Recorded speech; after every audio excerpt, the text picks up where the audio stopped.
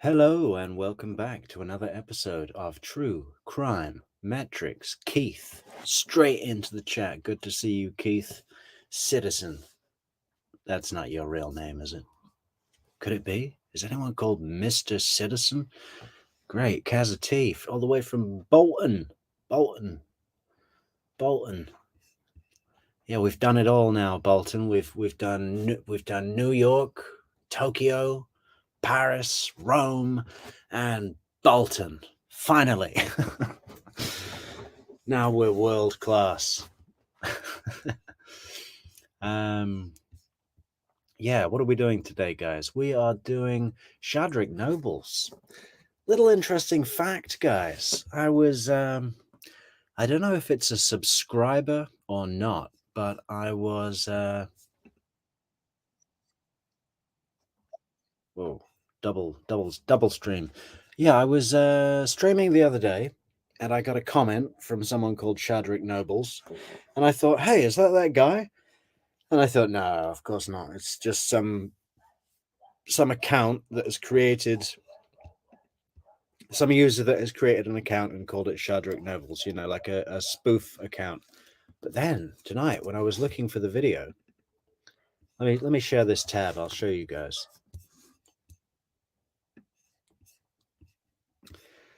I will show you guys. How do I share the tab? Present.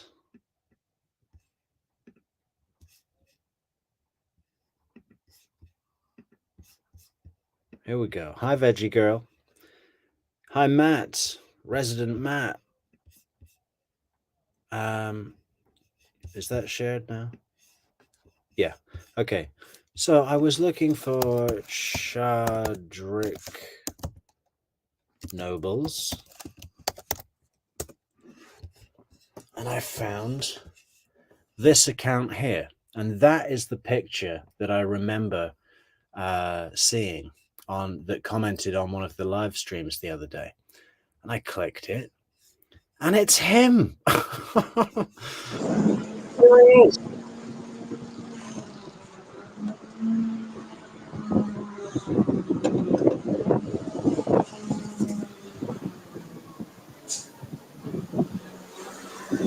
Yo, what they talking about? This all I'm hanging out, my nigga. Stay in, nigga. Leave. So there he is, picking up the trash for the city. How about that, huh? So the man that we're going to do a video tonight on has commented on one of our streams before. How weird is that? So Shadrick, baby, if you're out there, this is for you, my man. We're going to be talking about your fantastic testimony on the stand in the 2019 trial of the Dan Markel murder case. All right, how do we... Kim, good to see you again. Karen Reed, okay. Yeah. I did refresh my memory about the trial, about the case the other day. I still haven't seen any of the trial. I was thinking I might just put on opening arguments on a live stream, watch it live with you guys, and see how we feel about it as a group. Because I heard it's pretty good, but I also heard that there was about 22 days of investigating the broken pieces of a tail light. So some of it sounds dry, but not knowing anything about the case, just going on the pictures of Karen Reed, she seems to have had her hair done for trial. All I'm going to say. I mean, she seems to be very aware of the cameras. Maybe looks are very important, but I don't know. 2 sneezes. That means it's real. That means it's live. Anyway, 70 witness on the state side. Wow. Yeah, well, this rumor, word around the campfire of it being like a corrupt, situation. I don't know what it is with Massachusetts. That always seems to happen. And it's quite common in Wisconsin as well, or at least the claim of such. Anyway, wait for a few more guys to come into the chat. Guys, girls, everybody.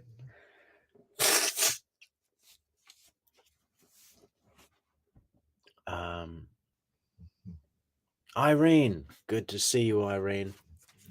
Where is Irene? I see people saying hello to you. Oh, there you are.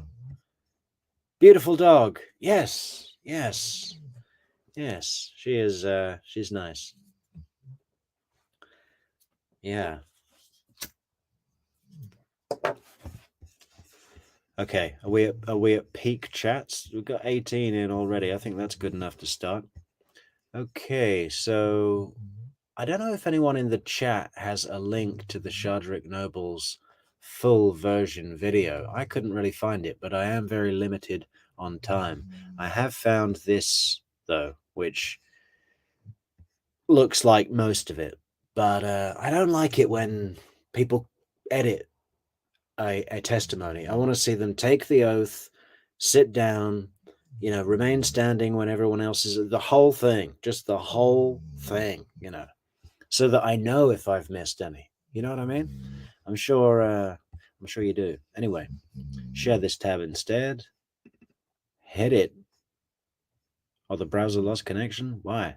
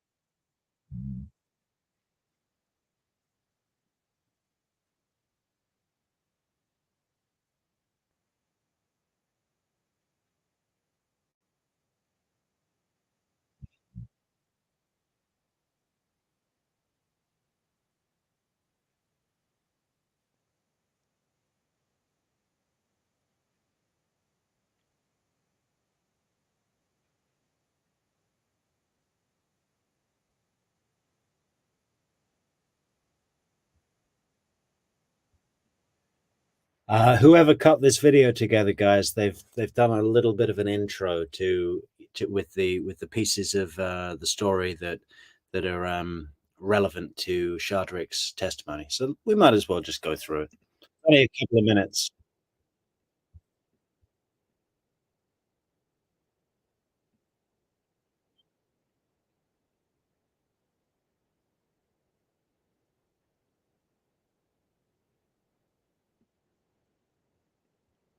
This judge really hates Mr. Hand Grenade.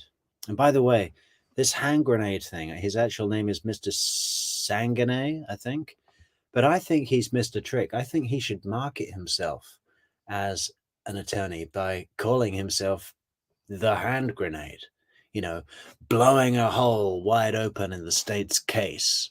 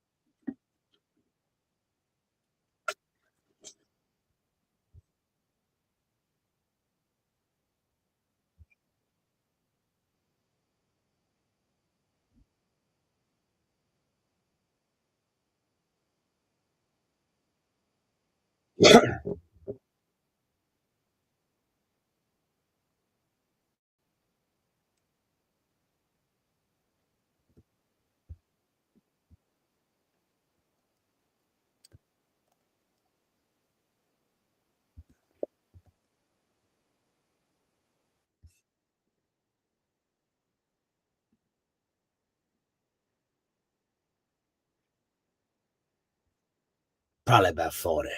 Probably about 40. Does that not sound like the classic Coke dealer thing to say? Probably about 40. Yeah. Probably about 40.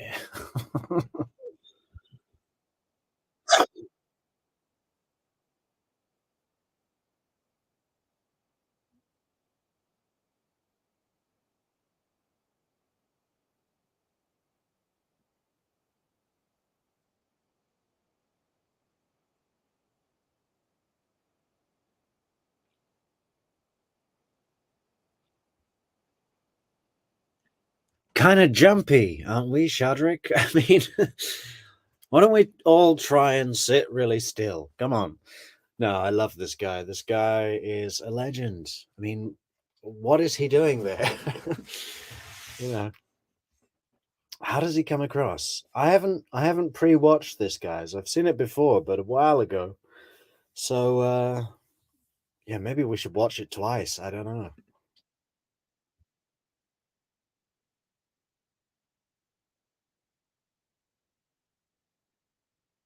Thanks, Kim Casimiri. Casimiri.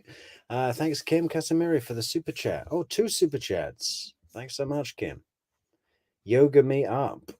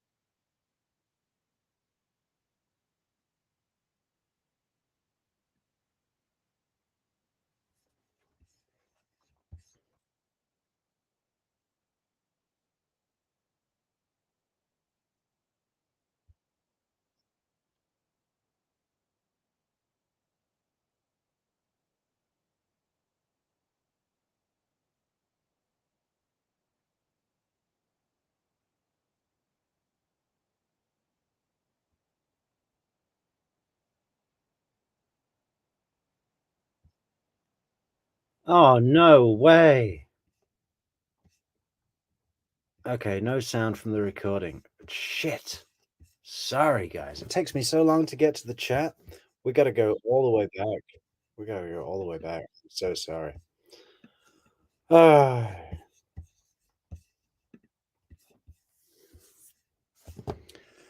Okay. So we are going to stop sharing and share again.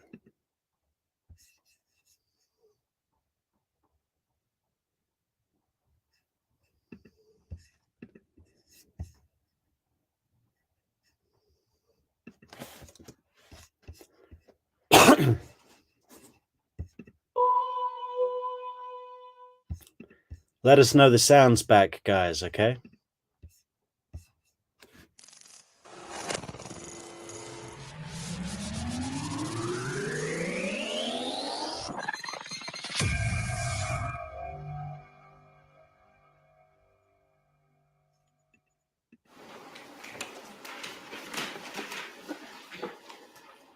Luis Rivera rented the Prius on the July trip, yes?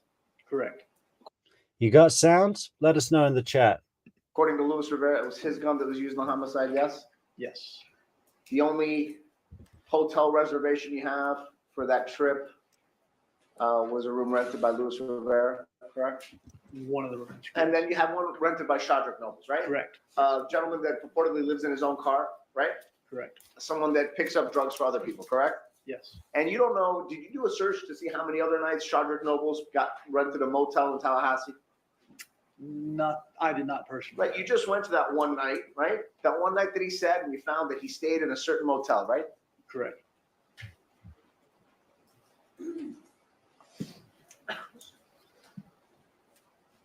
Did Luis Rivera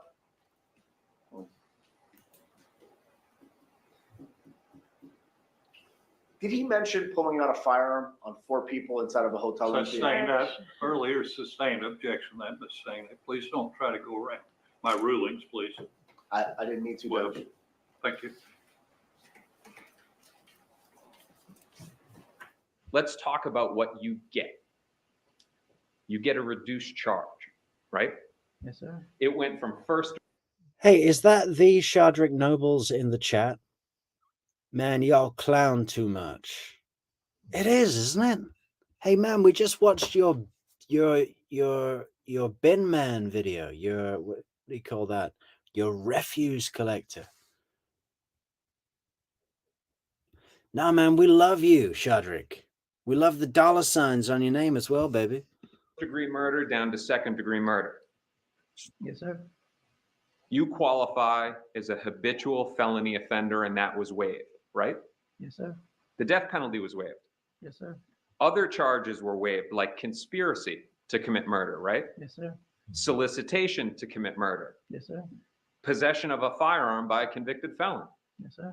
You possessed firearms in this case, and they gave you a pass on those charges as well, too. Yes, sir. Are you aware that in the state of Florida, there's a minimum mandatory penalty for a convicted felon possessing a gun? Yes, I do. They also gave you a pass on an aggravated assault with a firearm. Yes, sir. You told them a story about how a guy, Shoddrick Nobles, the guy that you bought drugs from and the guy that helped you with the Prius, that he and a bunch of his friends came into the hotel room and that you pulled two guns on him and told them to strip, right? Yes, sir. So you get a pass on that as well, too. Yes, sir. How much cocaine was purchased? Probably about 40. Hey, Shadrick, I would pay good money, man, to hear you say probably about 40. 40, I think. $40 Yeah, worth? about 40. Okay. And when you came back with the cocaine, were you invited into the motel room? Yes, By who? him, the person.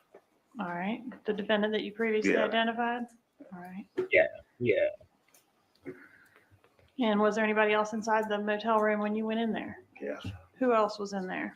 his partner, Who? his homeboy, his partner. His homeboy? Yeah. Overruled. And was that the person that was in the Yeah. photograph that I showed you, states 46? Yes, The shorter gentleman? yes. Okay. What was he doing inside the hotel room?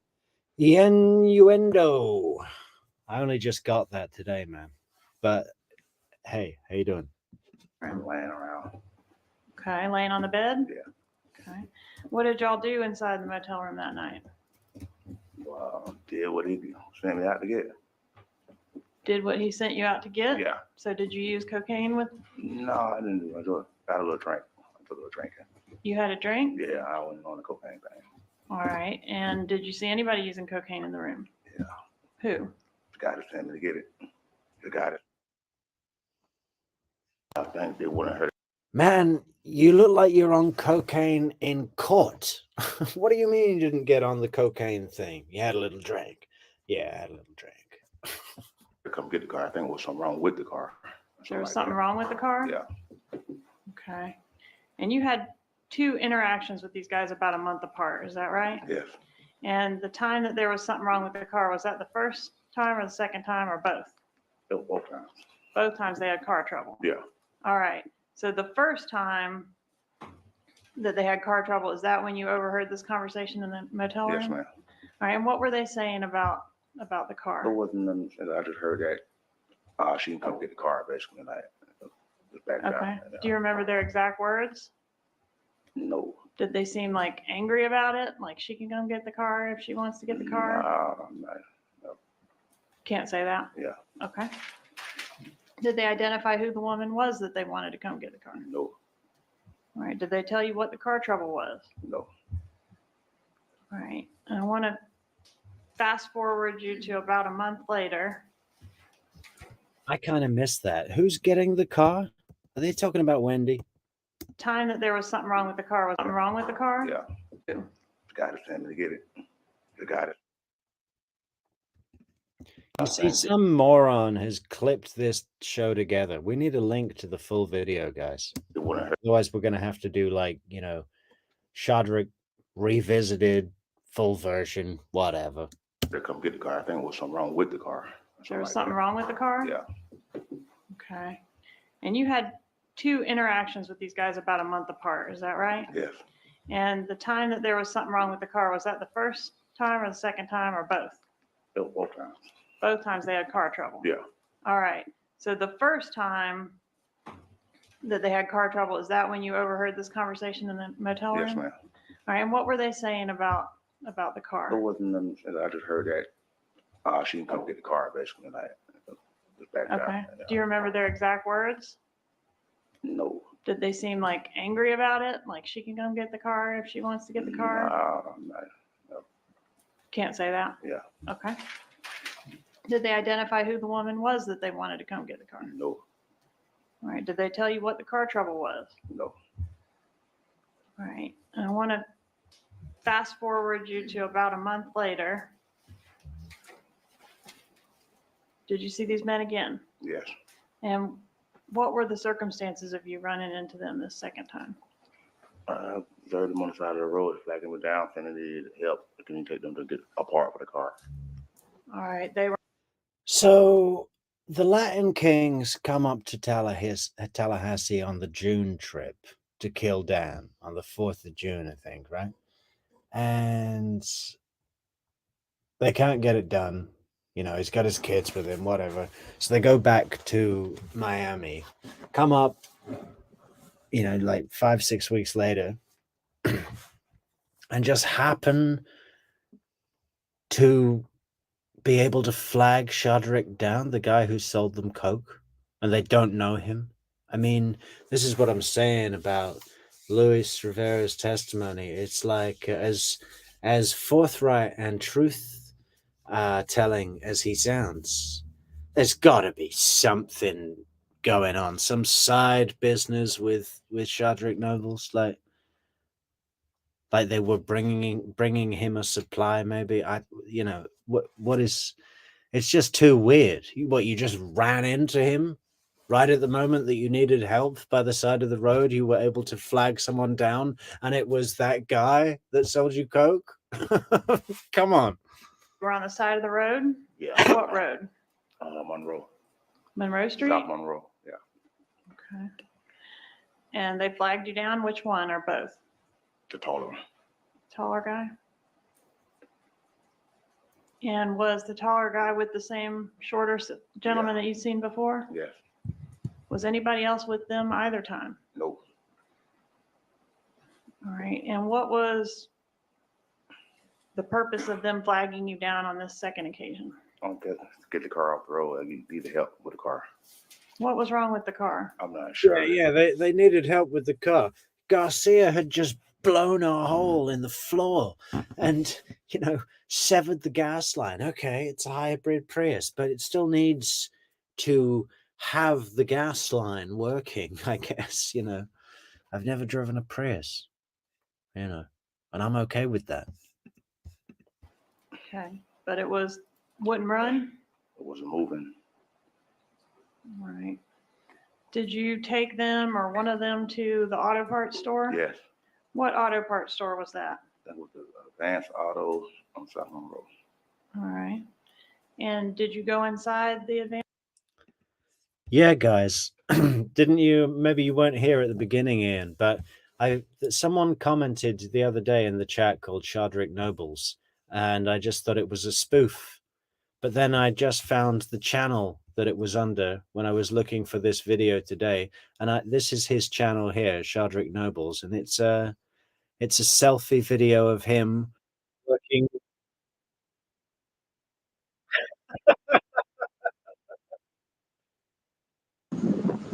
Oh, yeah, here, look.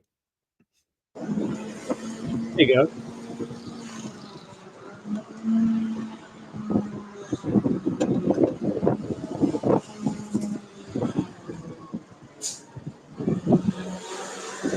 What it's about. It's all having that. The man's got class, skill, class. Look at the way he rides on the back of it.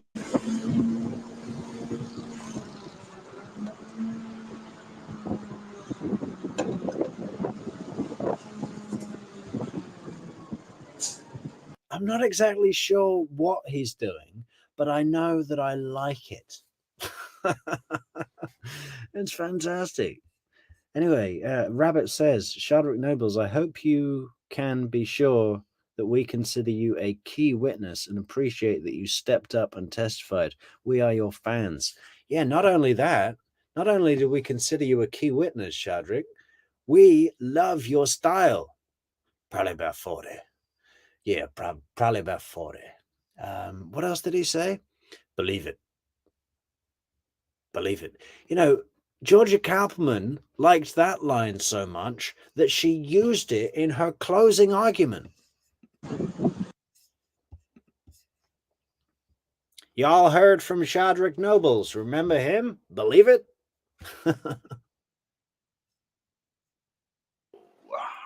No, Inside the advanced auto? no, no. Do you know what was purchased in the advanced auto? Like a hose for the car. A hose for the car? Yeah. Small Do you hose. know which one of the gentlemen purchased the hose? Guess both of them. I'm saying Both of them? Yeah. Okay, so you took both of them to the auto parts store? Yes. All right, and you didn't go in to see which one actually paid the money for the hose? No, ma'am. All right. Did you take them back to their car on the side of? It's almost like he's, you know, in class and really doesn't want to be in class, you know, like school, and it's a sunny day outside. He's thinking, he's watching the clock. He's thinking, man, 35 more minutes of this shit.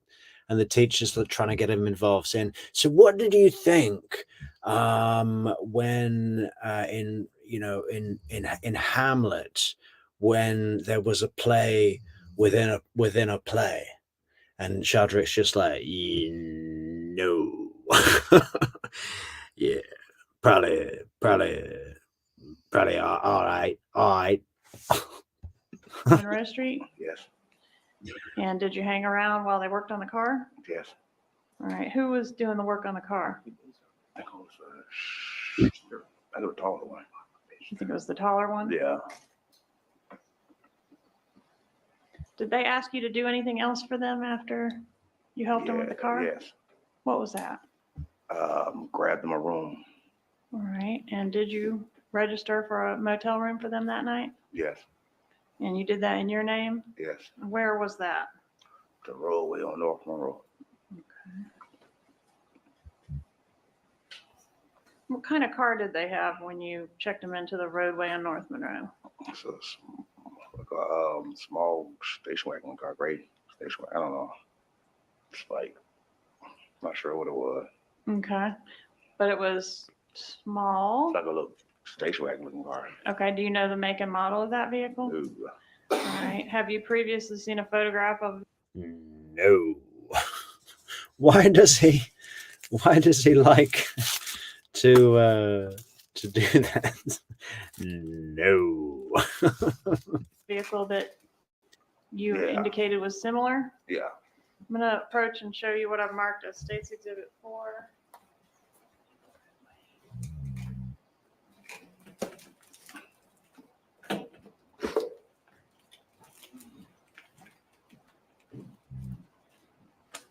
Do you recognize State's 4? Yeah, Rabbit, believe it.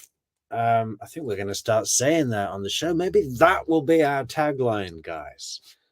True crime metrics. Believe it. Hey, that's not bad.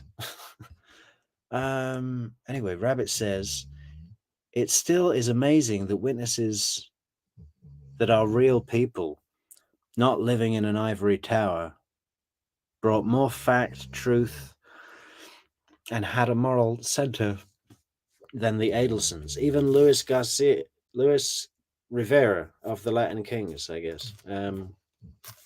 Yeah, well, I had this conversation earlier with, I think it was with Kaza T, who was like watching Luis Rivera and saying how much more like honor he has than Wendy, and how much more likable he is, and how believable and everything like that. And it's like, yeah, you know, we really need to dig a little deeper when we can. You imagine judging Wendy and Lewis at face value? If you just heard about these two people and you said, oh, one was valedictorian of her high school, went to law school, works as a philanthropist for a non-profit fundraising, blah blah blah, and then you said the other guy is a what does he call himself? A jack boy. Robs drug dealers with a gun. Give me everything. Knock on the door. Give me everything. You know, Latin Kings, Motorcycle Club, KOS orders, kill on sight orders. You know, you'd think, oh, that guy sounds really dangerous, and that philanthropist sounds really good and moral. But look at the results of each people. I would have no problem going out for something to eat with Luis Rivera, you know? Yeah, okay, he was involved in a bad thing, and he's, you know, but Wendy was involved in a bad thing. I wouldn't want to eat anything with Wendy. I wouldn't even want her to watch me eat. Yeah, How do you recognize it? that's the vehicle that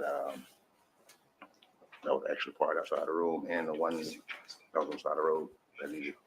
Is that consistent That's it. with the It's vehicle? something like that right there. Judge, I'm gonna object to it. It appears that the prosecution suggested similarities between what you saw and what's in the picture. Overruled. Yeah, Shadrick, if you're still in the chat, man, I would love to get your endorsement, your blessing, to use your quote, believe it, as something for my channel. You know, we're a really new channel, and we've been looking for a tagline, and I think believe it would be a great thing to use, and it would really mean a lot if we could get your okay. So if you're still in the chat, let us know if that's all right. Thanks, man. I. Is the vehicle pictured in State's Exhibit 4 consistent with the vehicle you saw these two gentlemen driving? Yes.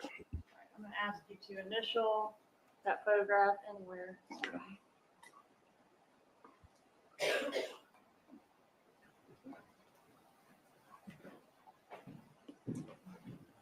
Yeah, publish State's 4. I wonder what initials he put, because as I was searching for Shoddrick Nobles, you know, I didn't know if Shadrick began with an S or a C. I didn't know if Nobles began with a K or an N. I mean, there's about 15 ways to try and spell his name. You know, it could be any combination of the above. Initial this. We still don't know who wrote this. Yes.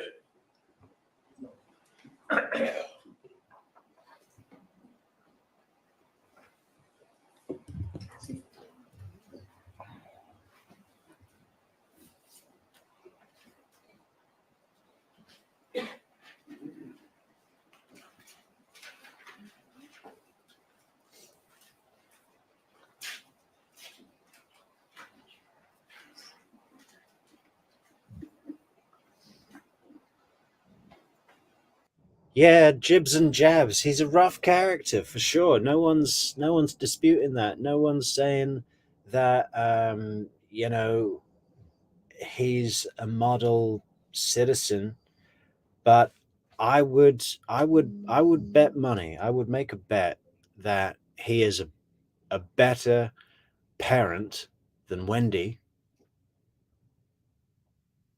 You know, I really would go that far. I think Wendy is a nightmare of a mother and dangerous. You know, I think if this really goes south, I wouldn't put it past her killing her own kids.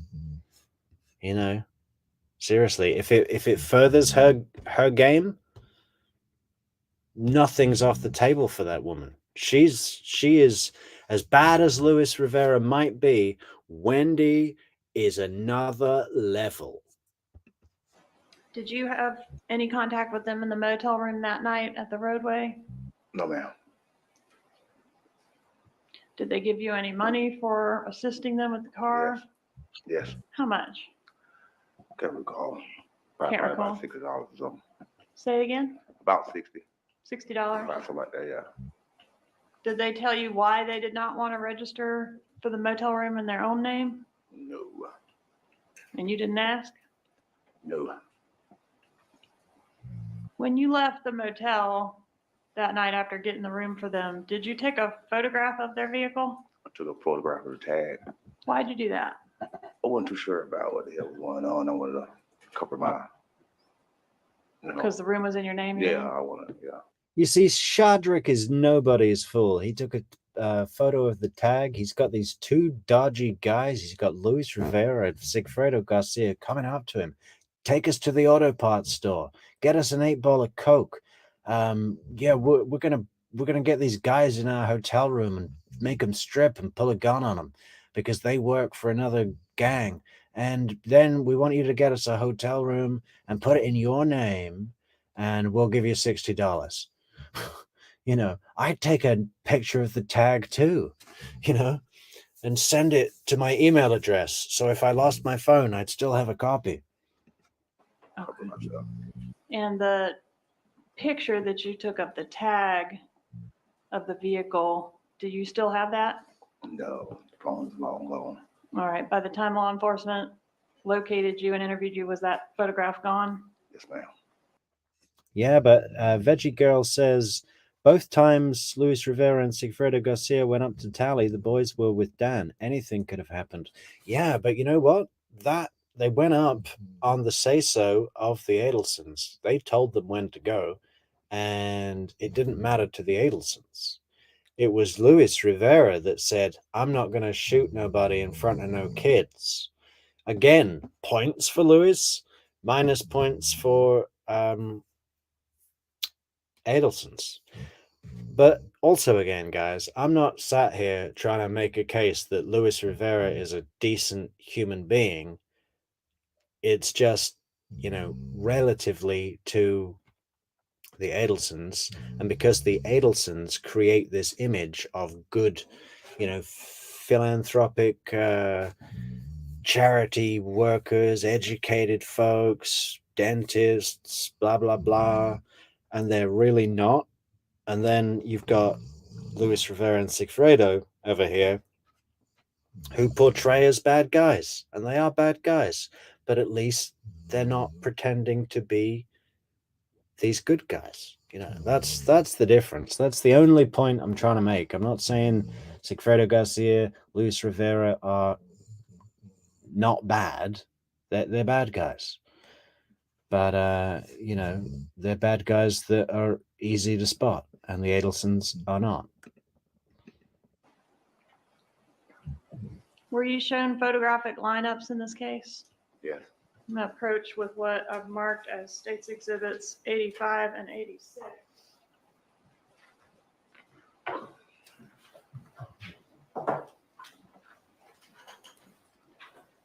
Yeah, Rabbit, when Charlie's always going on about how it's done and, you know, these little schemes, these street hustles, you know, the character he plays when he goes and talks to drug dealers or thugs or whatever, it's all from TV.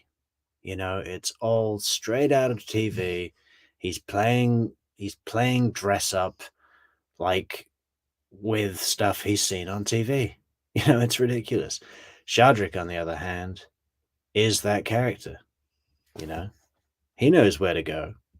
He knows how to get it done. States Exhibit 86 indicates it's a photographic lineup of Sigfredo Garcia. Were you able to pick anybody out of the photos that were shown to you in this case? Yes. Is that your signature there on the front page? Yes. All right, and this indicates you selected photograph 2. There's photograph 2. Is that the photo you selected? Yes. All right, and that was one of the people that you interacted with Yes. both trips? Yep.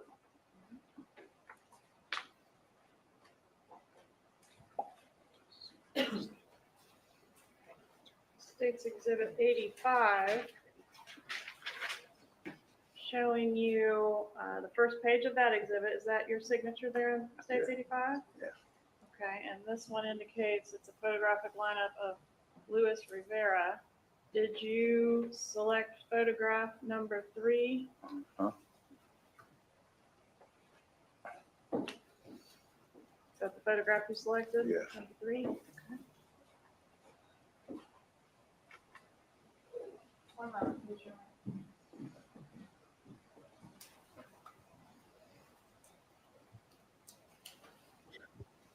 It's so like he's in class, isn't it? Like waiting to leave the class, just bored out of his mind. He's blowing up his cheeks there, just swinging in his chair. It's like Shadrick, man. Talk about being yourself. You know, he's not putting on airs for no one.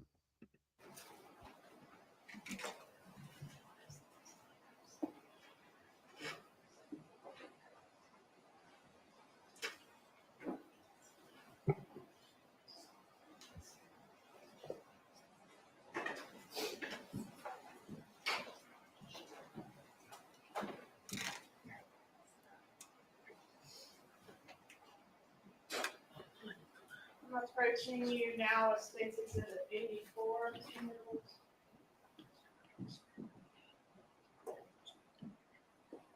And Mr. Nobles, this is a document which purports to be a record certified and authentic from the roadway inn at 2702. Harley, on his channel, he's only got the one video. Is that right? Yeah, it's just one short, and it really is that short. But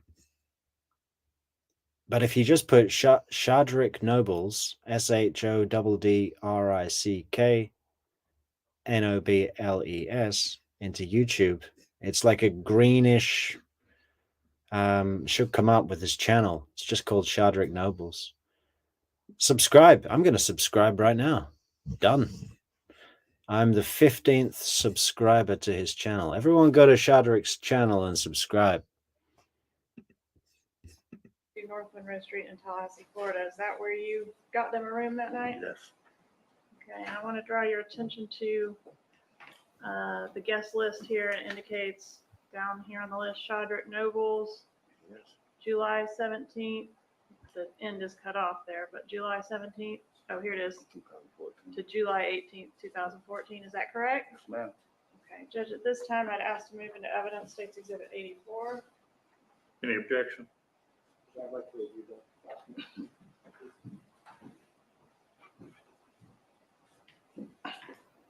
Here you go. Leave it. Leave it there.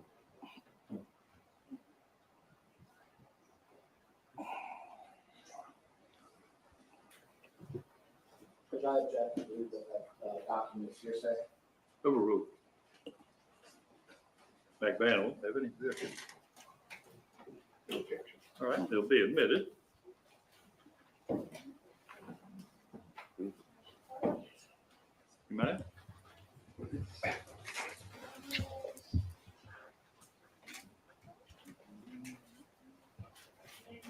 Yes.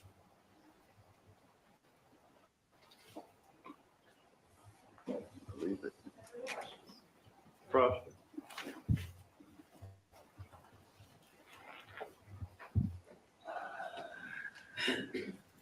Here comes hand grenade. I can't remember if it's hand grenade or what's his name? DeCoast that gets heated. I think it's DeCoast.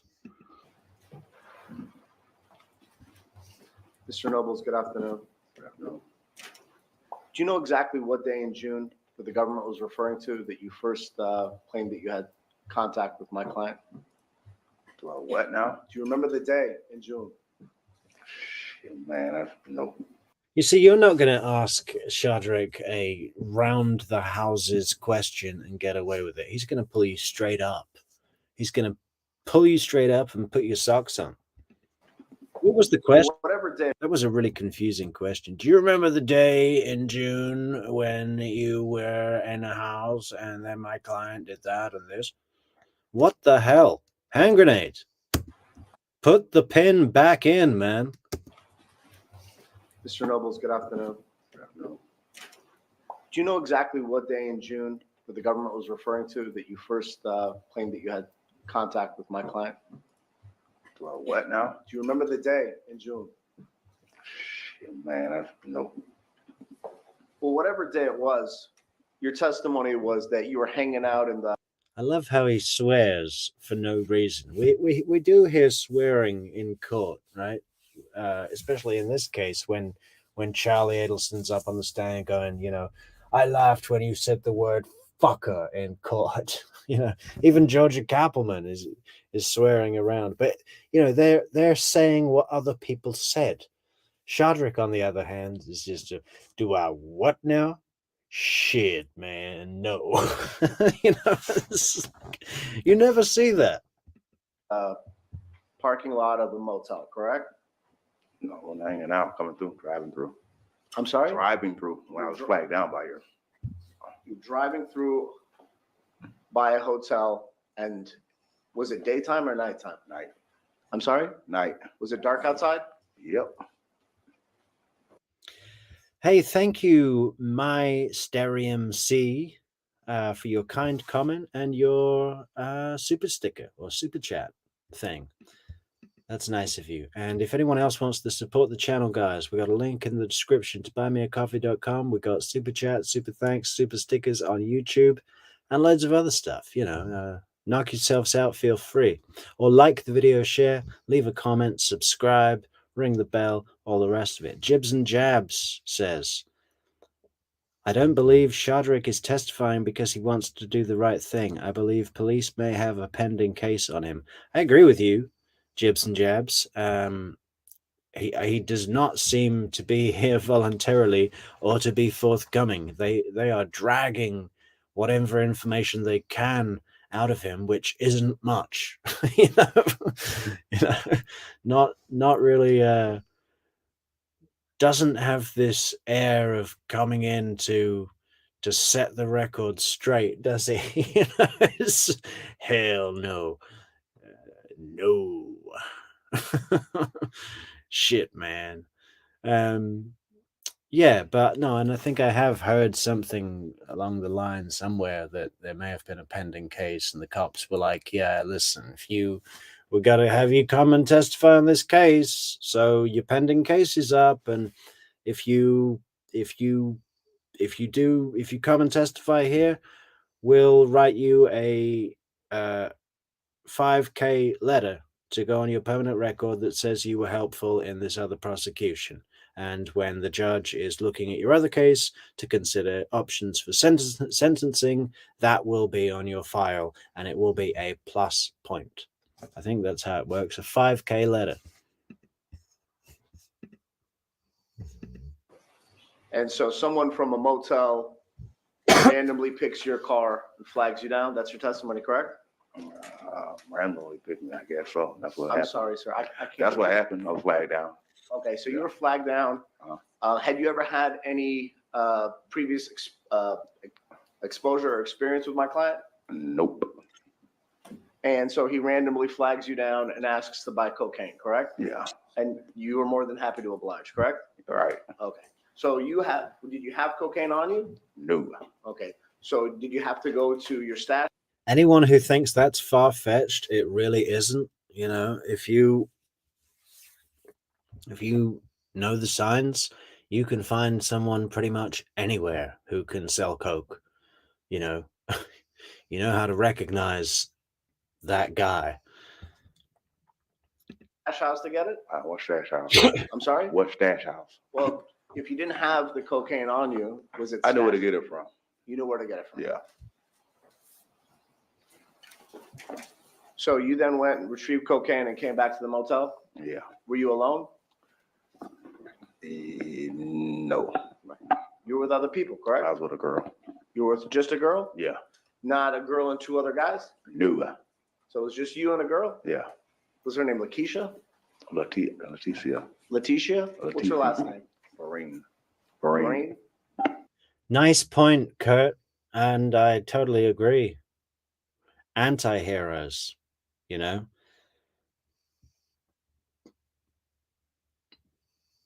Definition of an anti-hero is someone who does bad, but you still find yourself rooting for or cheering on.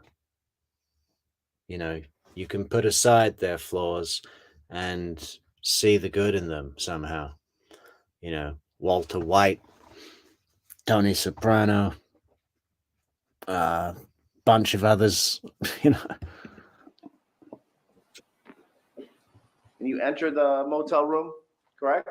Yeah, And was there another gentleman in the motel room? yeah. Can you describe that gentleman? Short, stocky.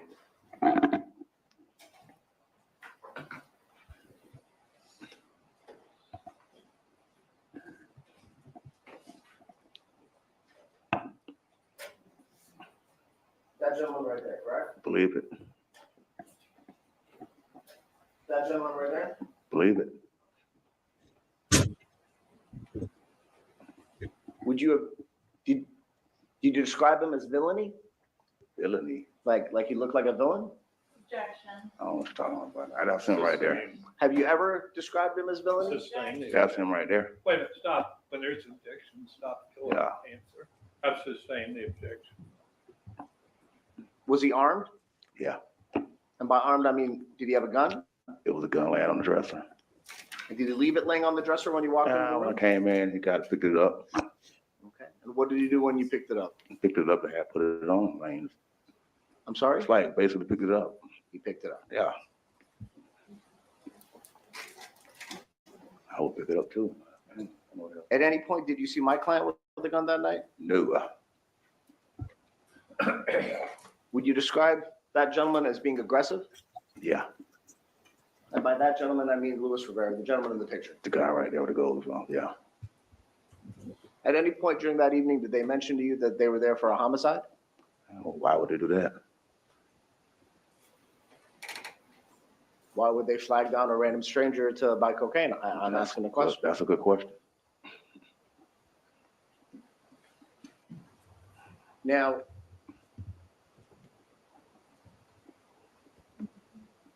you claim that you've never met either my client or the gentleman in that picture before, correct? No. That gentleman in the picture, his name is Luis Rivera. Are you aware of that? That's what the hell is. So no one had ever told you that before, sir? That's his name, right? Was he your source of supply of drugs from Miami? What the fuck is he? I'm sorry? What the hell are you What's he- talking about? Well, you're a drug dealer, right? Hell no. No. Well, what did you do that night? Did you go and deliver drugs to Mr. Garcia according to your statement? I went and got some drugs for him. I'm sorry? I went and got drugs for him. So was Mr. Rivera the plug for the person that supplies you your drugs? No. Nope. It's crazy. You claim that you saw them again a month later, correct? You know, a better lawyer might have gotten somewhere with that, but Mr. Hand Grenade Sanguine is just not that competent. I think he's been the worst lawyer in any three of the trials, apart from maybe Daniel Rashbaum, who was just a joke. I mean, at least Hand Grenade seems to act like he cares, you know? Yeah. And this time it was by happenstance that once again they just ran into you on the road, a coincidence. And the government. Chris Parks says, someone said Luis Rivera's character in a movie would be seen as a lovable rebel compared to the Adelson's characters. Yeah, well, the Adelson's characters would be the real villains of the movie, right? And lovable rebel, yeah, I can see that in the movie version. Don't blow me up in the comments, guys, saying, oh, Luis Rivera's a really bad guy. How can you say anything nice about him? I'm not. I'm just saying the Adelsons are way worse, you know. And at least Luis Rivera sells himself as a gangster, you know. He's head of the Latin Kings and he acts like it. That's a plus in my book, rather than Wendy, who goes around working for fundraising for non-profit organizations and all of this philanthropic bullshit facade that she does when she's clearly the darkest character of this whole story. Government showed the document.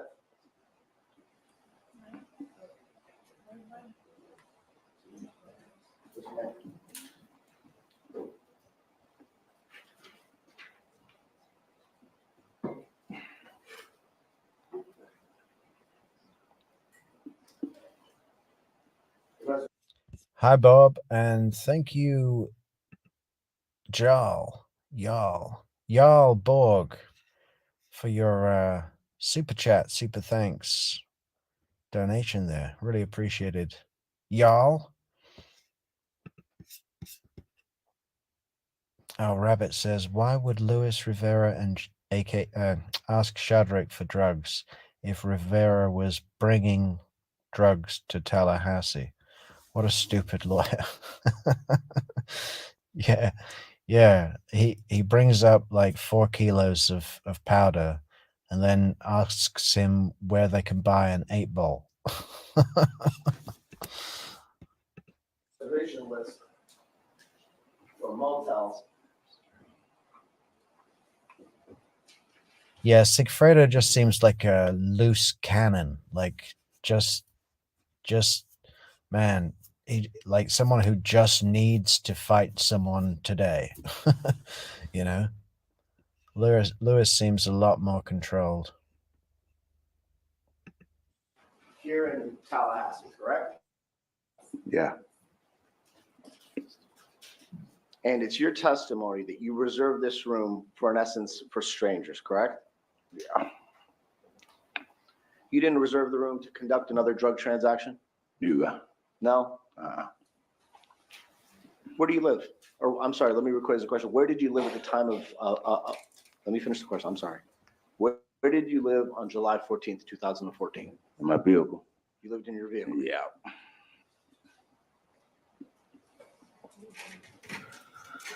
And you'd agree with me that conducting a substantial, and this is a general question, but would you agree with me that conducting a substantial drug transaction in an open air vehicle would be a stupid decision? I believe it. And you also indicated that you took a photograph of the tag of the car, but that photograph's no longer anywhere to be found, correct? Nope.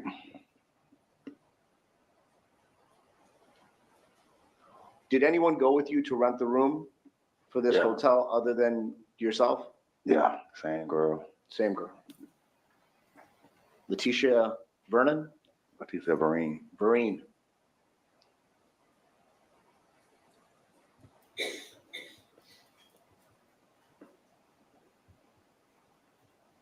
Give me a second.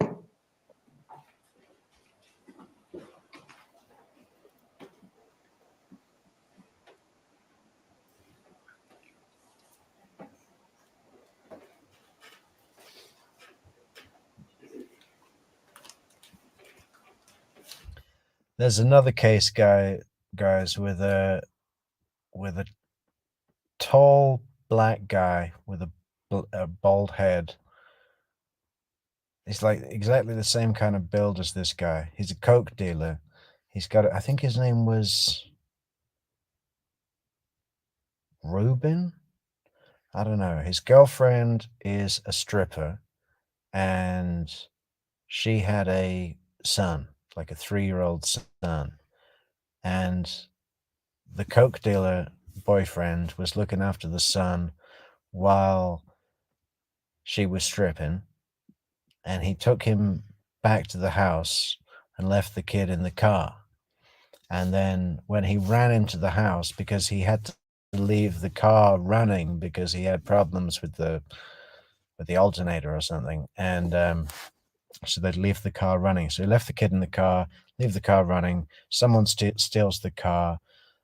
He runs and chases the car, obviously can't catch up with it, runs back to the house, calls the cops, says someone's stolen the car and there's a kid in it.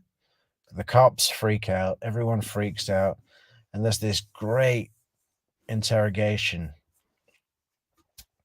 Turns out that the boy had died anyway, and this whole thing about the car getting stolen didn't really happen. But the interrogation is is brilliant. We'll be doing some research on that and covering that, so make sure everyone subscribes to the channel. But the reason I said it is because he looks exactly like Shoddrick Nobles.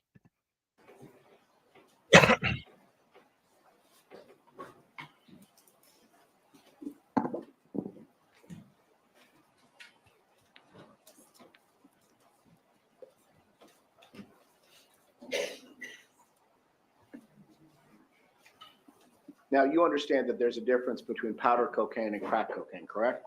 Believe it. And to convert powder cocaine to crack cocaine, you gotta have to cook it, correct? Yeah, I guess. You've never witnessed or observed powder cocaine being cooked to crack cocaine? No. Have you? Just smoke it.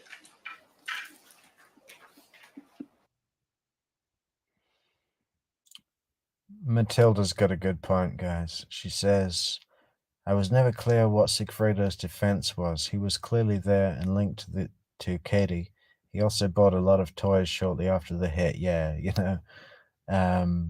What was his defense? I've never even really given it much thought because, like, what's the point? I mean, I think because everyone else's defense surrounded around him. First, it was like, oh, yeah, that's what it was, is that his defense was that Luis Rivera was dealing coke to Charlie. And Charlie said to Luis, if you go and kill my brother, I can't remember what it was. It was something ridiculous anyway. It was almost as bad as Charlie's defense. You didn't contact law enforcement after, I mean, you heard about the Dan Markel murder the day it occurred? I don't know anything about that. And you approached law enforcement in this case, correct? No. They called you, right? They came and got me.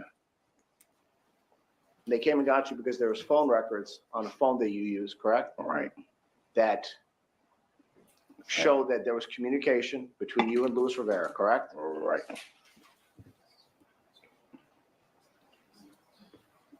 Do you have multiple phones? Did you have multiple phones at that time or just one? Oh, man. So Well, let me rephrase the question, sir. Have you ever had a throw phone, a drop phone, a burner? You got me. What is that? Okay, a phone, like an additional phone. You know how some people have multiple phones? Yeah. Yes. Have you ever had multiple phones? Yeah, I got a couple of phones. Okay.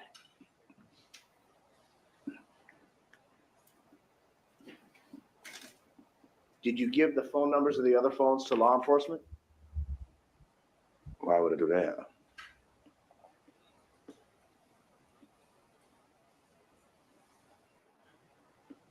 On the June 4th trip, did Mr. Rivera threaten you with a firearm? Yeah, Matt Taormina, that's exactly right. Sigfredo's lawyer was never clear what Sigfredo's defense was. Wasn't that the problem? The jury were like, so you're saying he didn't do it. We got that much. But what have you put to support that? You know, to contend that? What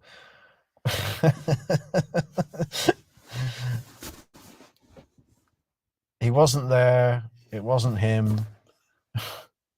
We're going to have to watch his closing argument, guys, because I really can't even remember what the defense is. And maybe I'm going to put it on after this. We're on a mission, a group mission, to find out what what his defense was. No one remembers. No. Objection.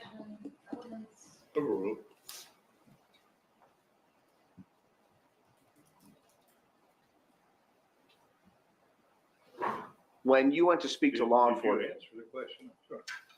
Yes, sir. Say yes or no. Oh, no. He said no. Thank you. Okay. I couldn't hear. When you went to talk to law enforcement with regards to this, did you tell them that you sold, or your testimony is that you provided powder cocaine? Okay, say it again. Sure, no problem. So the cops call you, right? They ain't called, they came and got me. They came, knocked on your door. No, they pulled up on me. They pulled up on you. Yeah. Were you still living in your car? Yeah, Okay. So they pulled up on you and they said, we need to talk to you downtown? yeah, Okay. Was it like that or a little? yeah, Okay. So they take you downtown, right? yeah. Do they read you your Miranda rights? There you go. And when they start asking you these questions, do you tell them that you sold powder cocaine? Why would I do that? It's crazy.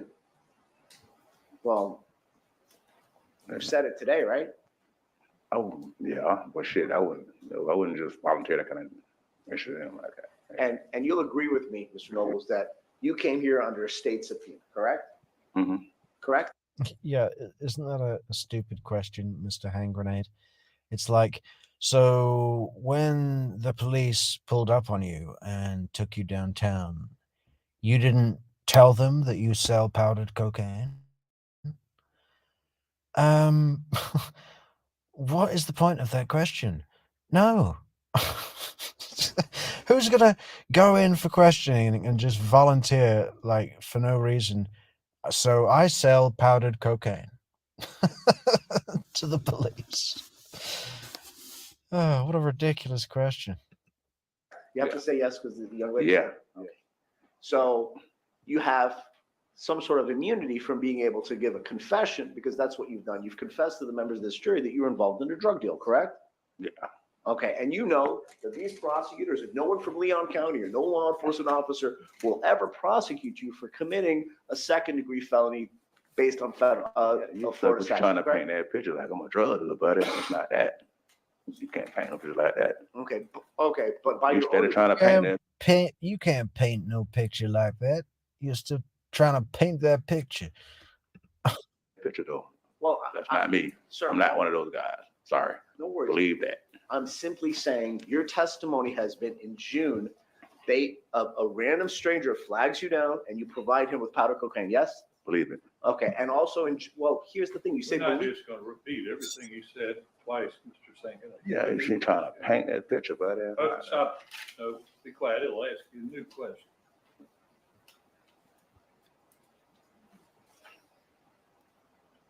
Give me a second, Your Honor. You mind?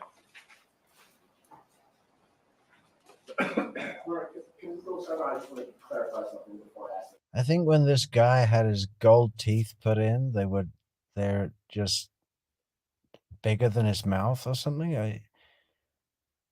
It's like he's got a mouthful of food, like load of food in his mouth, but it's just the gold teeth. Maybe they're just like caps on top of his teeth. I don't know. Is that how they do it? Is that what it is? Like if you don't shave the teeth down and just put extra gold in there, his jaw must be tired, man.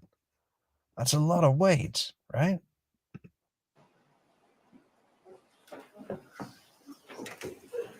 Bullshit.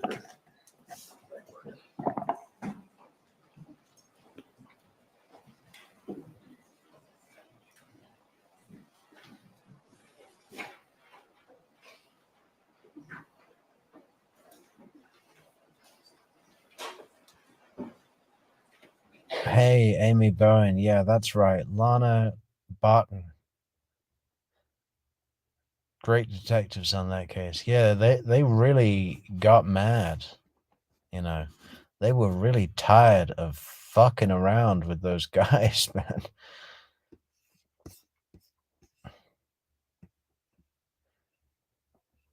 It's really funny though when they bring in Lana's mother, who is, really I don't know how to say this. Is it offensive if I say this? Like trailer trash, I don't mean that in a bad way to anyone who lives in a trailer, but you know what I mean by trailer trash. And she comes in and she sits down in the interrogation room with a female detective and Lana, her daughter, and she says, if I ever catch you with a black man again, I'll disown you. You know, and the detective's like really PC, trying to just putting her head on her hand, going, "Oh my God, don't say that." You know, the mother was thinking that the detective would jump in and say, "Yep, never touch a black man again." You know, it's like, God, this is not the time, Mom. And then she doubles down. She starts going, "You stick to your own kind." It's like the most inappropriate thing ever. I mean, it's hilarious, but there's loads of content. It's a really long interrogation. We might do a series about that. It's a good one. And the eventual, you know, what happens at the end is pretty good too.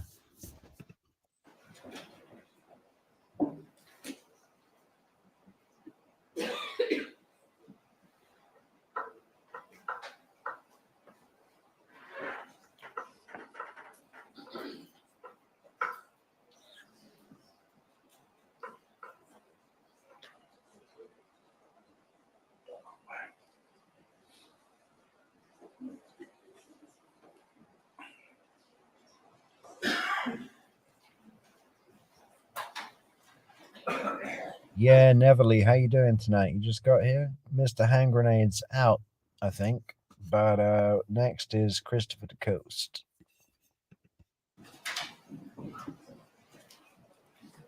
who's always very good value.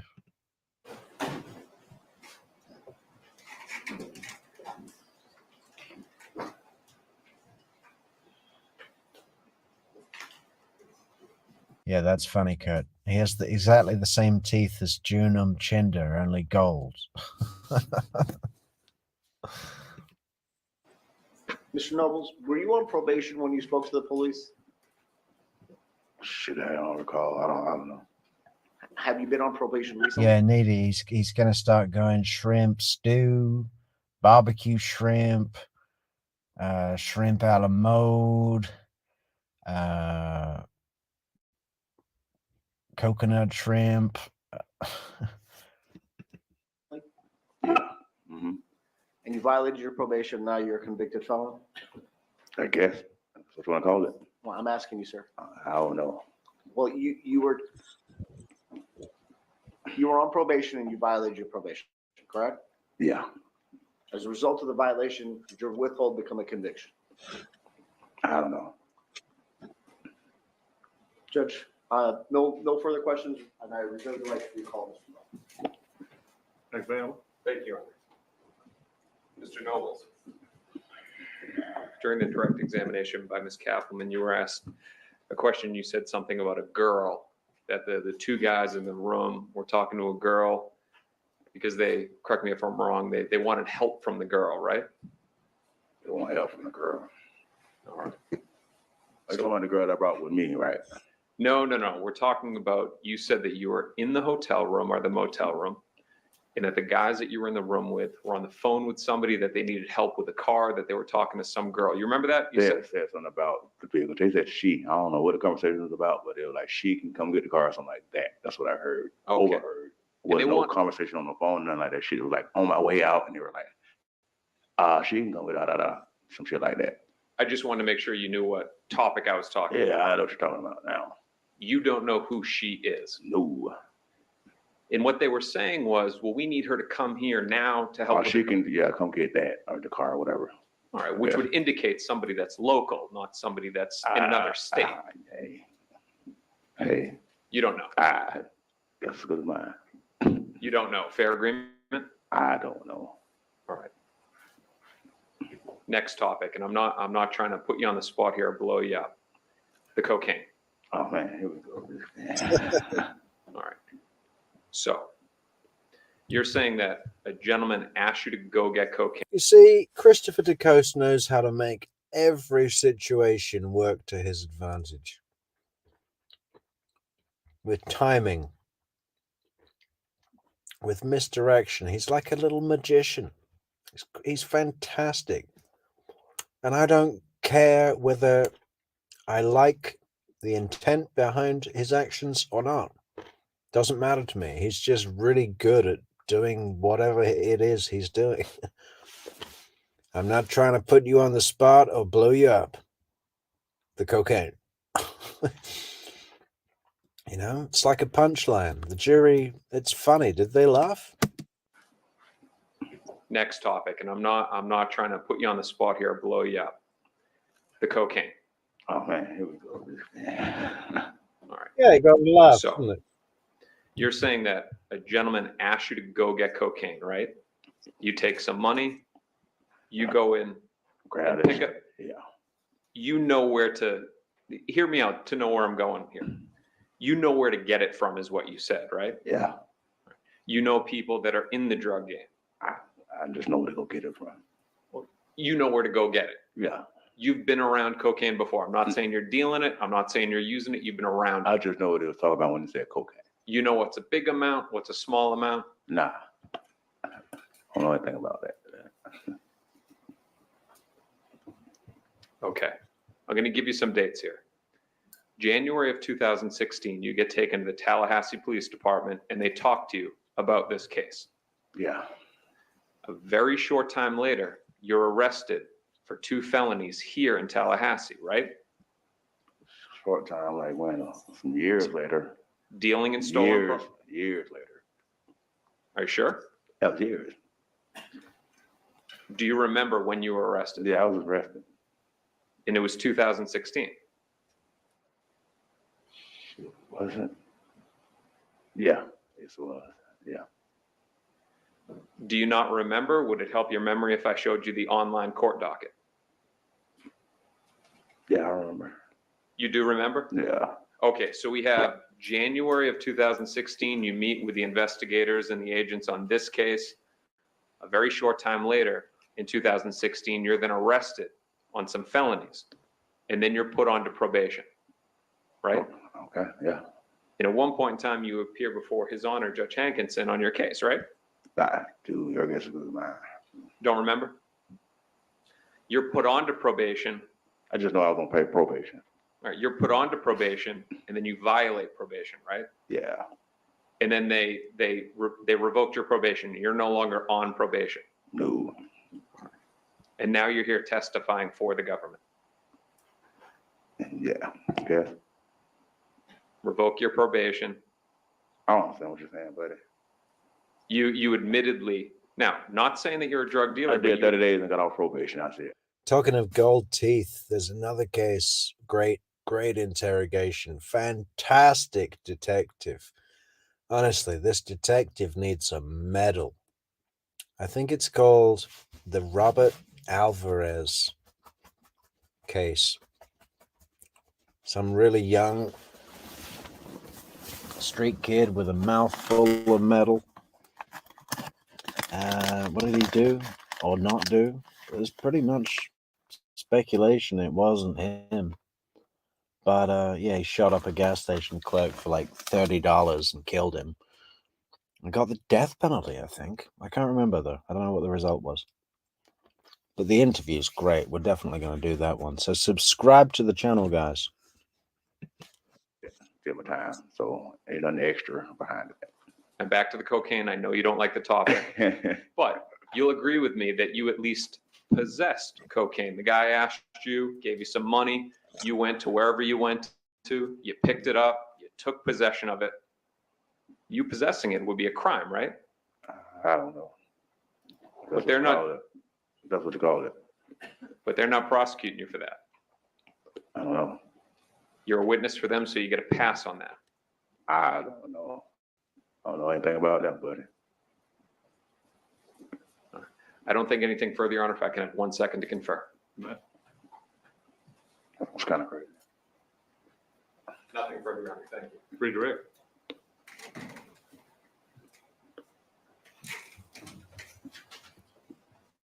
At the time law enforcement came to speak to you, that was a long time after the actual, I mean, not like maybe 2 years after you sold the cocaine to these guys. Right? Right. Okay, so there wasn't any actual cocaine to charge you with, was Right. there? No further questions. Appreciate Hey, that. Juror, I have a question of this witness. All right, you can step down. We need to keep him any further. What's that? Literally said, "We're not All right, gonna you're talk." accused. Go about your business. Call your next witness. Let's go Snyder Park for a minute.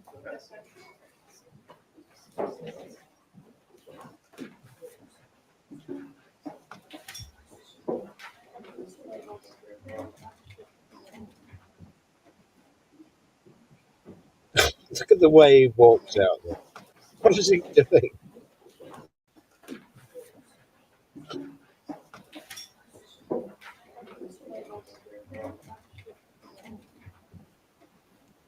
That's not normal. No one has ever walked out of a courtroom like that. I gotta see it again. I think I'm gonna put it in half speed.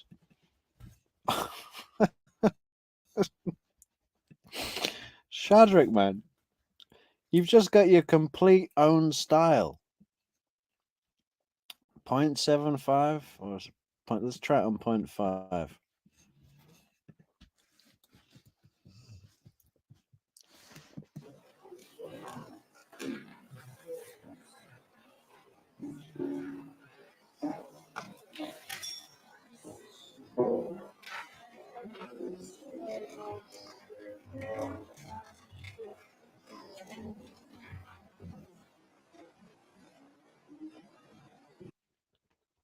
That was actually really interesting. Did you see his eyes? That was a scanning eyes, man. That guy is processing everything that's going on around him. You don't see his eyes so clearly on full speed, but slow it down. His eyes are on everybody. And I think he's walking like that, scratching his nose to cover up how much he's taken in. He's processing everything in the room. He's like Jason Bourne. See that again. Let's try it on 7.5.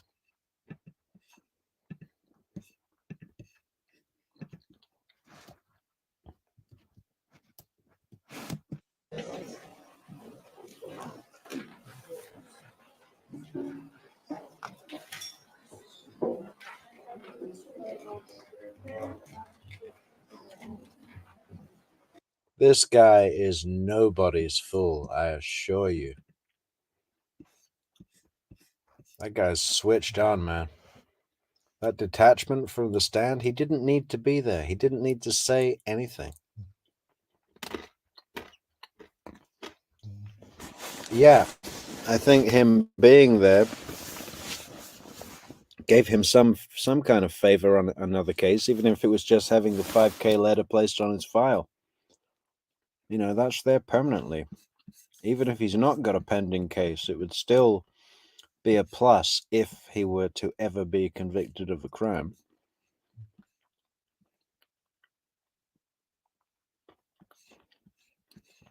I know, Kerry Louise. This judge always says that. I love it. I think that should be our outro. You're excused. Go about your business. Go about your business. So what have we got, guys? Shadrick hasn't given his blessing. I think he might have left. Maybe he's just tired of people talking about him. So we got our intro, Believe It. True Crime Metrix, Believe It. And then our outro, Go about your business. Yeah, maybe. We'll try it today, see how that works out. What else have we got on the short list today, folks? I wanted to check out a couple of other witnesses from the same trial, from the same 2019 joint trial.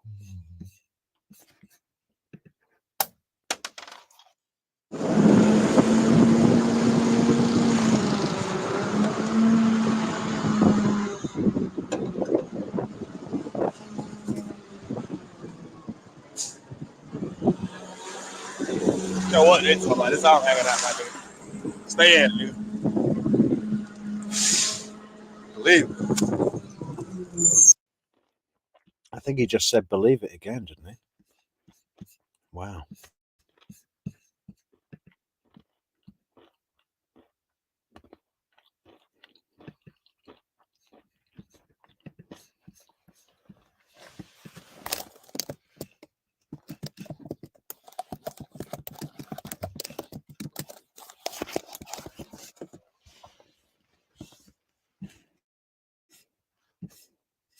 Oh, that's what we were going to do. Watch Mr. Hand Grenade's closing argument to find out what the hell Sigfredo Garcia's defense was, right?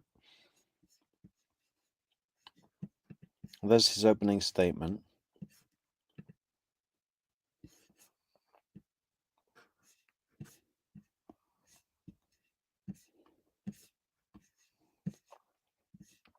Okay, see if we can piece this together.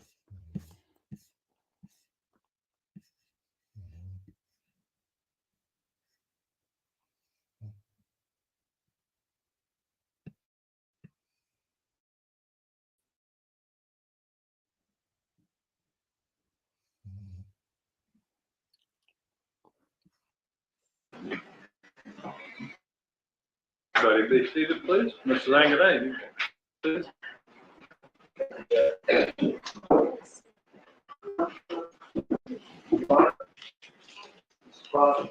Ms.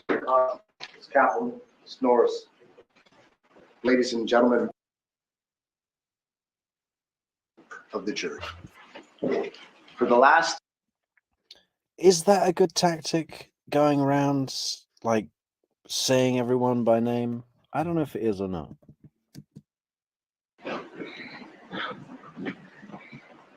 Everybody be seated, please. Mrs. Anganay, please.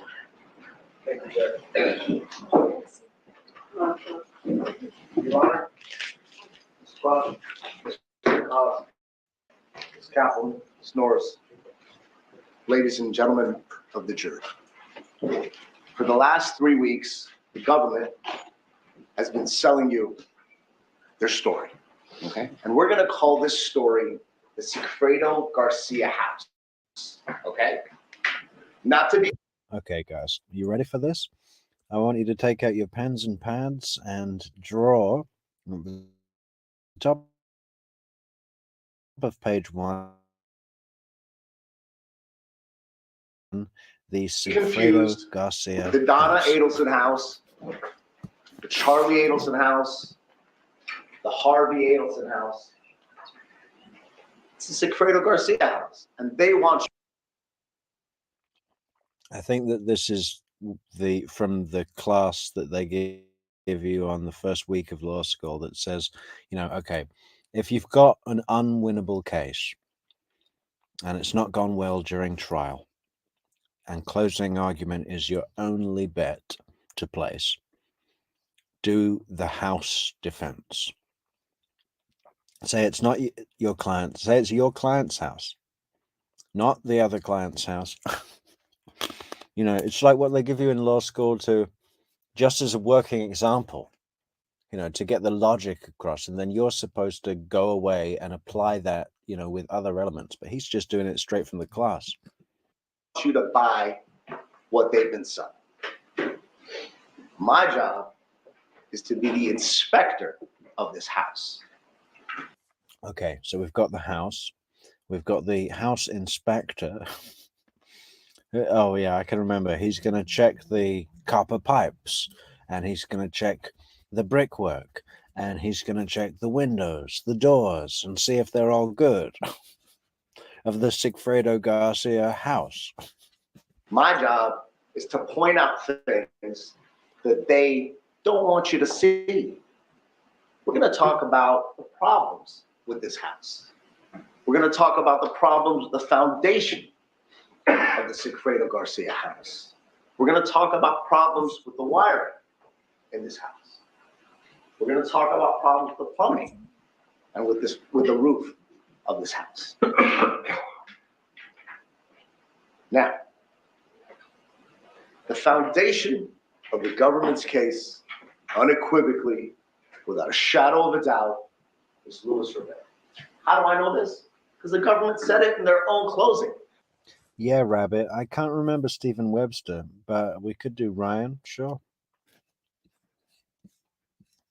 Or if anyone else has got a good idea of some testimony from any of the trials that we want to cover, let us know. If one really sounds great, we'll go with that. But at the moment, we can have a look at Ryan, sure. That he is the linchpin of their case. He is, and the definition of linchpin is one that serves to hold together parts or elements that exist or function as a unit. He is the only person that tells you what he believes happened that day. The only one. So who is Luis Rivera? Let's talk about who he is. Luis Rivera, and the government tries to downplay this, but it's important. It's important to know who you're listening to. It's important to know who's on that stand and who is he. He's the head of a criminal organization, one that he got indicted for racketeering. He's been a crown of the Latin Kings, the first crown, for almost 15 years. Why does that matter? Because he is a person that has criminal connections in his own criminal organization. He told you that. He got up there and he goes, I have 100 people just in the North Miami tribe of the Latin Kings. 100 people. And that's a small tribe in a nationwide organization that is peppered throughout the state of. See you later, Kim. Yeah, what is that cheese called? Mana Jack? Yeah, get the Mana Jack cheese on there. Florida. Well, why does that matter? Well, if you recall, during my cross-examination, when his phone, Luis Rivera's phone, was intercepted in his federal RICO case, in a 1-month period, he solicited the assistance of Latin Kings to do 3 violent criminal acts. 3 in 30 days. Now, how do we know Sigfredo Garcia wasn't someone that he was? Well, we know this. We know that Luis Rivera was indicted. We know that he pled guilty to a federal indictment, and that we know that when the arrest happened in this case, he was in prison. He was in federal prison. Was there any evidence to suggest that Sigfredo Garcia was in federal prison? Quite the contrary. Sigfredo Garcia was working at the finance place when federal agents went to approach him. So what does this mean? It's not on that indictment. He's not part of Luis Rivera's criminal network. Because during the 30 days, the federal government was listening to every phone call and every text message that Luis Rivera said. There was not one that implicated Sigfredo Garcia. Because if there was, a reasonable person would assume that he would have been on that RICO statute, and he wasn't. And what does it also show? That he has a network of people that he can talk to. And by talk to, I mean discuss criminal acts, because that's what they do. This is not a charitable organization. This is a violent gang. A violent gang that carries out violent crimes. Yeah, Rabbit, I am looking for the day 2 Charlie Adelson trial now. So you think that's got Ryan Fitzpatrick and Stephen Webster? I can't remember Stephen Webster. Is that good? Is that good?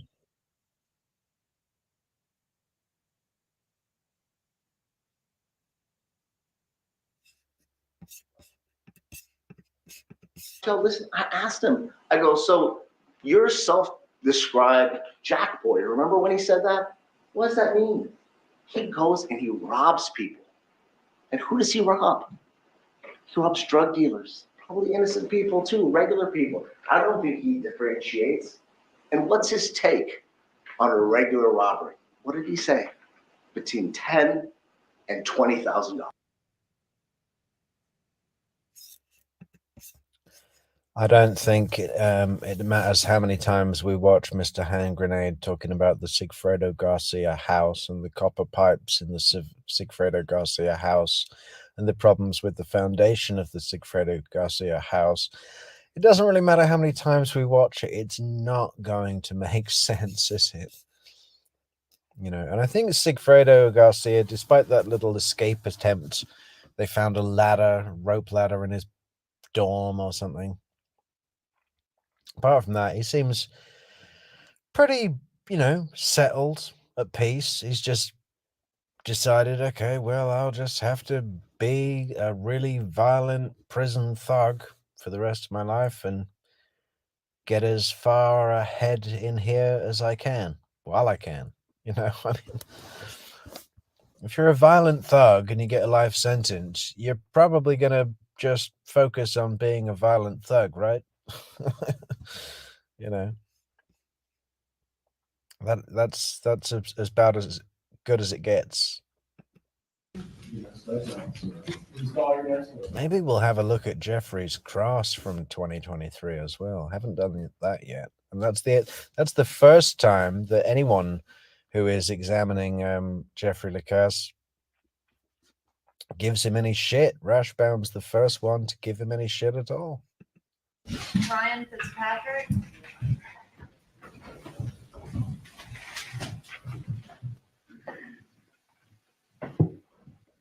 He didn't look at Charlie there, did he, at all? See that? Patrick. Bit of a hurry as well. I don't think he seemed really at home in the other two trials, didn't he? And he looked a lot healthier as well.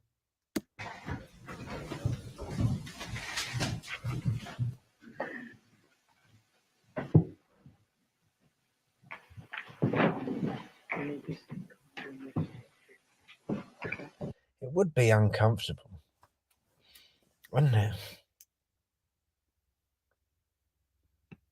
You have it. I didn't keep.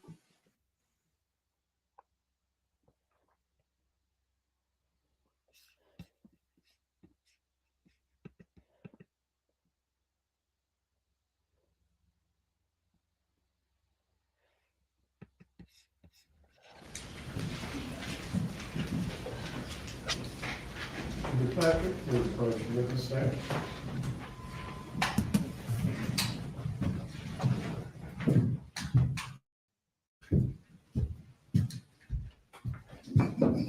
Please raise your right hand, sir. Do you swear or affirm the testimony you're about to give will be the truth? Yes, sir. You may take your seat. Wow. Ryan Fitzpatrick is the first guy I think I've ever seen take the oath with his right hand in the air and his left hand in his pocket. I don't think I've ever seen that. It will be the truth. Yes, sir. You may take your seat. Sir, please say your name and spell your name. Ryan Fitzpatrick, Ryan Fitzpatrick. Where do you live, sir? Lantana, Florida. And what line of work are you in? I'm in roofing now. Okay. Do you or did you at some time have a relationship with Charlie Adelson? Yes, ma'am. Were you guys friends? Yes, ma'am. How close were you? Very close. What time frame were you close friends with Charlie Adelson? From about the time that I moved to South Florida and around about 2012. And then as years passed, we grew a lot closer. Until when? Till about 2018, 19-ish. All right. Did you spend a lot of time together? Yes, ma'am. Did you talk to him daily? Yes, ma'am. Did you know his family? Yes, ma'am. Meet his girlfriends? Yes, ma'am. All right. Do you see him here in the courtroom today? Yes, ma'am, I do. Would you point him out and describe what he's wearing? Blue suit, light blue tie, white shirt. Let the record reflect the witness has identified the defendant. The record will reflect. Was the defendant, Mr. Adelson, very close to his sister, Wendy? Yes, ma'am. If you know, how did the Adelson family feel about Dan Markel? Not fond. And did that include Charlie Adelson? Yes, ma'am. I mentioned the girlfriends. Did Mr. Adelson have a lot of girlfriends? Yes, ma'am. Was one of them Katherine Magbanua? Yes, ma'am. Did you ever have an occasion to meet her? I think in passing I might have met her once or twice, but I didn't have a personal relationship with her, no. Did she stand out to you as being someone special or of more importance to him than any of the other women in his life? Objection leading. Sustained. Please rephrase your question. It's a yes or no question. Did she stand out to him as being somehow special or different from the other women in his life? No, ma'am.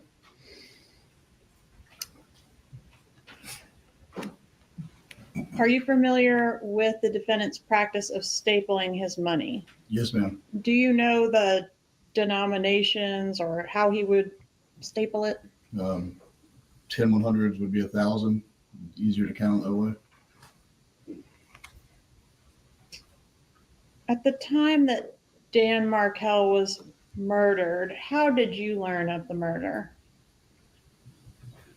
I can't remember. They never spoke about it, so And when you Yeah. say they never spoke about it, who was the that? family never spoke of it. So you didn't learn about the murder from your close friend? I do not believe so, no, not directly. Right after the murder, did Mr. Adelson tell you that his girlfriend, Katherine Magbanua, was extorting money out of him? No, ma'am. Does that seem like something he would have mentioned to you? Yes, ma'am, probably. I imagine so. When law enforcement posing as a thug approached his mother in what we're referring to as the bump, did he tell you about that? I don't recall, no, ma'am.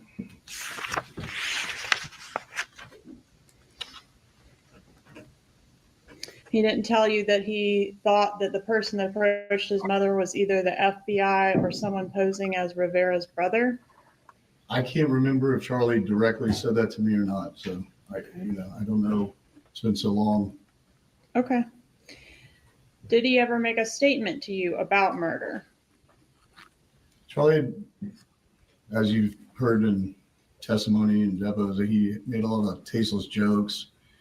And he said something along the lines of, you can get away with anything, you can get away with murder, and you keep your mouth shut. When was that statement made? Ryan, Jeez, they're not tasteless, man. They're bad taste. Tasteless would be different, wouldn't it? years ago. Before or after this murder? It would be after. Was his behavior after, are you familiar with the arrest that occurred in May? May of 2016, I should have clarified. Katie's arrest? Yes. Yes, ma'am. And did his behavior change at that point? Yes, ma'am. And did he seem relieved and less stressed out after she got arrested? No, ma'am, he did not. What was his demeanor after her arrest? Nervousness, agitation, stress. So he seemed to get more stressed out after she was Yes, apprehended. ma'am. Was he weird like that before, like between the time of the murder and the time of Katherine Magbanua's arrest? To say he was weird. Like that, like the No, behaviors you just no, described? ma'am, not that weird. All right. And are you familiar with some barbed wire that he had around his residence? No, but I kind of like that idea. When was the last time you were at his residence at, the name is escaping me, Whale Harbor? It would had to have been around probably the summer of 2018. Okay. And when you were out there, when you were at his residence in the summer of 2018, did y'all use the pool area? Yes, ma'am. He's got a nice grotto style pool out there. Very nice. Yes, ma'am. And did you observe when you were out there barbed wire around this perimeter of the pool? No, I don't think so. No, ma'am. All right. What about weapons? Did Charlie Adelson frequently carry or have weapons around him? Charlie had a gun. Yes. Where did the gun stay, if you know?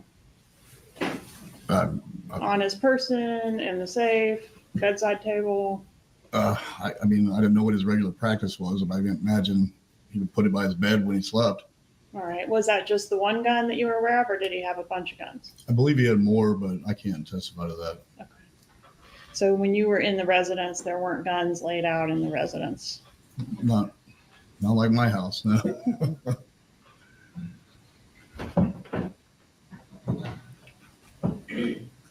Did you have a falling out of some kind with Mr. Adelson? Yes, ma'am. When did that occur? I would say about the last time that I recall vaguely being at his residence, probably about the summer of 2018. Okay. And you guys have filed lawsuits against each other or just one direction? Charlie had filed a lawsuit against myself and others. It's since been dismissed. So, All right. And so you don't like the guy anymore. Fair to say? I mean, he's not a big fan. No. Okay. And have you said some ugly things about him on social media and that sort of thing? I've said it to him. All right. And are you here to try to like bring him down? No, I don't want to be here at all. Were you here pursuant to a subpoena? Yes, ma'am. One moment, please.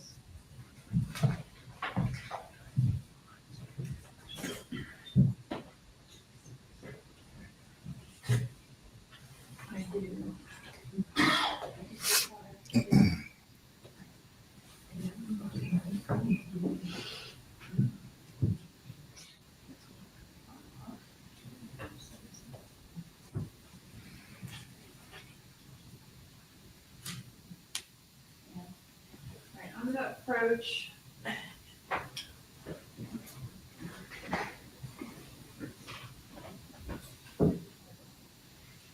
When was this? Do you know?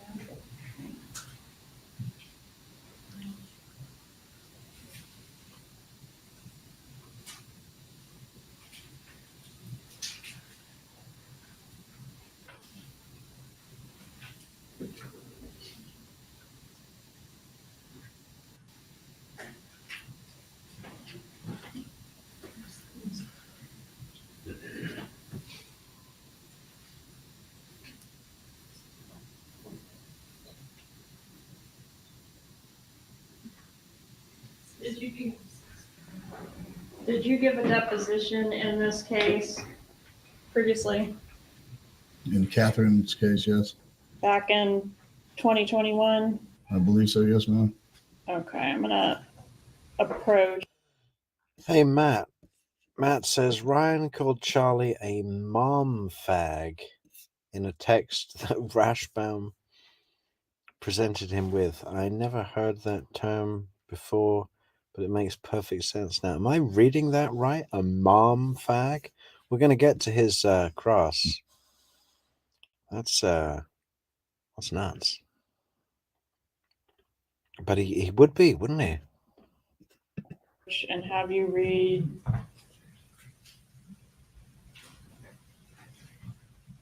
page 46 and 47. What about it, Mr. Roosevelt? There's no question, so I don't know if she's refreshing.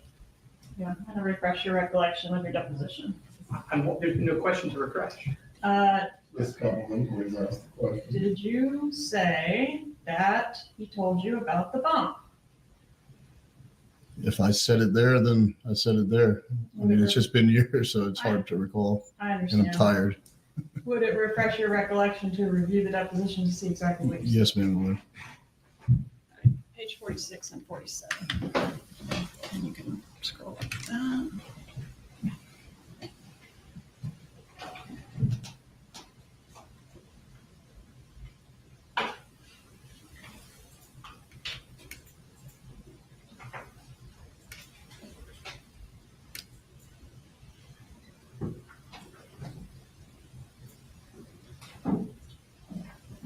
Doesn't Ryan look one of these guys that can go into a restaurant where if you eat the really, the novelty big meal that's like, I don't know, what do they have?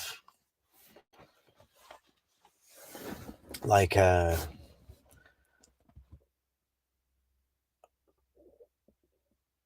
I don't know. I'm trying to think in American terminology.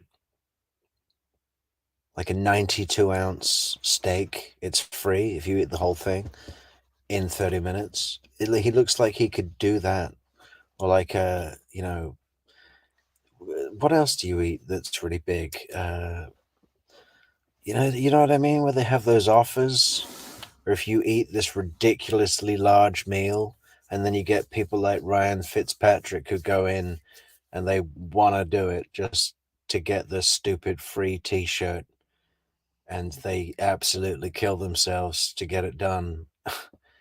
What do you call those guys? professional eaters. He looks like he could do that competition, you know?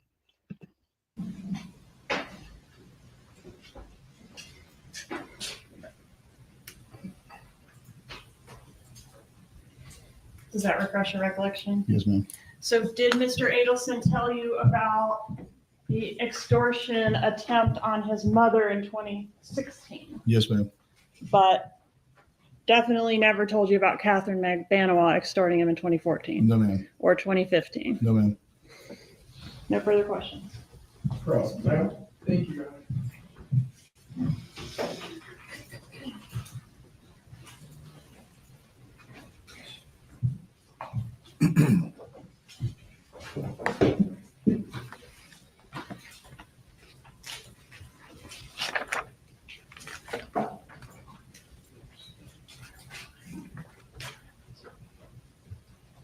You met Katie once or twice, right? Magbanua? I believe so. Yes, sir. You didn't know her personally? No, sir, I did not. But Charlie mentioned to you that the father of Katie's kids tried to run him off the road, Yes, sir. tried to kill him, Yes, sir. and that was in 2014? Vaguely, yes, sir. If that's what I testified to, then yes. Charlie talks a lot, right? Indeed, he does. Repeats himself a ton, right? Yes, sir. Now, I think Ms. Kappelman just refreshed your memory that you were aware of the bump, that Charlie told you about the bump. Yes, sir. Okay. By the way, did you communicate with Charlie on WhatsApp? Yes, sir. You ever talk about murder on WhatsApp with him? No, sir.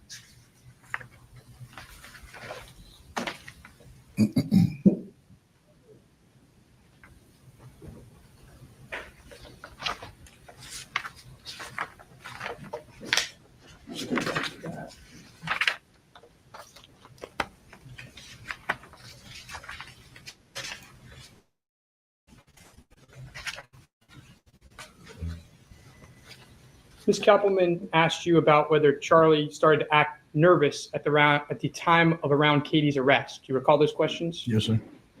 Are you aware that shortly before her arrest, law enforcement released an affidavit calling for Charlie's arrest, which the state attorney refused? What? I don't understand your question. Are you aware that there was an affidavit that was released by law enforcement calling for Charlie's arrest? I believe there was like a probable cause or excuse me, or something like that. Yes, sir. And that was broadcast to the entire world, right? It was broadcast. Yes, sir. Okay. And that was back in 2014, correct? I believe so. Yes, sir. If that's when it I'm happened. sorry, that was back in 2016, correct? Yes, sir. Yeah, stuff like that Rashbaum does all the time, you know. And maybe Christopher DeGhost would do the same thing, but he could pull it off. Rashbaum's like, yeah, that was broadcast to the entire world, right? Well, I'm amazed that that statement would even be permissible. You know, it seems to call for speculation. He doesn't know who it was broadcast to or how many. And Ryan Fitzpatrick gets him on it. He says it was broadcast. Yes, sir. You know. And that was broadcast, wasn't it? For the whole world, to the whole world. Yeah, everybody in the world was watching that broadcast. At the time that he started to act kind of weird. Yes, sir. Just Also- like everybody in the world should watch our broadcast. So if you'd like to watch our broadcast on the reg every day, you better subscribe to the channel. We passed that 800 mark yesterday, guys. And then I came on today. We're already at 823 or something. So at that rate, we should be at 1,000 within 10 days. Let's give it a couple of days extra margin and say we want to hit 1,000 by July 1. July 1, that's around the corner. And we can do it with your help. So please do help us. Subscribe to the channel. Ring the bell, allow notifications from YouTube so you get a vibe every time we go live. And you can join the chat like you're doing right now. You're doing great at it.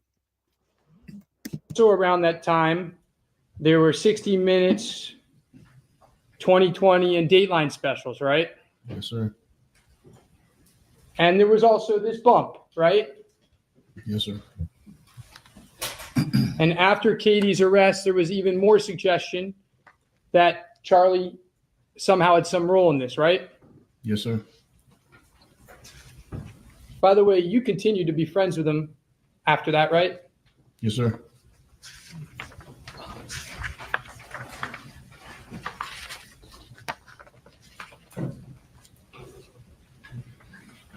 Now, isn't it true that you stole from Charlie? No, not at all.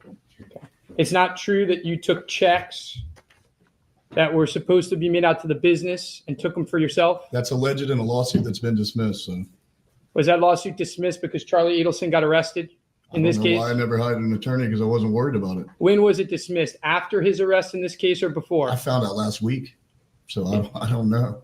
I don't care. Do you think it was dismissed after he was arrested in this case? That's speculation on your part. I have no idea. I didn't think about it. Didn't lose any sleep over it. Was a lawsuit for hundreds of thousands of dollars? About $2 million. But I don't have that anyway, so I didn't worry about it. Before he filed that lawsuit, he demanded that you repay him, right? I guess if that's what he says. Well, did he text you and demand repayment? Yeah. He said he was going to start taking what you owed him out of your paychecks. Do you recall that? Yeah. And you didn't like that. No. So you threatened if he tried to recover any of the stolen money for you, you would go to law enforcement and tell them that that he was involved in Professor Markel's murder. I don't know if that's what I said verbatim at all. Well, let's see if I can refresh your memory. I don't know if there's one segment of this entire trial where Rashbaum doesn't, really badly mess up a sentence. He caught himself there, but he still made the screw up, What is wrong with him? Why can't he's so incompetent. And this is a top lawyer that the Adelsons put a load of money into, researched, vetted. They wanted the biggest guns. And this guy, Rashbaum, was one of the biggest guns. Don't make me laugh.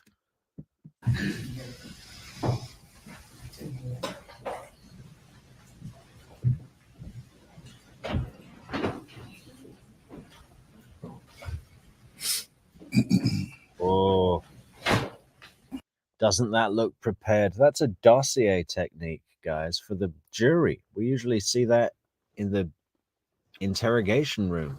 The big file. Oh, we've got information. Oh, we're gonna really put it to the state now. Yes, look at my big file. Let's see it again. He goes over, he makes a big show for the jury, doesn't he? Getting that big file. Look how prepared we are. Look how much evidence we have. Made him at all. Well, let's see if I can refresh your memory.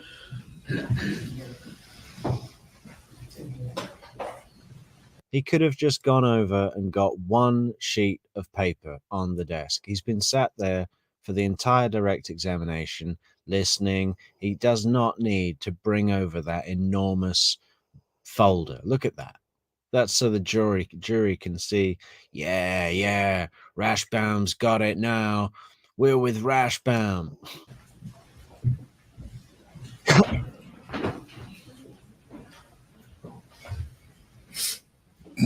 They're all blank pieces of paper. It's full of blank white paper. Oh no, yellow. Legal pads. Ugh, excuse me. Legal pads.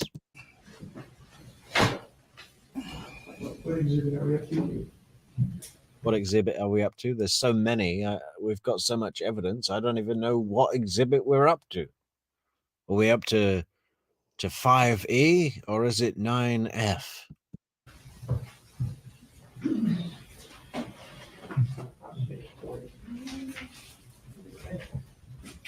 even sitting like that. He should be instructed, Charlie Adelson now, he should be instructed on how to sit in front of the jury. And it's not like that. Yeah, that is not a likable way to sit. If anyone in the chat is sitting like that right now, I'm sorry. But, you know, you're okay. You're not on trial for murder, and you're not an Adelson, hopefully. God, imagine if we had an Adelson in. We've already had Shoddrick Nobles. Okay, now what a week. Fancy Fiction has promised a shout out, and we've had Shoddrick Nobles come into the chat room on True Crime Metrix. How crazy is this? What is going on?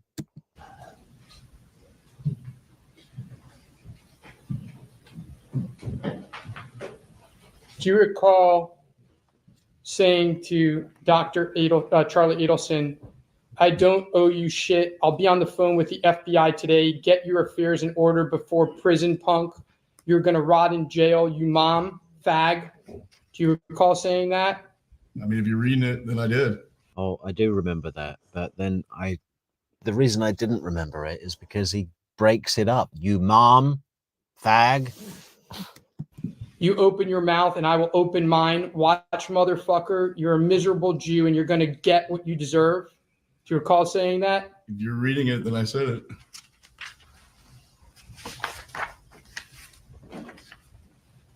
I dare you to threaten me again. I'll be on the phone with the FBI before you blink, you murderer. Do you remember saying that? Yep.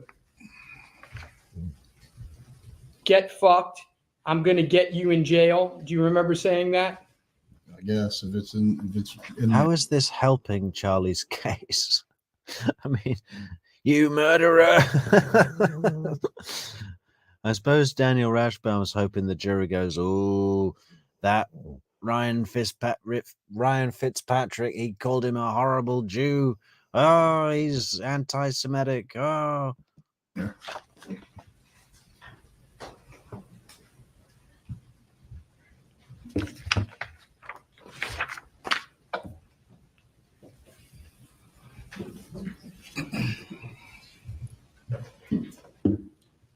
You ever heard of a website on Facebook called True Crimes Blog?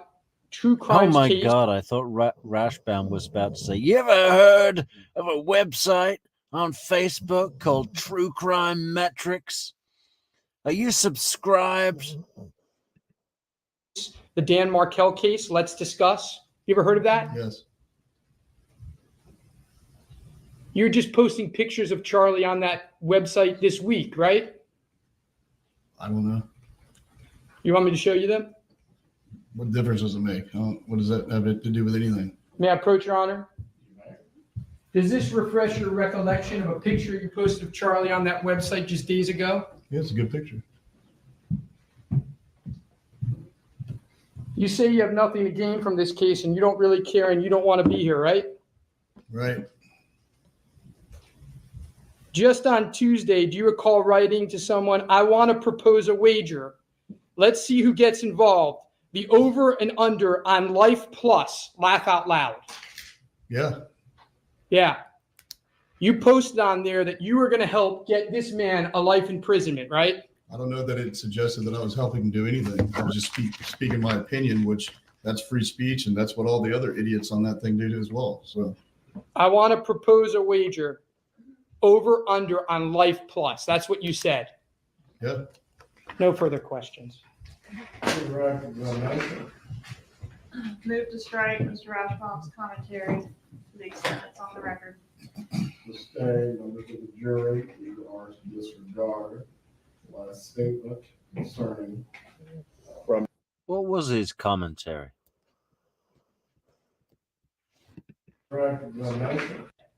Yeah. Over under on Life Plus. That's what you said. Yeah. No further questions. Move to strike Mr. Rashbaum's commentary to the extent it's on the record. The stay, members of the jury, you are to disregard the last statement concerning. From Mr. Rauschbaum as to the post on the social media site. No question, Your Honor. You may step down. Thank you. Please call your next witness. Should we approach on that one, Your Honor? You may.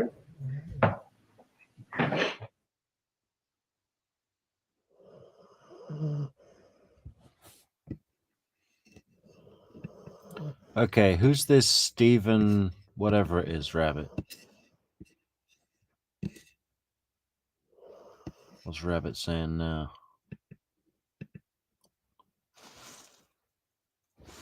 Rabbit says, we all must realize that from here on out, if you are called to testify, you might have to answer yes to, do you subscribe to a YouTube channel called True Crime Metrix? Yeah, and you can say yes with pride, Rabbit. Especially you. You can say, I was one of the first people to ever subscribe to True Crime Metrix. And now there are legions. Who's the next witness? Oh, maybe have a look at Lacasse then.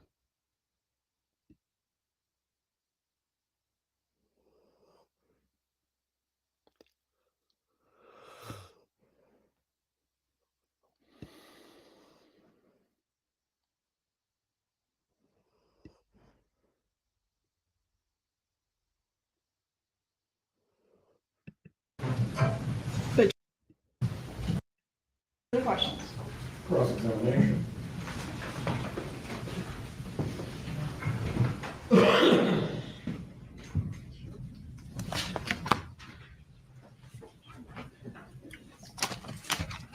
Let's shift gears a teeny bit. Okay.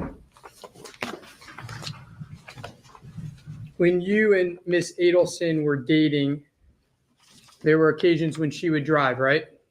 Yes,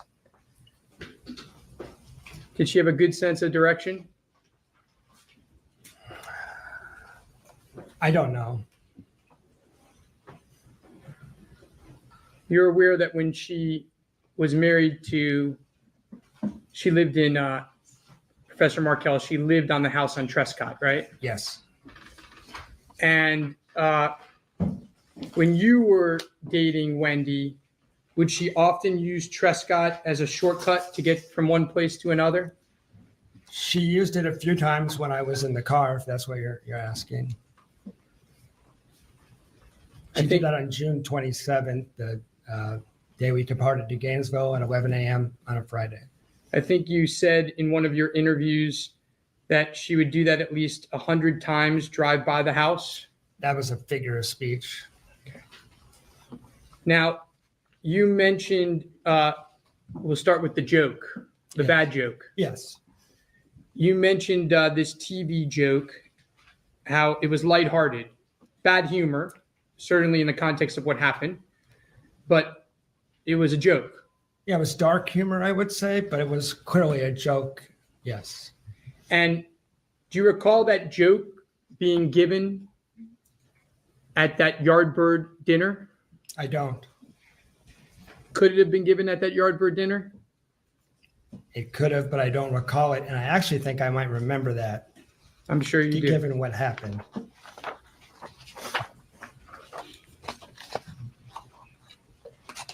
I think one thing that has been established is you believe that Wendy Adelson tried to frame you for Professor Markel's murder, right?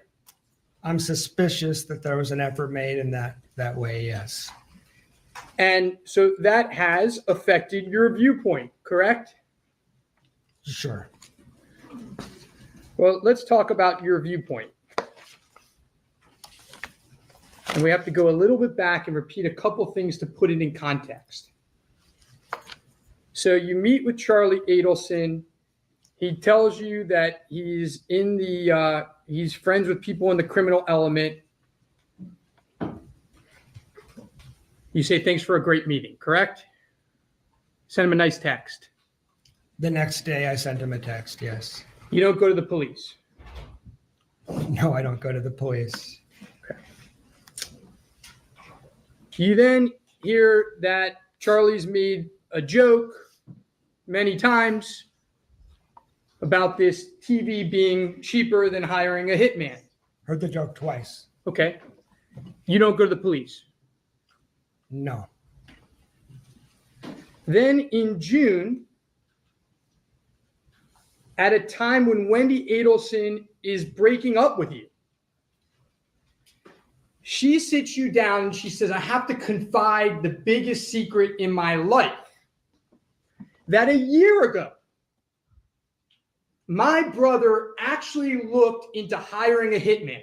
That's your testimony here today, right? You said in June, sir? In June? I'm sorry, in July. Okay. In July. Can you restate that? I'm sorry. Yeah, I'll do it again. I'm sorry. I'll try to keep it lower this time. In July of 2014, Yes. about a week before the murder, when you're breaking up with Wendy Adelson, or things are seriously not good, she sits you down and she says, Jeffrey, I've got to confide in you. My brother actually looked into hiring a hitman. That's your testimony here today. No, she didn't sit me down. She said it in passing, and she had a habit of blurting out things that weren't in her own self-interest. But she did do that. She did make that statement. Yes, sir. And it was chilling to you. It was. Unlike the joke, you thought it was real.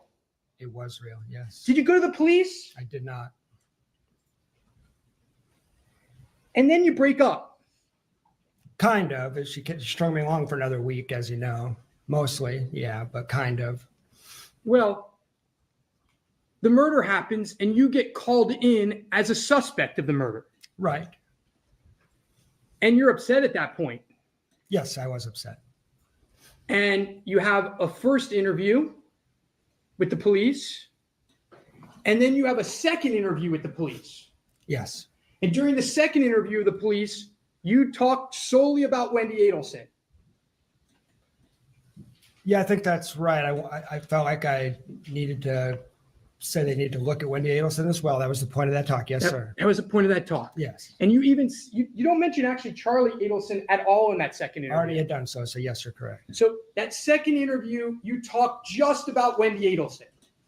And in fact, you're so uncomfortable in the interview. You tell the police that.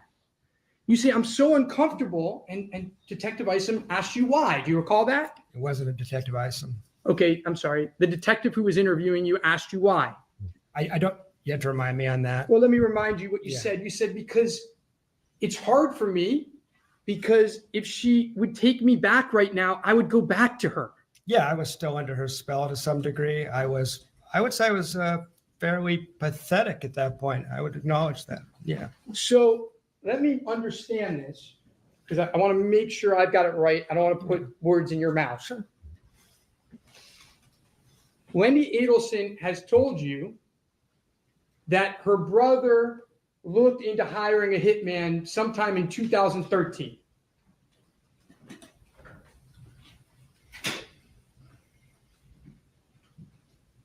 He gets murdered. He does.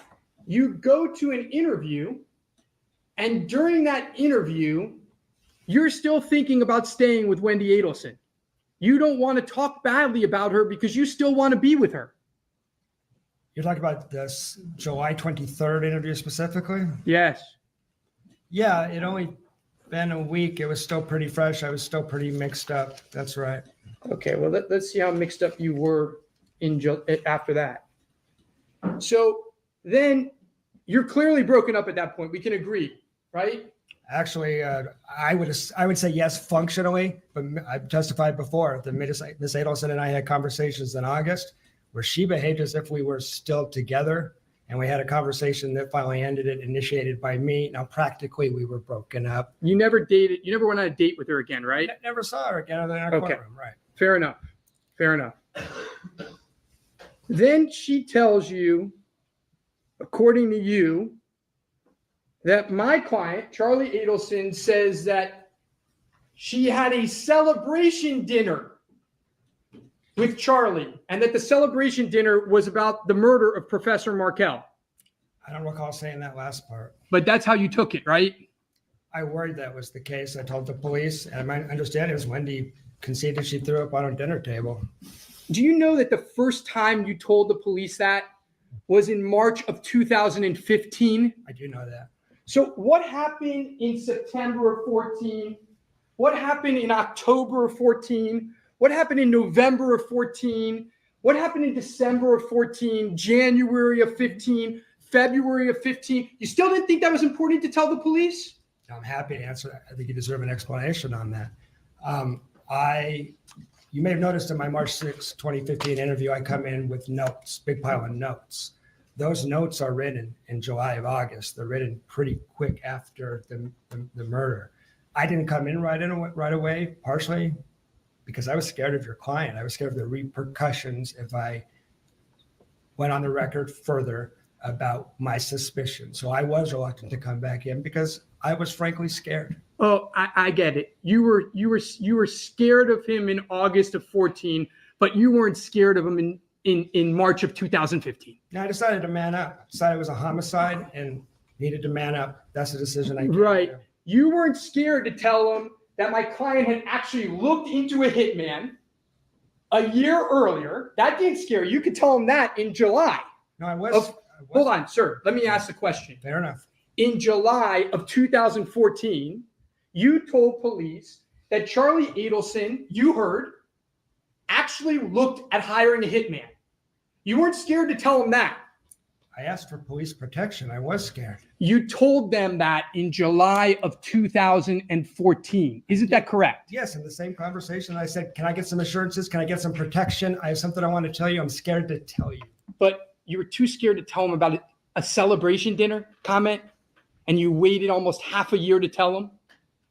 Well, I did wait half a year to tell them, but the notes I brought in were written right after that interview. I also wanted to get my thoughts together because I thought this day might come. And in those first two interviews, there was a lot going on. It was pretty traumatic. So I wanted to collect my thoughts. So that's what I was doing, in addition to being pretty frightened and having to get over that idea.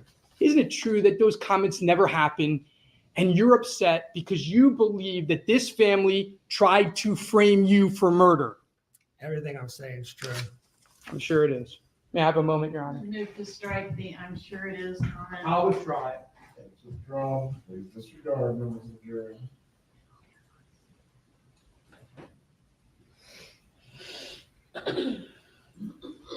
I have no further comments for this.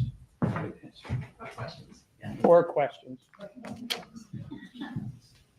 Redirect examination. This may seem like a fine point, but I want to make sure it's crystal clear. When Mr. Rashbaum was asking you about the hot tub conversation, Mr. Rashbaum said that his client said that he was friends with people in the criminal element. Is that exactly what was said? The word I recall is he had connections and friends on both sides of the tracks. Okay. Connections to the criminal elements. And particularly, there was the Cuban neighborhood comment that I repeated to the TPD later. Gotcha. Actually, on July 21st, first interview, I mentioned that comment. Okay.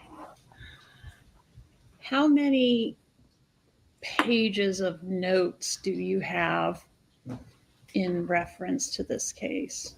Like right now or over the last 9 years? I mean, kind of over the last 9 years. Yeah.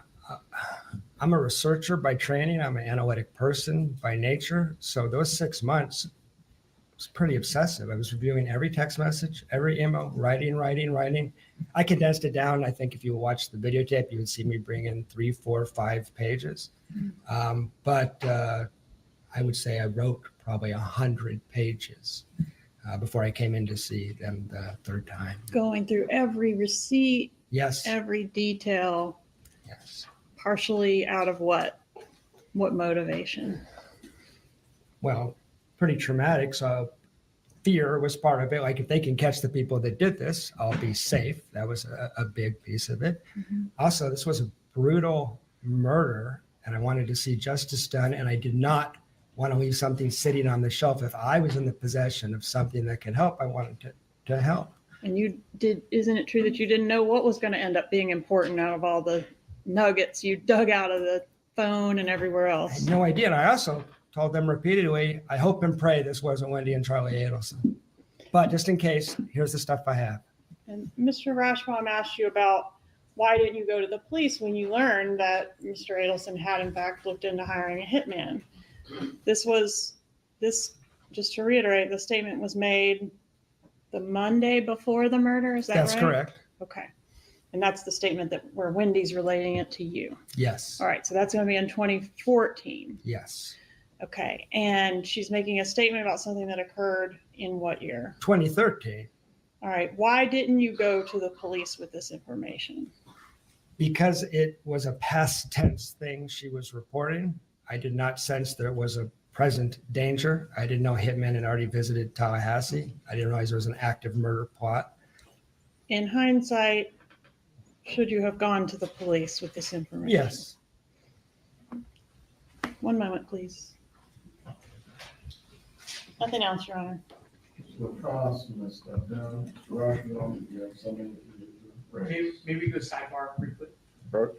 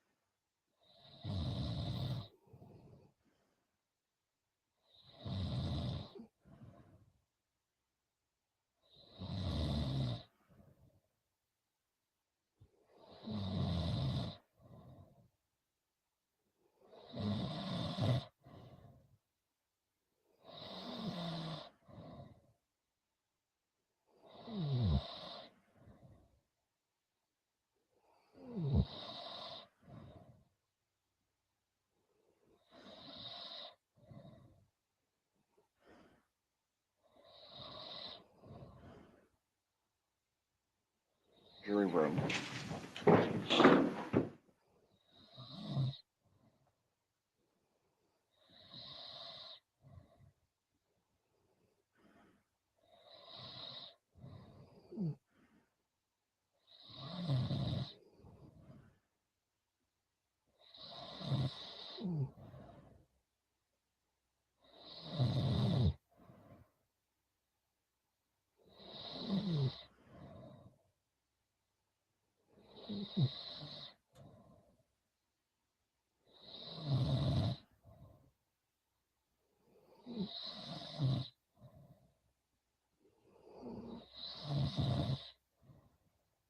At this point, Well, I think what may make sense first, with all respect, is maybe let them just ask him whether he has the notes first and whether they can get them rather than do an inquiry. I don't think the state has done anything wrong. well, I think that directly goes to factor one, whether there is a violation, but yes. I don't think there's a violation, but I think I'm entitled to the notes if he has them, and then we can recall them. Very well. Does your client need to use the restroom or take a break? Yes, sir. All right. We'll take a 10-minute break and we'll go back on at 3:40. Ms. Kappelman, how many more witnesses do you plan to call before we? I have two, Your Honor, but we can see how long Okay. Who are the two? 3:40 to start again.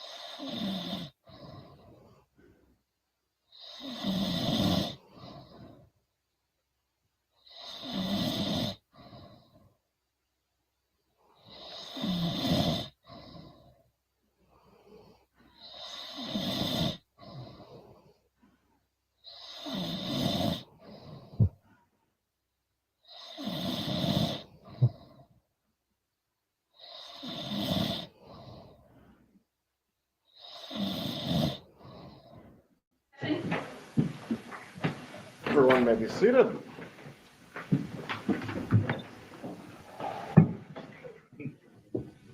Where are they ready back there? He said he did the notes for 9 years. Okay, just okay.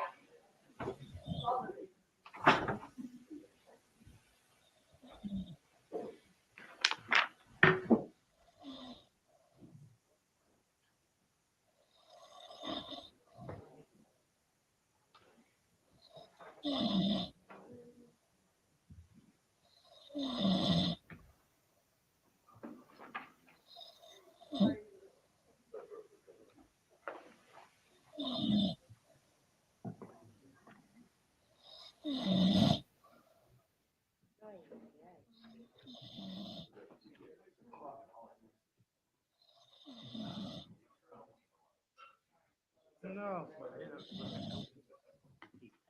I understand. That's clear.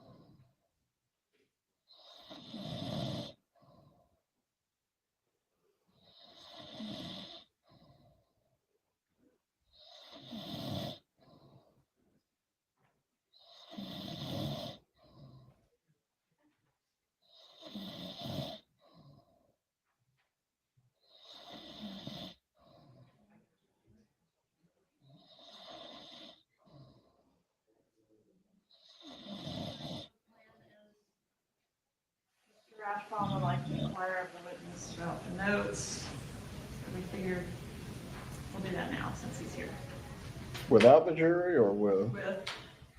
Okay. It'll be quick, Your Honor, I promise. One question that becomes 9? I didn't say that.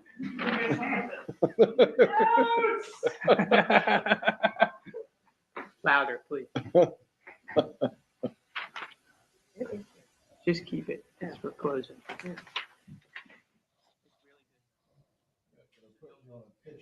These questions pretty soon. I'm saying it's really good. All right, jury are in courtroom.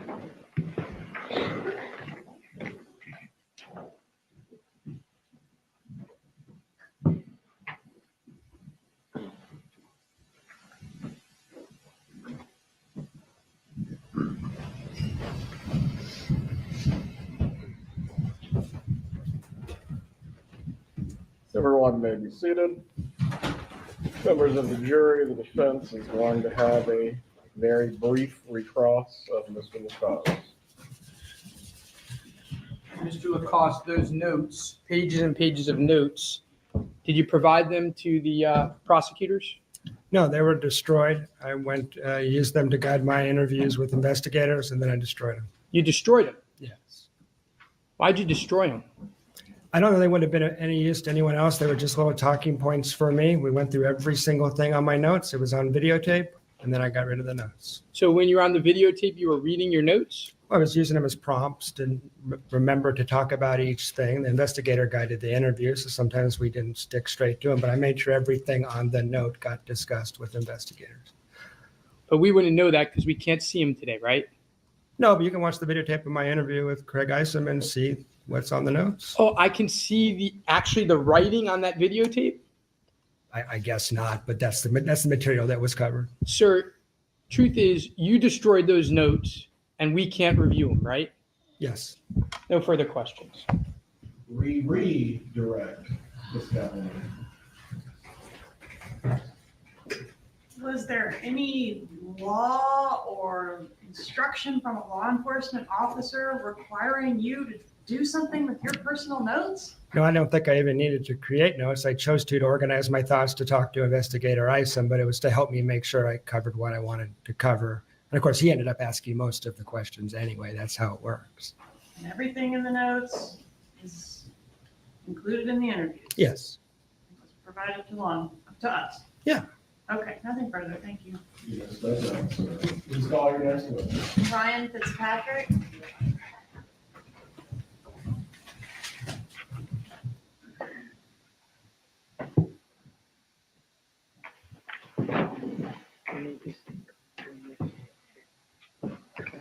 You have it.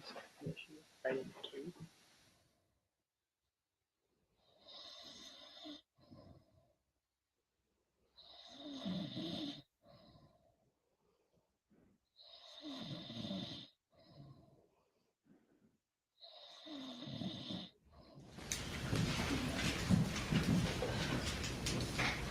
Mr. Patrick, please approach the witness stand.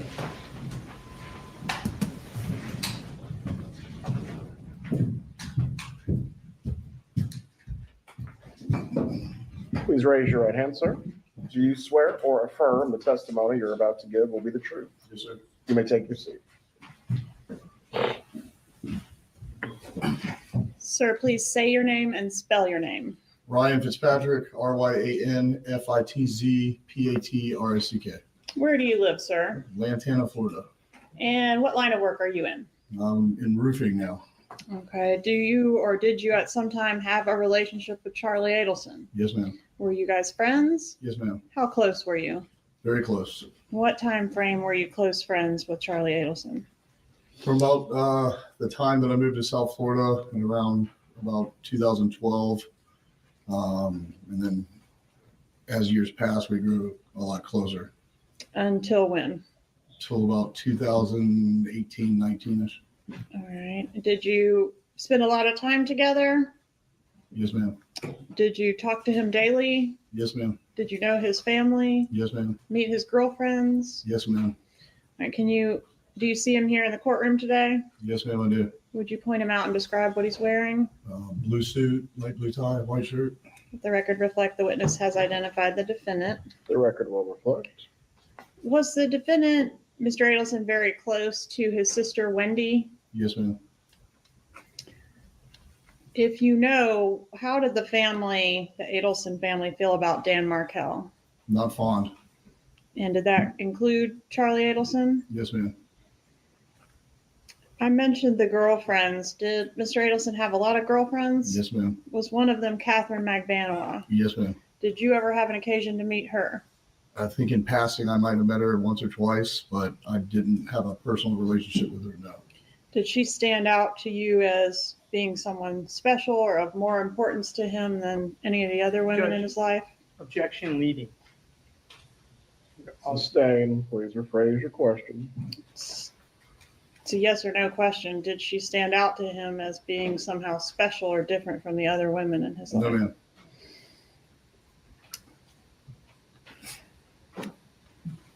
Are you familiar with the defendant's practice of stapling his money? Yes, ma'am. Do you know the denominations or how he would staple it? 10 100s would be 1,000. Easier to count that way. At the time that Dan Markel was murdered, how did you learn of the murder? I can't remember. They never spoke about it, so And when you say they never spoke about it, who was the that? family never spoke of it. So you didn't learn about the murder from your close friend? I do not believe so, no, not directly.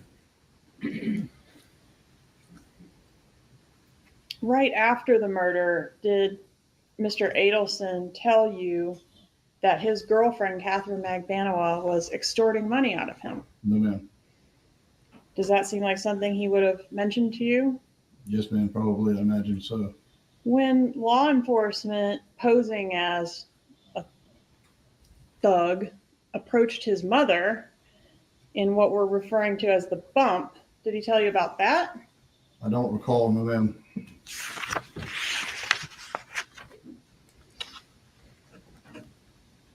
He didn't tell you that he thought that the person that approached his mother was either the FBI or someone posing as Rivera's brother? I can't remember if Charlie directly said that to me or not, so I don't know. It's been so long. Okay. Did he ever make a statement to you about murder? Charlie, as you've heard in testimony and depots, he made a lot of tasteless jokes, and he said something along the lines of, "You can get away with anything, you can get away with murder, and you keep your mouth shut." When was that statement made? Jeez, years ago. Before or after this murder? It would be after. Was his behavior after, are you familiar with the arrest that occurred in May of 2016, I should have clarified. Katie's arrest? Yes. Yes, ma'am. And did his behavior change at that point? Yes, ma'am. And did he seem relieved and less stressed out after she got arrested? No, ma'am, he did not. What was his demeanor after her arrest? Nervousness, agitation, stress. So he seemed to get more stressed out after she was Yes, apprehended. ma'am. Was he weird like that before, like between the time of the murder and the time of Katherine Magbanua's arrest? To say he was weird. Like that, like the No, behaviors you just no, described? ma'am, not that weird. All right. And are you familiar with some barbed wire that he had around his residence? No, but I kind of like that idea. When was the last time you were at his residence at, the name is escaping me, Whale Harbor? It would had to have been around probably the summer of 2018. Okay. And when you were out there, when you were at his residence in the summer of 2018, did y'all use the pool area? Yes, ma'am. He's got a nice grotto style pool out there. Very nice. Yes, ma'am. And did you observe when you were out there barbed wire around this perimeter of the pool? No, I don't think so. No, ma'am. All right. What about weapons? Did Charlie Adelson frequently carry or have weapons around him? Charlie had a gun, yes. Where did the gun stay, if you know? On his person, in the safe, bedside table? I mean, I didn't know what his regular practice was, but I can imagine he would put it by his bed when he slept. All right. Was that just the one gun that you were aware of, or did he have a bunch of guns? I believe he had more, but I can't testify to that. Okay. So when you were in the residence, there weren't guns laid out in the residence? Not like my house, no.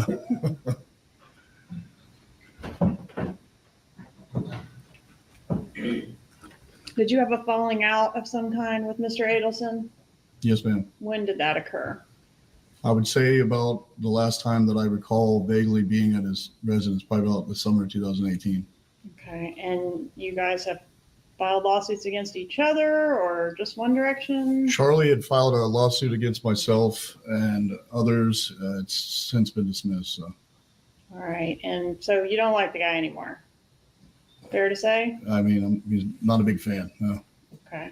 And have you said some ugly things about him on social media and that sort of thing? I've said it to him. All right. And are you here to try to bring him down? No, I don't want to be here at all. Were you here pursuant to a subpoena? Yes, ma'am. One moment, please.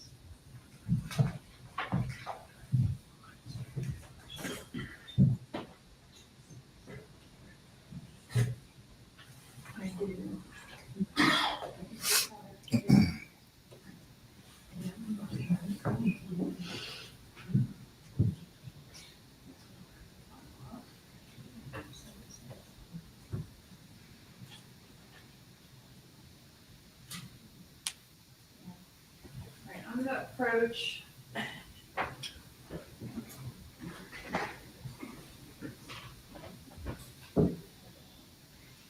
When was this? You know?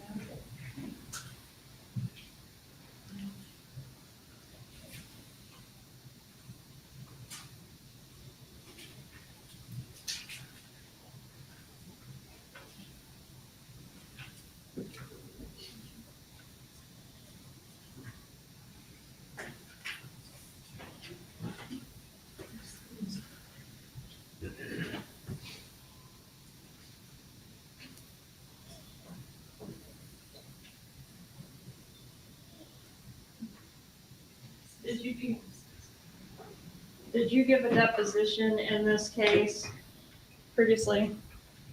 In Katherine's case, yes. Back in 2021? I believe so, yes, ma'am. Okay, I'm going to approach and have you read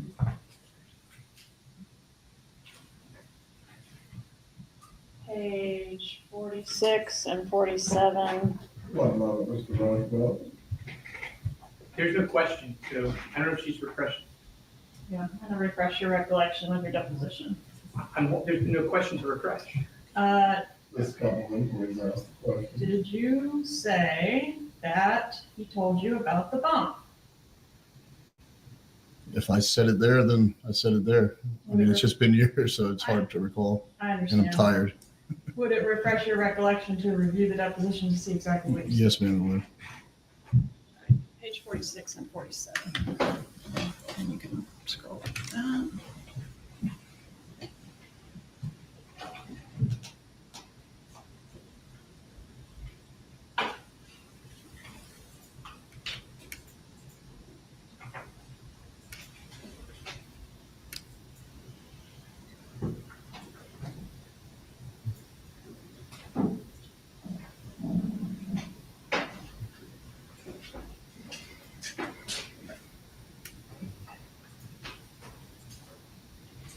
Does that refresh your recollection? Yes, ma'am. So did Mr. Adelson tell you about the extortion attempt on his mother in 2016? Yes, ma'am. But definitely never told you about Katherine Magbanua extorting him in 2014 No, ma'am. or 2015? No, ma'am. No further questions? Cross examine. Thank you.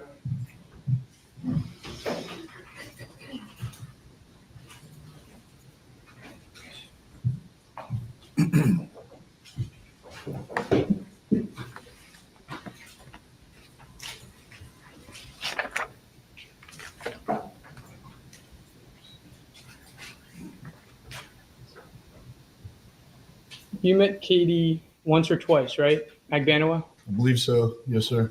You didn't know her personally? No, sir, I did not. But Charlie mentioned to you that the father of Katie's kids tried to run him off the road, Yes, sir. tried to kill him, Yes, sir. and that was in 2014? Vaguely, yes, sir. If that's what I testified to, then yes. Charlie talks a lot, right? Indeed, he does. Repeats himself a ton, right? Yes, sir. Now, I think Ms. Kappelman just refreshed your memory that you were aware of the bump, that Charlie told you about the bump. Yes, sir. Okay. By the way, did you communicate with Charlie on WhatsApp? Yes, sir. Do you ever talk about murder on WhatsApp with him? No, sir.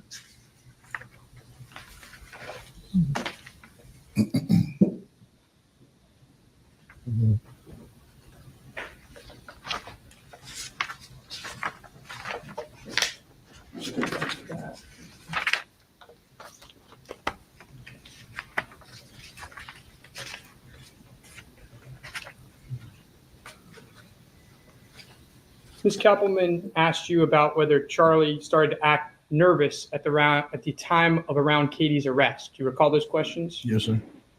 Are you aware that shortly before her arrest, law enforcement released an affidavit calling for Charlie's arrest, which the state attorney refused? What? I don't understand your question. Are you aware that there was an affidavit that was released by law enforcement calling for Charlie's arrest? I believe there was like a probable cause or excuse me, or something like that. Yes, sir. And that was broadcast to the entire world, right? It was broadcast. Yes, sir. Okay. And that was back in 2014, correct? I believe so. Yes, sir. If that's when. I'm sorry. That was back in 2016, correct? Yes, sir. At the time that he started to act kind of weird. Yes, sir. Also around that time, there were 60 Minutes, 2020, and Dateline specials, right? Yes, sir. And there was also this bump, right? Yes, sir. And after Katie's arrest, there was even more suggestion that Charlie somehow had some role in this, right? Yes, sir. By the way, you continued to be friends with him after that, right? Yes, sir.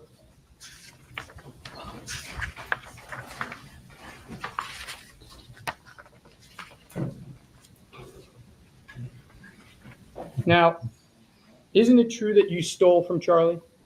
No, not at all. It's not true that you took checks that were supposed to be made out to the business and took them for yourself? That's alleged in a lawsuit that's been dismissed. So Was that lawsuit dismissed because Charlie Adelson got arrested in this case? I never hired an attorney because I wasn't worried about it. When was it dismissed? After his arrest in this case or before? I found out last week, so I don't know. I don't care. Do you think it was dismissed after he was arrested in this case? That's speculation on your part. I have no idea. I didn't think about it. Didn't lose any sleep over it. Was a lawsuit for hundreds of thousands of dollars? About $2 million. But I don't have that anyway, so I didn't worry about it. Before he filed that lawsuit, he demanded that you repay him, right? I guess if that's what he says. Well, did he text you and demand repayment? Yeah. He said he was going to start taking what you owed him out of your paychecks. Do you recall that? Yeah. And you didn't like that. No. So you threatened if he tried to recover any of the stolen money for you, you would go to law enforcement and tell them that that he was involved in Professor Markel's murder. I don't know if that's what I said verbatim at all. Well, let's see if I can refresh your memory.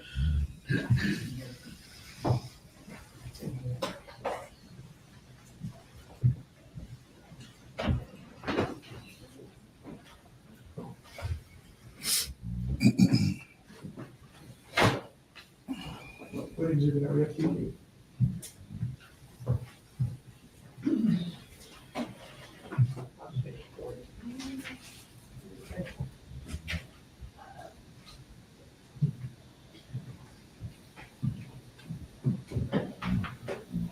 Do you recall saying to Charlie Adelson, I don't owe you shit. I'll be on the phone with the FBI today. Get your affairs in order before prison, punk. You're going to rot in jail, you mom, fag. Do you recall saying that? I mean, if you're reading it, then I did. You open your mouth and I will open mine. Watch, motherfucker. You're a miserable Jew and you're going to get what you deserve. Do you recall saying that? If you're reading it, then I said it.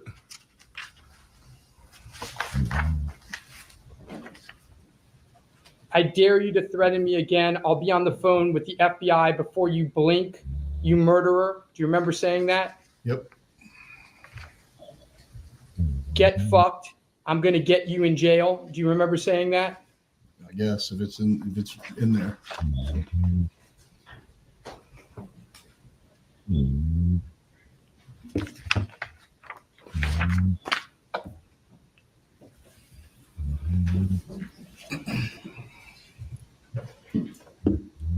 You ever heard of a website on Facebook called True Crimes Blog, True Crimes Case, the Dan Markel case? Let's discuss. You ever heard of that? Yes.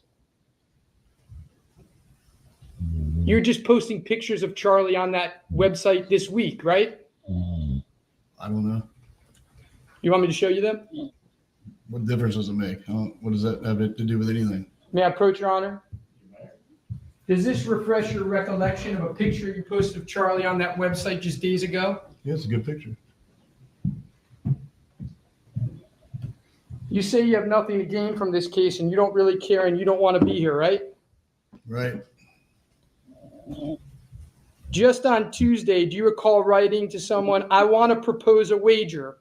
Let's see who gets involved. The over and under on Life Plus. Laugh out loud. Yeah. Yeah. You posted on there that you were going to help get this man a life imprisonment, right? I don't know that it suggested that I was helping him do anything. I was just speaking my opinion, which that's free speech, and that's what all the other idiots on that thing do as well. So I want to propose a wager. Over under on Life Plus. That's what you said. Yeah. No further questions. Move to strike Mr. Rashbaum's commentary to the extent it's on the record. To stay, members of the jury, you are to disregard the last statement concerning From Mr. Rauschbaum as to the post on the social media site. No question, Your Honor. You may step down. Thank you. Please call your next witness. Should we approach on that one, Your Honor? You may.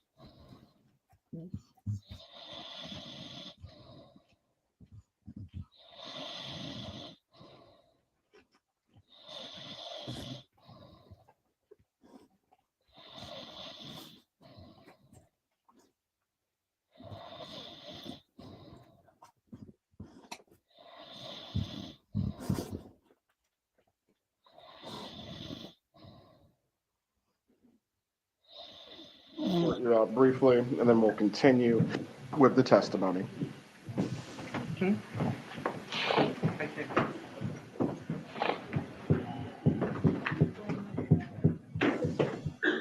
Jury is exiting. Please rise. I would recall that with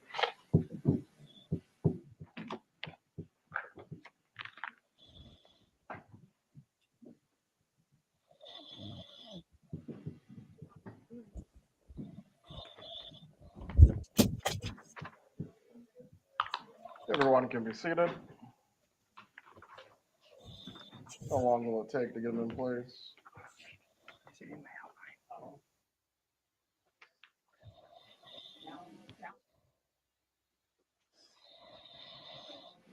We'll go back on in 10 minutes, and then the defense can take its proffer as to the issue that's already been addressed at sidebar. We'll bring the jurors back in. Looks like time-wise, Mr. Rauschbaum, I know I didn't want to cut off your access of getting started on any cross-examinations, but do you wish to start your cross today or move into next week? I think, I mean, I don't know when they're going to be, but probably next week. Very well. But if they're quick, then maybe I would start that. Can we just go sidebar after? And That's fine. Okay. All right. We'll resume in 10 minutes at 4:23.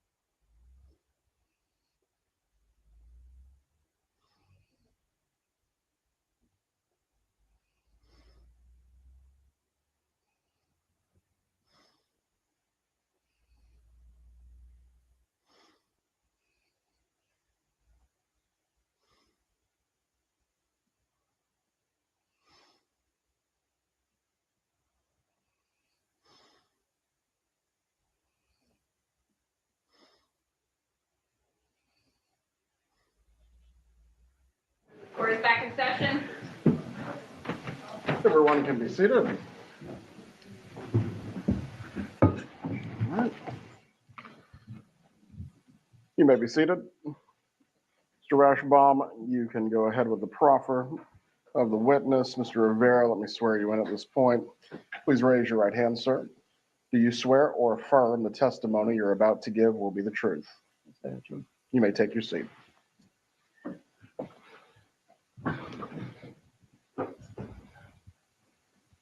Mr. Rivera, all right. All right. In 2014, 2015, you were a member of the Latin Kings, is that right? Yes. And that's a violent gang? Now we're a family. It's a gang, right? Yeah, it's a gang. It's a family, though. In fact, you were head of the North Miami branch of Latin Kings, right? Yes, sir. That's the questions I have, Your Honor. Thank you. Ms. Katherine, do you have anything to raise Concerning this in light of what has been proffered as the theory of defense. No, Your Honor, I'm still objecting to relevance. As this specifically goes to the defendant's theory of defense, I will permit the line of questioning that has been raised. However, Mr. Rauschbaum, you are being cautioned as to going into any matters that are collateral to your theory itself. Do you understand what the line is? Understand, Your Honor. Let's bring in the jurors.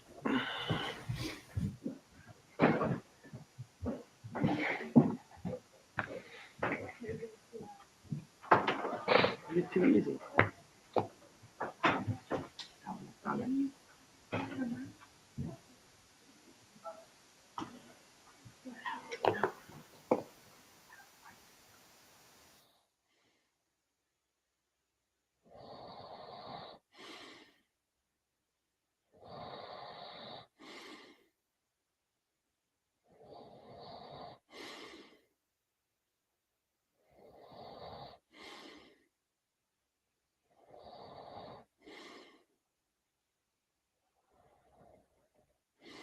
Entering the courtroom.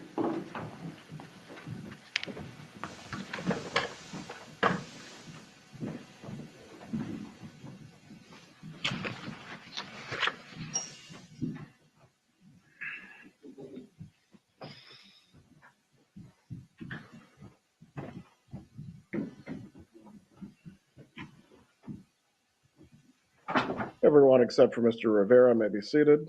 Mr. Rivera, I'm going to swear you now in front of the jury. Please raise your right hand, sir. Do you swear or affirm the testimony you're about to give will be the truth? I swear. You may take your seat. You may examine when ready. What is your name, sir? Luis Rivera. Mr. Rivera, where are you from? Miami. I'm Puerto Rican, but raised in Miami. Right. And I see you're wearing a jail uniform. Have you been convicted of a felony? Yes, ma'am. How many times? I don't remember. 5 Once. sound right? 45, yeah.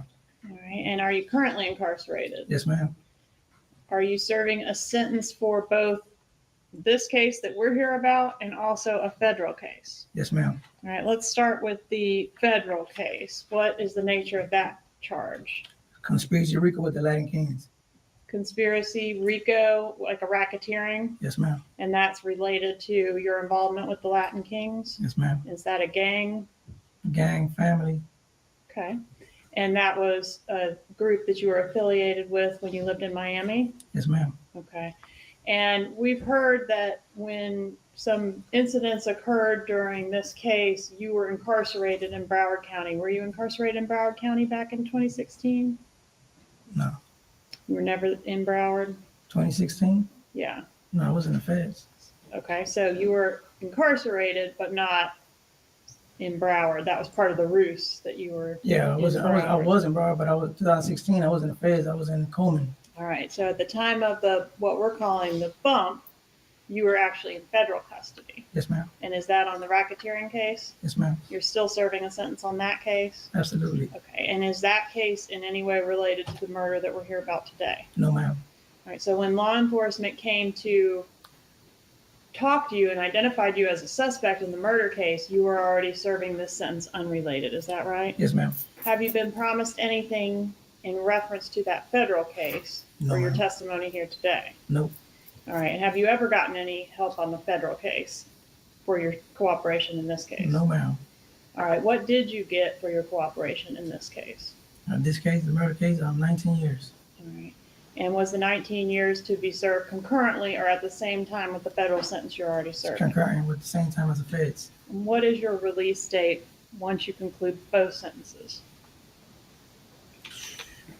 Both sentences, 2032, 33.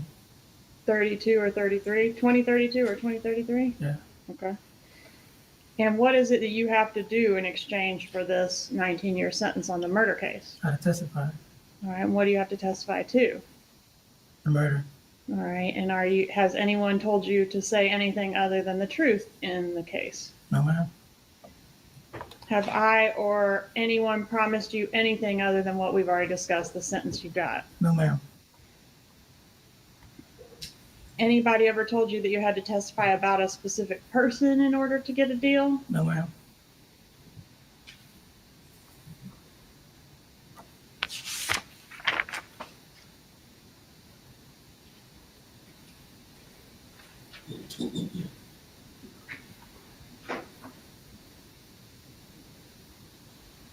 All right, I want to talk about how you came to be a participant in the murder of Dan Markel. Did you participate in his murder? Yes, ma'am. How is it that you came to be a part of that? From a friend. And who's your friend? Garcia. Who's Garcia? Is that Sigfredo Garcia? Sigfredo Garcia, yes. How did you know him? Childhood. And had you described him as a brother previously? Yes, ma'am. Is that because he was in the gang or No, just he's not in no gang. he was not in a gang, Oh. but he was a good enough friend that you referred to him as Yes, a brother? ma'am. And back around the time that this crime occurred in 2014, were you and Mr. Garcia together all the time? Yes, ma'am. And Mr. Garcia, is he the one that came to you with the information about this job that needed to be done? Absolutely. And I say job, is that what this murder was to you? Yes, ma'am. So your motive for coming to Tallahassee and participating in this murder was money? Yes, ma'am. Absolutely. Did you know Dan Markel? Nope. Did you know anything about him? Nope. All right, so do you know why Garcia or how Garcia came to know about this murder or this job? His girl, Who's that? Katie. All right, so am I correct that Katie hired Garcia and Garcia hired you? Yes, ma'am. And who was to actually come to Tallahassee to do the murder? It was me and him. You and Garcia, Yes, ma'am. but not Katie. No. So she stayed in Miami. Yes, ma'am. All right, and who was to get the money once the job was done? Katie. All right, and did she get the money? Yes, ma'am. Do you know where she got the money from? Mm, Do you my- know where she got the money from? Yeah, the people. She got Who are the people? the dentist. I called them the dentist at that time. The dentist? Like Wendy and her brother. Okay, And and them. do you know which one of them actually handed Katie the money? No, absolutely not. And you weren't there for that? No, ma'am. So Katie went to get the money from the people, which includes both of them, Yes, ma'am. and then brought it back to you. Yes. Okay, we'll talk a little bit more about that in a minute.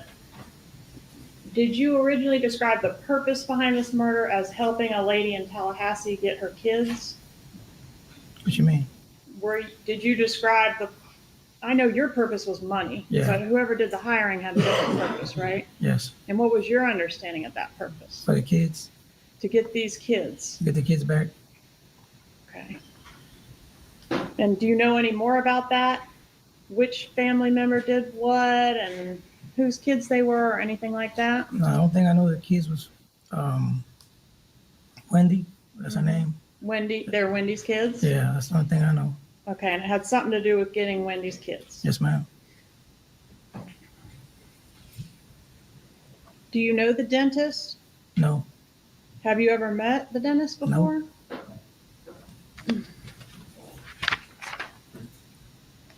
What did the dentist have to do with the lady in Tallahassee that had the kids? That's her brother. And what was his connection to you or to Garcia? To me, nothing. His connection that was Katie's boyfriend. All right, so Katie was Garcia's child's mother, Yes, ma'am. and also was dating Charlie Adelson? Absolutely. Did you know before the murder was committed, did you know how much you were going to be paid? No. When did you find out how much you were going to be paid? When we was driving up. Okay, so that was before the murder was committed. Yeah, right? yeah, I'm sorry, yeah. All right, and so when you were driving up, you found out the job was going to pay how much for you? Well, they only gave me 37. $37,000? Yes, ma'am. And how much was the total bill for the job?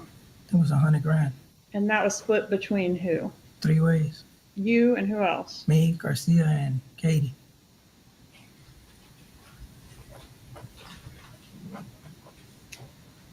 Was this job in any way related to your gang affiliation? No, absolutely not. To show you State's Exhibit. Shouldn't have photos as well. Oh.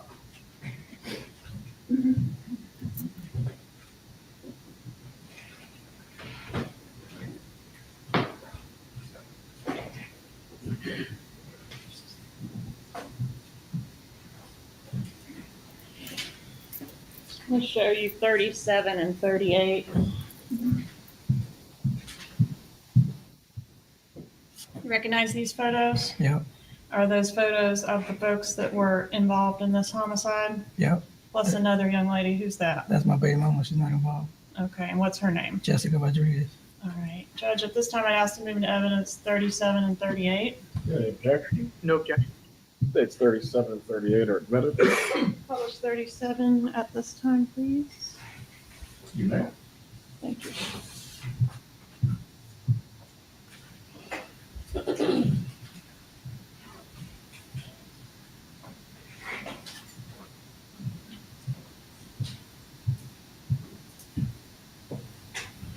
Who's that on the far left in the green shirt? Garcia, Okay, and next to him, Katie, and next to her, Jessica. and then that's you on the right. Yes, ma'am. When was this photo taken? Let me ask you this, was it before or after the homicide? If you know. I can't remember. Did you previously say it was taken sometime after the homicide? You can't remember. I can't remember. Okay. States 38. Who are these folks? That's me and Garcia. Did Mr. Garcia go by any nicknames? Tuto, And what about you? Did you have a nickname? Tato.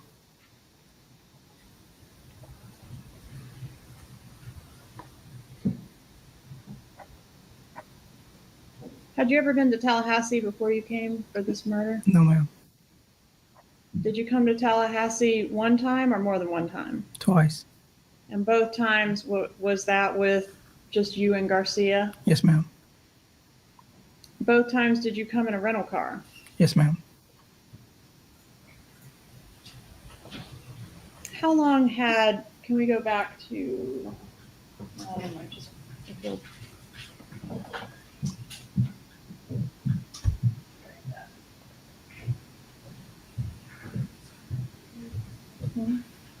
Oh.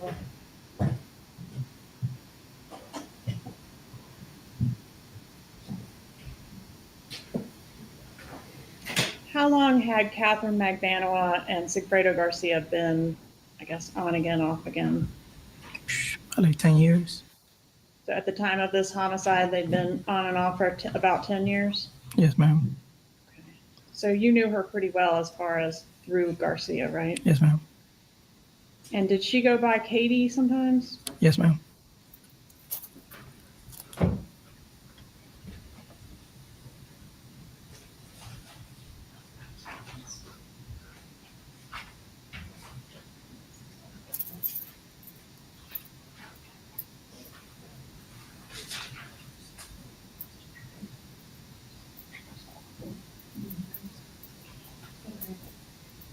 Judge, may I publish States 59 at this time? You may. After I turn the thing on.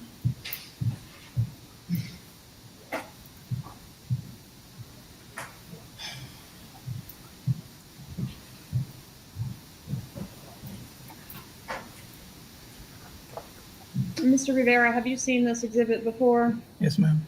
And have you had an opportunity to take a look at the phone numbers associated with the people on this chart that you know? I seen them, but I don't remember none of them. Don't remember those numbers? Have you previously testified about the numbers?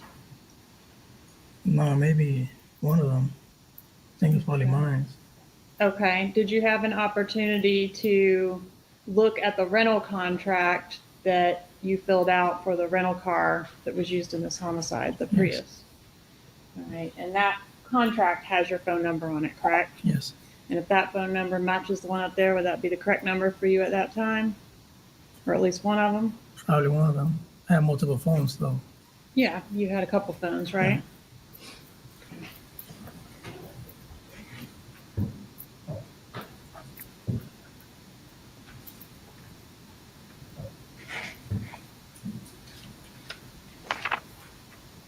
The address that was on the rental contract. Can I see the rental contract, please?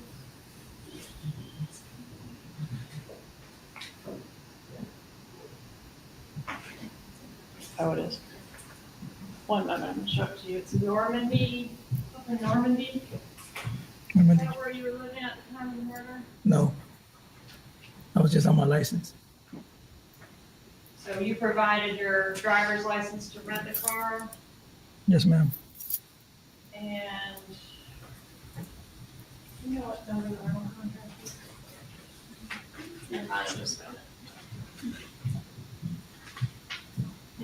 Okay, and at the time on your license, I'm approaching with States 58. It had this 1805 Normandy Drive on your license. Yes, ma'am. Where were you actually living at that time? I was living with Jessica. Okay, and was Jessica's address at 1515 Northeast 135th Street, yeah. number 14? Yes, ma'am.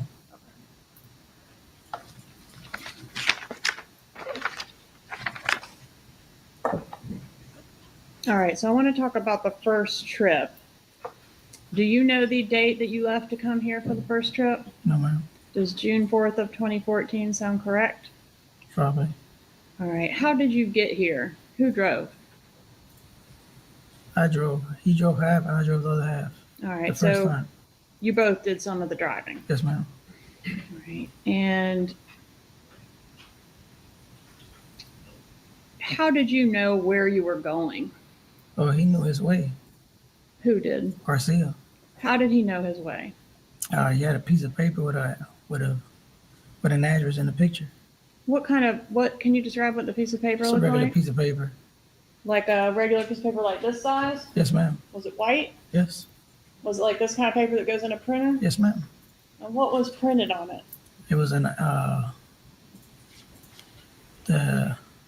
dude's address. Okay. Was the address printed or handwritten, if you know? Man, I can't remember.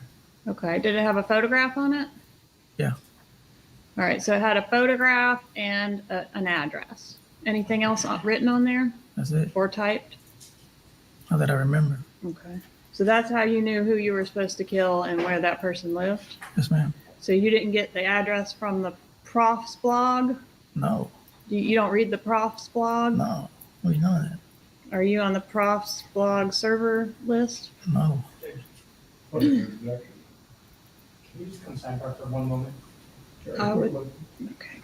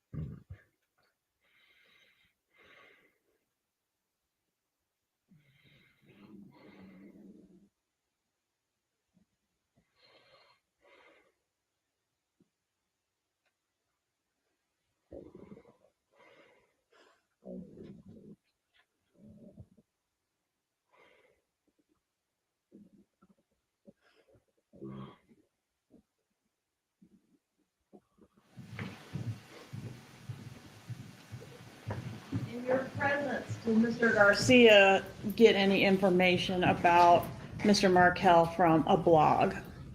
No, Did either of you, to your knowledge, go on the computer and look on his Facebook no, ma'am, or search him in any kind of way? not at all. All right. So everything you did from this piece of paper. Yes, ma'am. Did you go to the address on the paper on the first trip? Yes, ma'am. Were you able to see Professor Markel that trip? No, What did y'all do that trip? we tried to follow him, but we lost him. But All right. So you saw his vehicle yes, ma'am. and tried to follow it. Yes, ma'am. Do you remember where you followed it that trip? Not that trip. I don't think I remember. Okay. Did you watch his home, sit and watch his home during Yes, that ma'am. first trip? Did anybody get out of the car and look around or poke around his property? Yes, ma'am. Who did that? Garcia. Why didn't the murder get done on this trip? Man, I can't remember. Did you have a weapon with you? I think we had. I don't remember. Did you previously say that you each had a firearm on both trips? Yeah. Okay. Do you remember which weapon was the murder weapon? Yeah, I remember the weapon. Where did the murder weapon come from? I got it Where'd you get it from? from the streets, All right. And was that in Miami or up here? Miami. Okay, so you went and got a weapon. Was that specifically for the purpose of Yes, committing ma'am. this murder? Yes, ma'am. And did that weapon come up here on the first trip with you? I think so. All right, and was there another firearm in the car as well? We had two. Okay, whose gun was the other one? Garcia. And the murder weapon, what type of weapon was that? 38. Is that a revolver? Yes, ma'am. All right. Was there a particular plan as far as who was going to actually do the murder? I was supposed to do it. Okay, and was it always going to be a shooting? It's going to be a shooting. What was the plan? Were you always going to do it in his car, or what? Was there any kind of plan? No, there wasn't no plan. Really didn't plan nothing out. So it was just going to be if an opportunity arose, you were If there going was to take opportunity, we do what we got to do and go. it. What if an opportunity arose when the children were present? I was not doing that in front of the kids. Okay. Not me. Did somebody instruct you on that, or that was just a given that you weren't going to do it? I was not going to do it. Period. On that first trip, when you were discussing this murder and the payment, was there any conversation about maybe switching it to a robbery? Yes. All right. And who brought up the possibility of switching it from a murder to a robbery? Me. And what was your suggestion? My suggestion was to go back and rob the lady, And who's the lady? Wendy. Okay, because did you believe at that time that Wendy was the one that had this money to pay for the murder? Yes, ma'am. All right, so your thought was, hey, let's just take the money. Just take the money. Don't even have to do a murder, right? We have to do none of that. And why didn't that happen instead of the murder? He told me he can't. He just had to do his job. I just went with it because that was my friend. So I just went with the. Garcia told you that you had to get this job done. Yes, ma'am. And the job had to be done for Katie, right? Yes, ma'am. All right, so let's talk about the second trip. Is that when the murder happened, July 16th through the 18th? Yes, ma'am. Okay. And that's the rental car agreement that I already showed you. That was the Prius you traveled up here in. Absolutely, yes. And we talked about your phone number, but there's another phone number on that rental agreement that says brother. Is that Garcia's phone number? I don't remember. Okay. Who would be the brother that you would put on the rental contract as going with you? Garcia.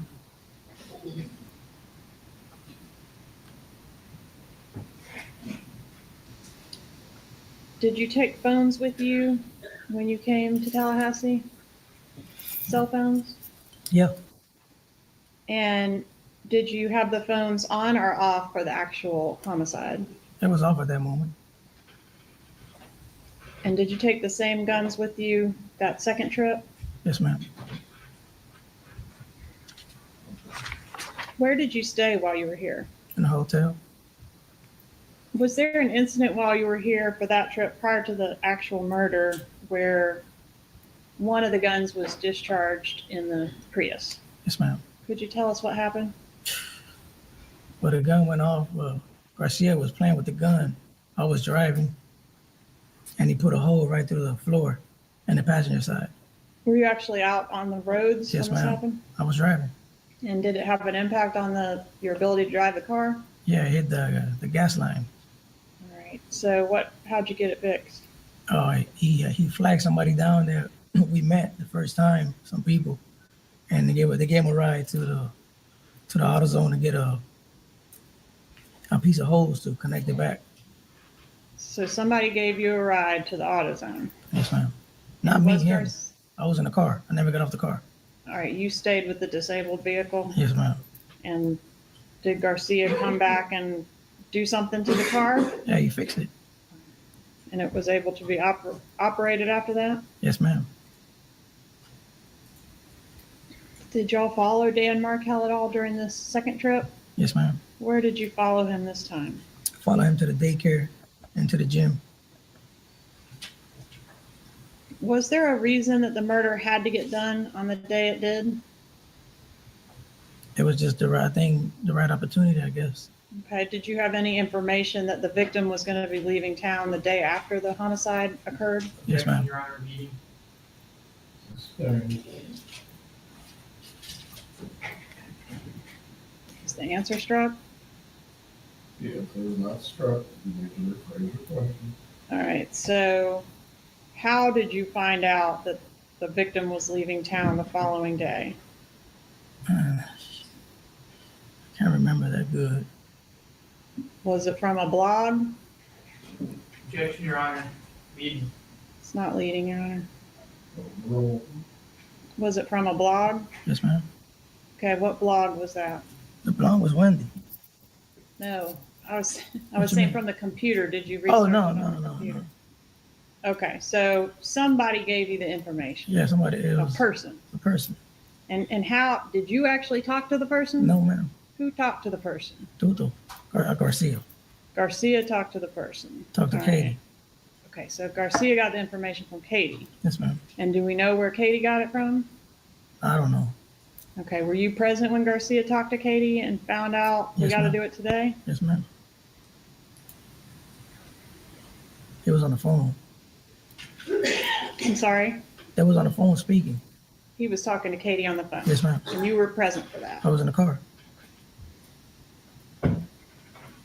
Who was driving the green Prius on, like, whenever you were following Mr. Markel right before the murder? Me. Did you go to, I think you said the daycare. Where else did you go that day? The gym. Have you seen the video surveillance from the gym in this case? I have seen it now. Yeah, where the green Prius is at the gym. Have you seen that? I've seen it. And is that you driving that Prius? Yes, ma'am. Okay, is Garcia in the vehicle as well? Yeah, absolutely. All right. Did you know whether or not the kids were in the car at the time you were at the gym? Nah, he dropped them off. I seen him when he dropped them off in the daycare. So you actually saw the kids go into the daycare? Yes, ma'am.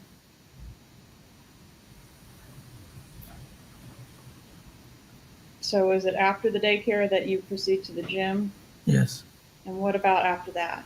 We followed him to his house. All right, so did you wait in the car while the victim went into the gym and worked out? Yes, ma'am. And did y'all know at that time, like, we're gonna do it when he comes out of No. the gym, or not necessarily? Not necessarily. Nah. So you're just following him to see where he To goes? see where he goes. And where did he go? To his house. Did you see the bus video that shows the Prius shortly before and shortly after the homicide? Yes, ma'am. And were you driving the vehicle at that time? Yes, ma'am. Tell us what happened when you got to Mr. Markel's driveway. Well, he had turned he turned the block before. We kept going, so we went in front of his house. So when he pulled in, we pulled in right behind. I pulled in right behind him. Is what you're describing, you entered his street from two different directions? Yes, ma'am. All right, and you met at his, did you meet at his driveway? Yes, ma'am. Okay, so you pull in behind him, what happens next? Garcia jumped out and shot him How many times? twice. Where was he standing when he fired the shots?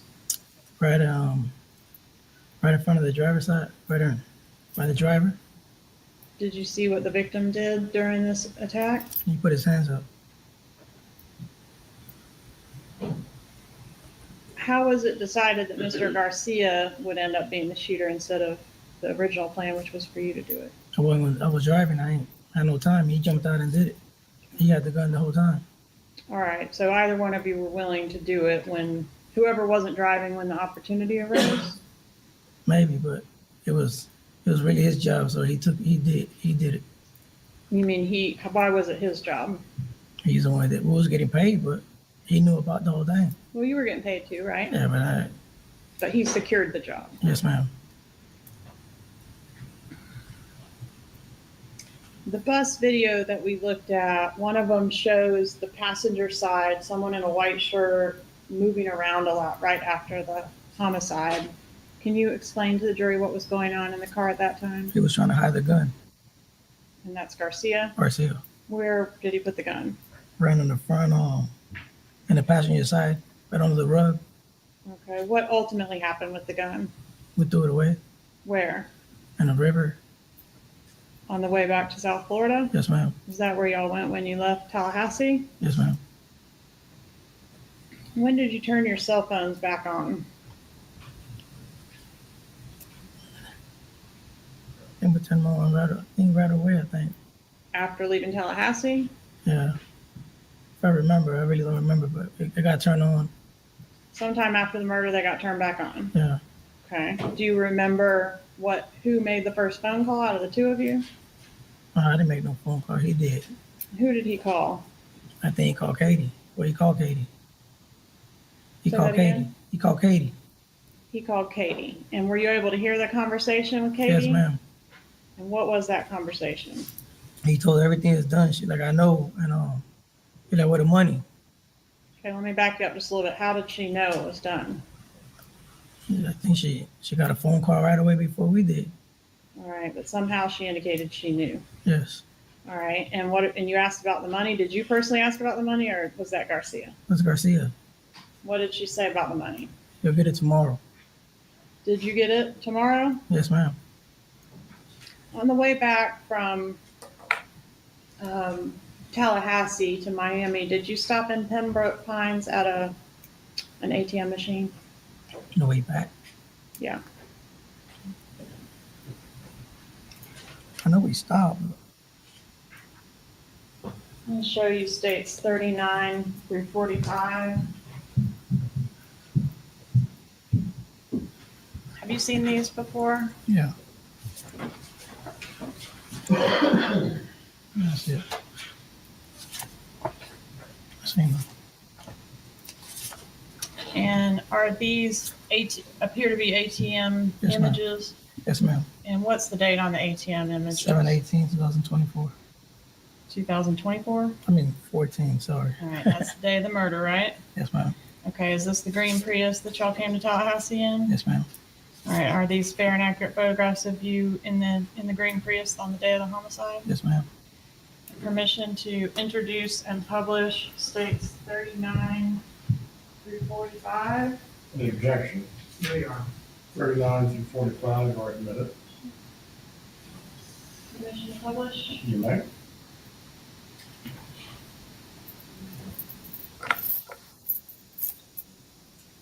Sure.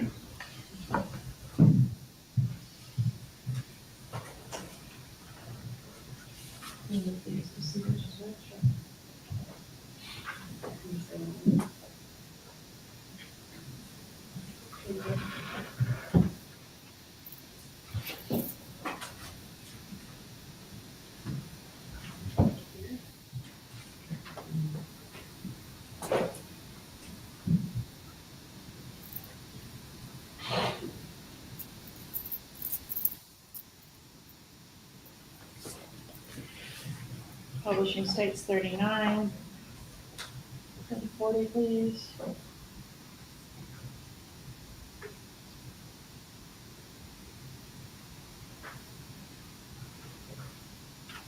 41, please. Make that bigger, please.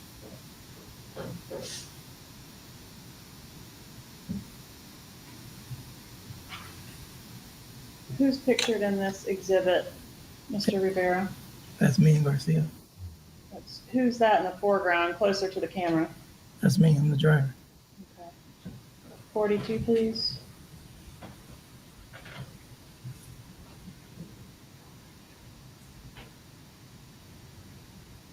Who's that in the passenger seat? Garcia.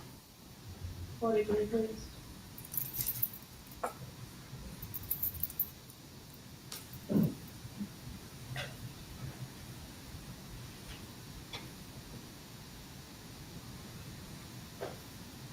And 44.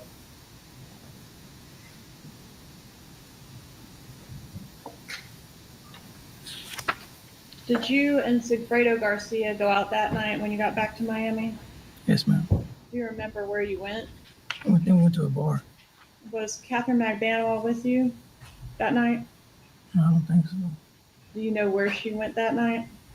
No, I don't know. All right. The next morning, is that when you saw her again? Yes, ma'am.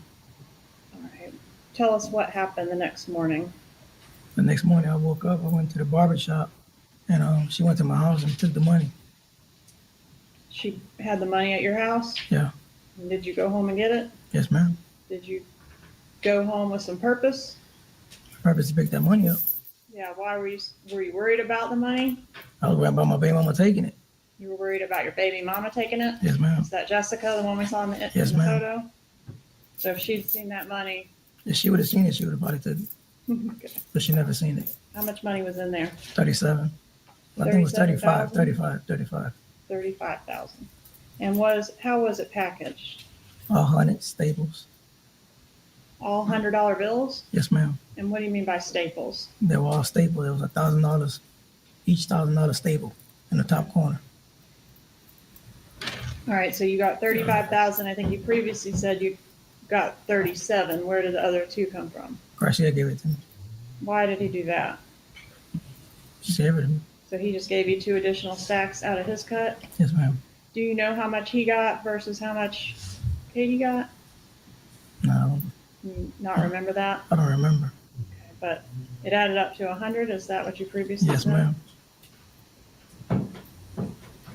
Did you buy anything with your cut of the money? Just a motorcycle.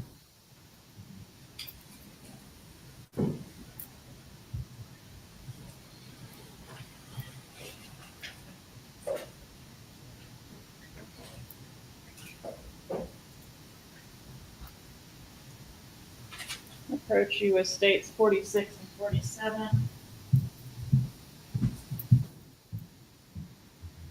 Is that a picture of the motorcycle you bought with the murder money? That's Garcia's. That's Garcia's. What about 47? Is that your motorcycle there? That's mine, yeah. Okay, and this is Garcia. Garcia's. And then what about this Monte Carlo in the background? Did y'all buy that too? That's Garcia's. He got it. Did he buy that with the murder money? Or after the murder? Shortly Yeah. after the murder? Yeah, something like that. All right, are these fair and accurate photos of those vehicles? Yes, ma'am. Judge, at this time, I'd ask to move into evidence states 46 and 47. Any objection? No objection. States 46 and 47 are admitted. I publish 46, Your Honor. You may.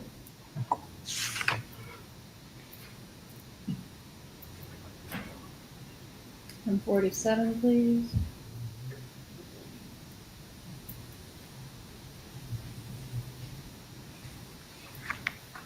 Did you make any changes to your cell phone after the murder? Do you remember? I remember.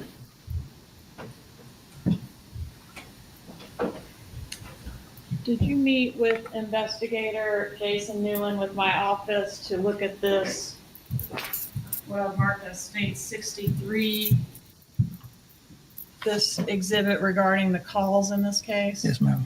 And do these initials next to these calls indicate that you've authenticated the voices that are highlighted? Yes, ma'am. Judge, I'd ask to move into evidence state 63. Any objection? No objection. State 63 is admitted. So you were able to recognize the voices of Katherine Magbanua and Sigfredo Garcia on those recordings? Yes, ma'am.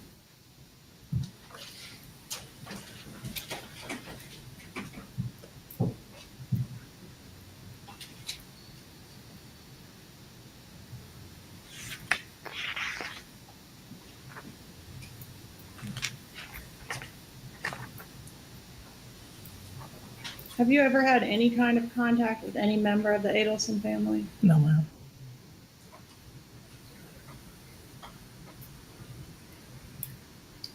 During the time that Katherine Magbanua was dating the dentist, were you around her during that time? I mean, I've seen her a few times. Okay, and what was the context of, like, what was the occasion that you would see her if she was with the dentist? Not with him, but I've seen her when she come live for Garcia. Okay, so if she was doing something related to the kids or something like that? Yeah, that's it. During the times that you saw her while she was dating the dentist, did she ever brag to you about the dentist at all? No, ma'am. Did she ever tell you the dentist has a lot of money? No, ma'am. The dentist has a safe full of cash in his home? No.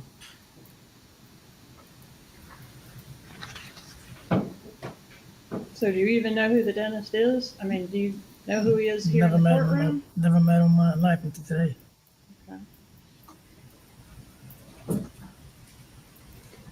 Well, the dentist's lawyers have indicated that you and Garcia got this idea on your own to come to Tallahassee and kill the professor. Is that true? No. Not a good one. Did you kill him and then try to get Katie to blackmail the dentist? No.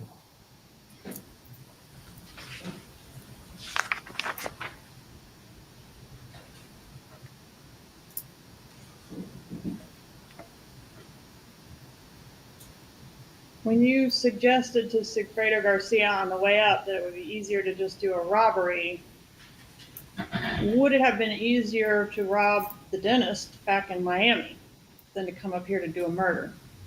I never said nothing about him because I don't know him, but I said, let's go rob the lady. Right. Just like but that. If you had known that it was actually the dentist that had the money, would you have been just as happy to rob the dentist? Absolutely. Would that have been less trouble than coming to Tallahassee to do a murder? Yes, ma'am.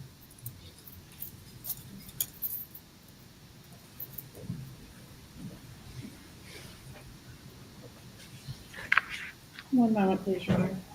Take your time.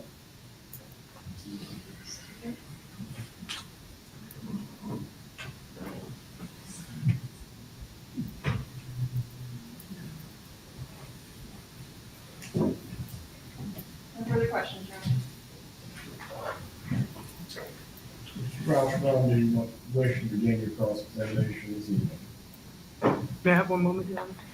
Take your time.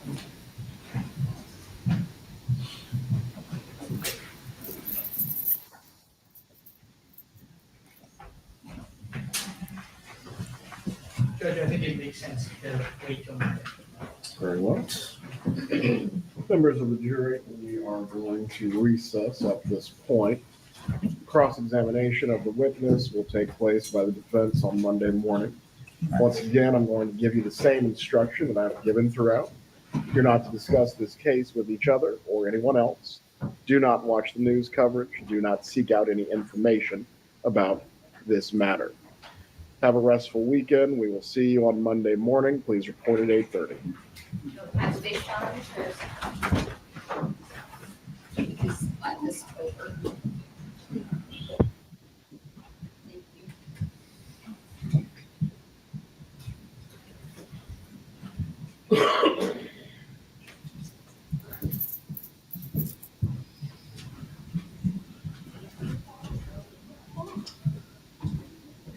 Everyone else can be seated. Do the parties have anything to raise before we go into recess? No, Your Honor. Enjoy your weekend. Mr. Rauschbaum, the juvenile concert awaits. I can't wait.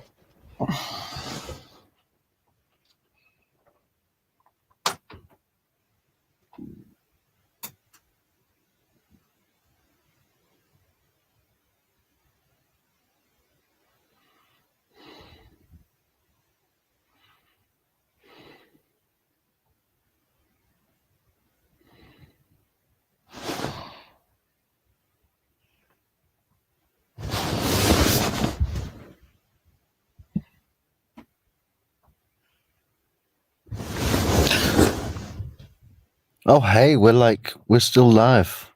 And I just woke up. And there's 27 people in the chat. Crazy. What are y'all doing? And Christina Anderson, here's a rooster.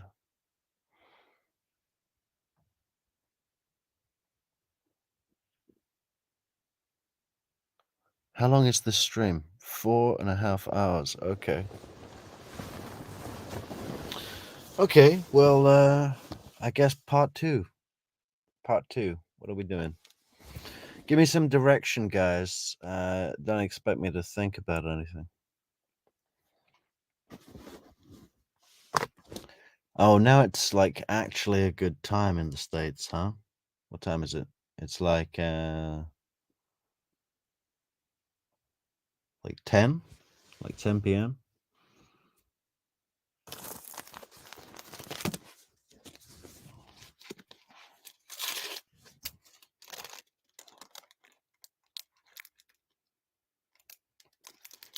I hope that was the dog scratching. Maybe. Where is the dog? Hey, Soap, where are you? Okay. You're on the floor. Hey, Lee has a question. What's the question, Lee?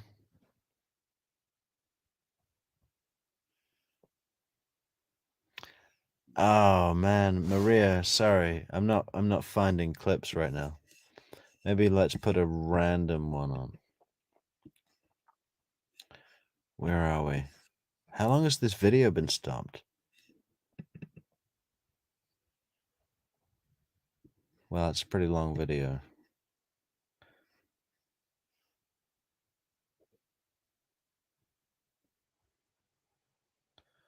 Oh, so even on the West Coast, we're kind of on a pretty good time. Cool. So if I want to take this career seriously, this is the time that I should be running things. That's so weird that there's so many people in the chat and I just woke up.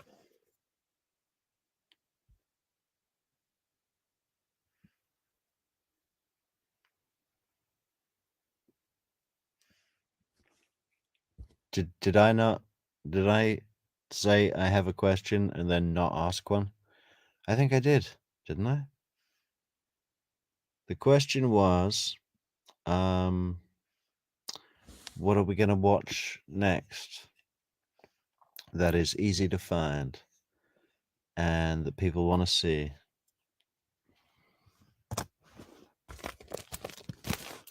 How about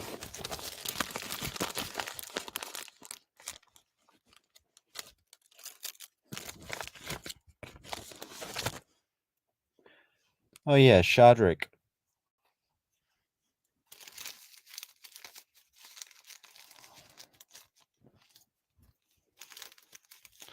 Shadrick was everybody's favorite pissed off witness. Christina, yeah, Shoddrick Nobles was in the chat. No shit. No shit. He came in. We all verified his account. We went to the account. We watched the only video on his account. And it was a picture of him on a, you know, what do you call it? A trash collection truck. Picking up residential trash in Tallahassee.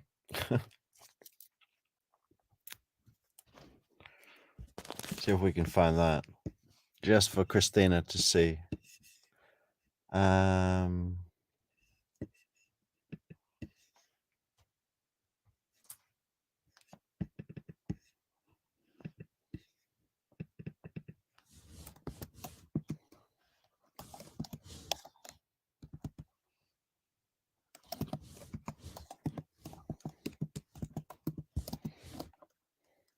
It's not with a K, just Nobles.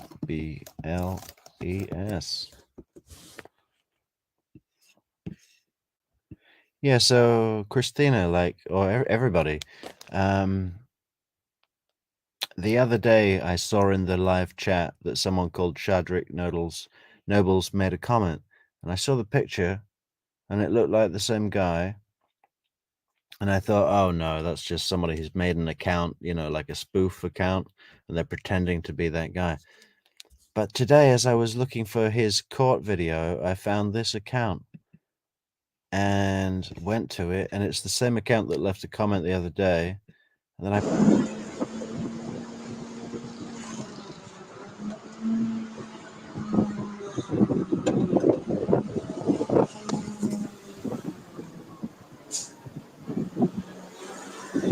Yo, what they talking about? This all hanging out, my dude. Stay in, dude. Believe it.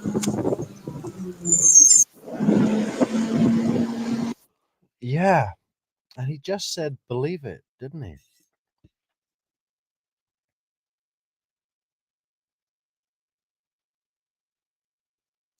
Lee, I am in bed. What are you talking about? You think I fall asleep in a chair? No. And yeah, I'll probably fall asleep again in a second. But we should watch a video together. There's still so many people in the chat. I think there's more now than when I was awake.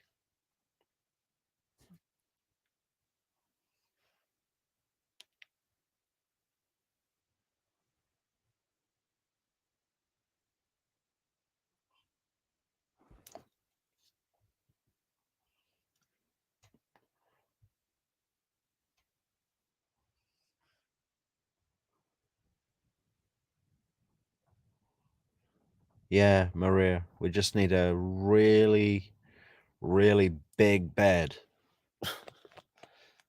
Yeah, we did Ryan Fitzpatrick as well. Oh, Christina, you missed such a show.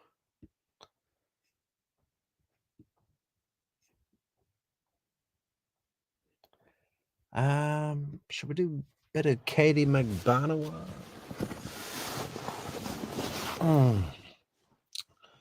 Rabbit kept telling me to do Stephen somebody. But I couldn't even remember that, you know, from the 19 times that I've watched the trial already.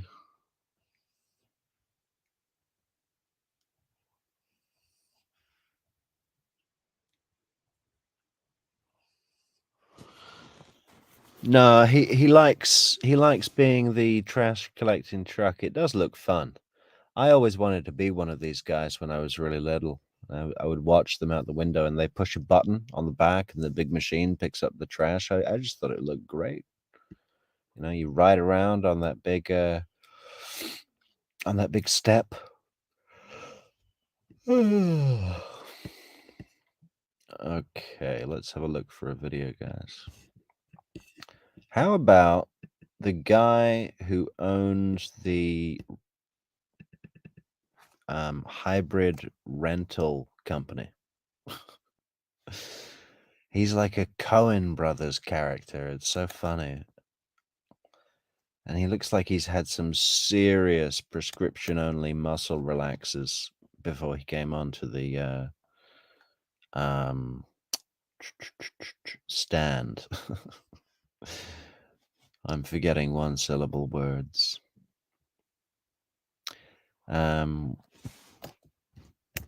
Dan Markel trial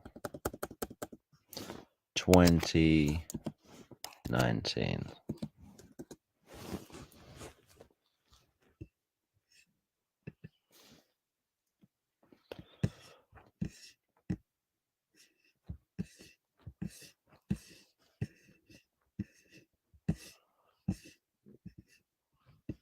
Oh, now I remember. It was Jeff Lacasse 2023 that we were watching when I dozed off.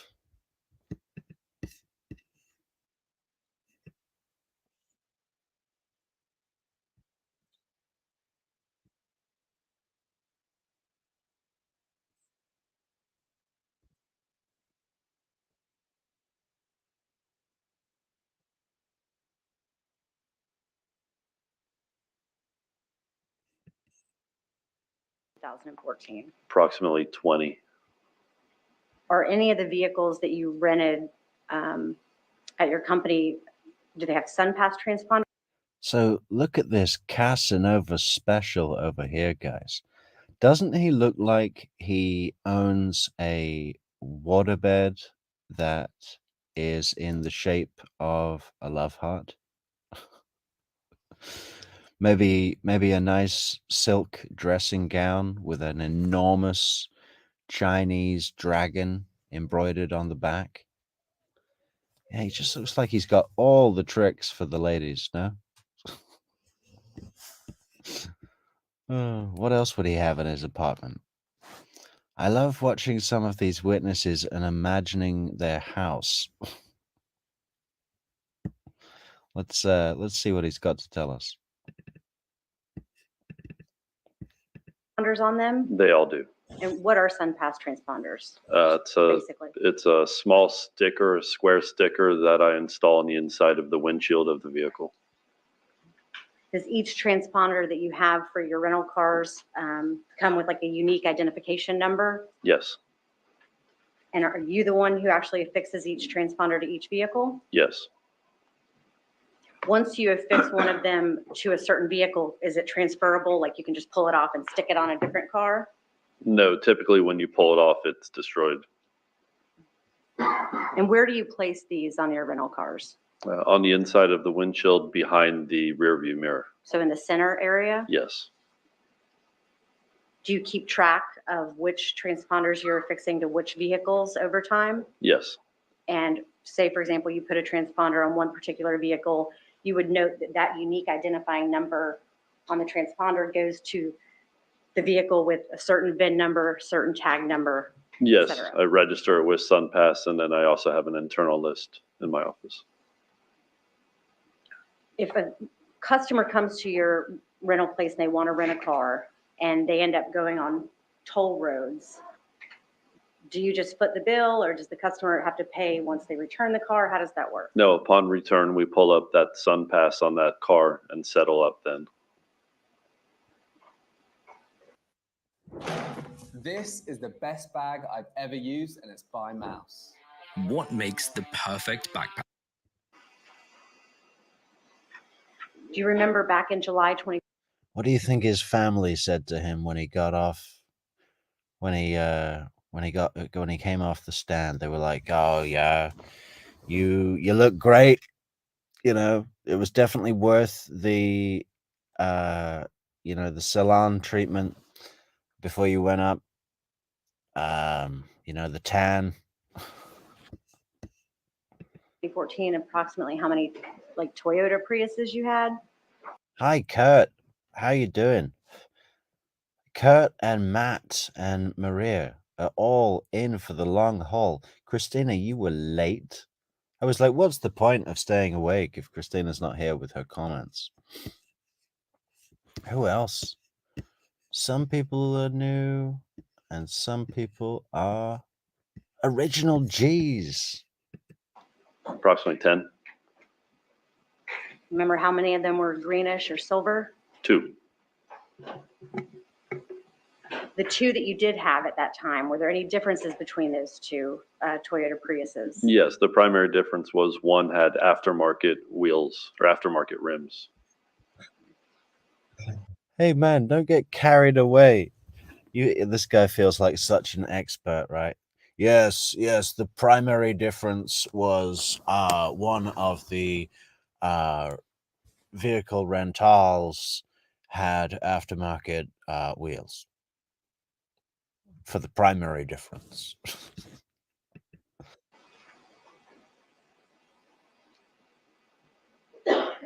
Did your company rent? Tells all his friends, yes. Trip to Tallahassee this week. They're calling me in. Expert testimony. One of those Toyota Priuses to a Luis Rivera back in July of 2014? Yes. And is there a contract that documents that rental agreement between your company and Mr. Rivera? Yes. May I approach, Your Honor? You may. I'm confused from the chat, guys. Can people not hear me or something? How do I test that? Okay, I'm gonna say a phrase and then someone type it in the chat. Hand grenade is I can't think of a phrase. You must be able to hear me. Let me see.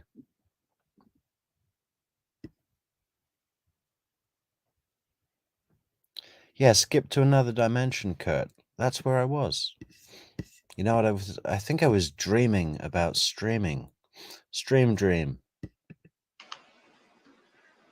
I'm showing you what's already in evidence as State Exhibit 82. Is that the rental agreement between Save Gas, which you previously mentioned was hybrid, and Luis Rivera? Yes.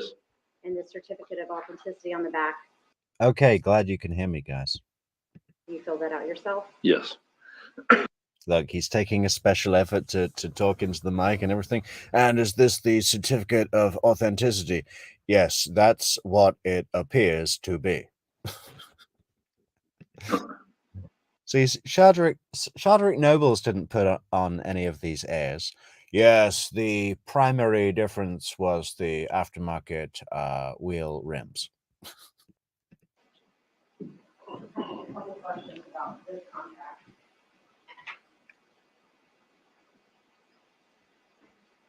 Yeah, he's scratching the only part of his face that he shaved today, the upper lip. That'll be itchy, huh? Let me first ask you, with this, Hey Lee, why do people get so worried about me when I fall asleep? I mean, I don't like that I fall asleep. I feel like it's really unprofessional and I let you all down, and it's an example about how much I suck and how much I'm talentless. But, you know, I'm back now and we're making up for it. I guess I'm going to have to edit out the sleep part in the saved version. the Toyota Prius that was rented to Mr. Rivera, was this the one with the aftermarket rims or without the aftermarket? Without. So they would just be the normal standard wheels on a car. Correct. Stock from the factory. Is this contract, let me push up a little bit.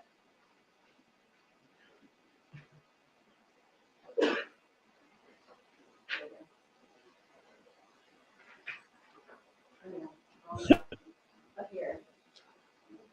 That, yeah, Matt Taormina, that's the only phrase I managed to get out. I actually quite like it. It's almost like one of those phrases from Socrates or Plato or Aristotle. Hand grenade is, and then, you know, nothing. Hand grenade is. Does this contract indicate that there were tolls that were That's another t-shirt, guys. Where's my whiteboard? Hand grenade is. on return vehicles? Yes.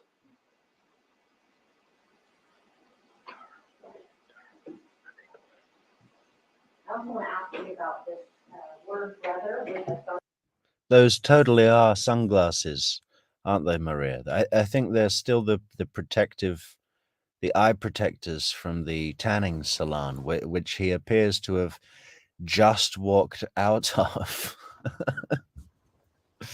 Look at this guy. He's been pruned. What is the word? You know, he's had a whole day of health and beauty before he's come on here. Bought himself a new suit. Number next to it at the top of the agreement. Do you recognize that handwriting? Yes. How do you recognize it? That's my handwriting. Okay, and did you fill out this contract? No. You wrote the one indication, the 786-372-5986 number. Yes. Do you recall why you wrote that on the agreement? Yeah, as the owner of Christina Anderson says, this is the kind of old dude who goes to Grateful Dead cover band shows and tries to pick up 26-year-olds.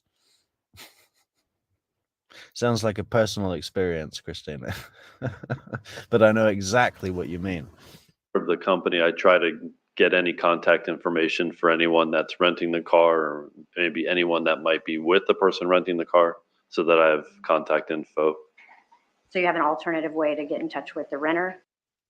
He's like at the cover show concert and he's talking to the 26-year-old. He's got a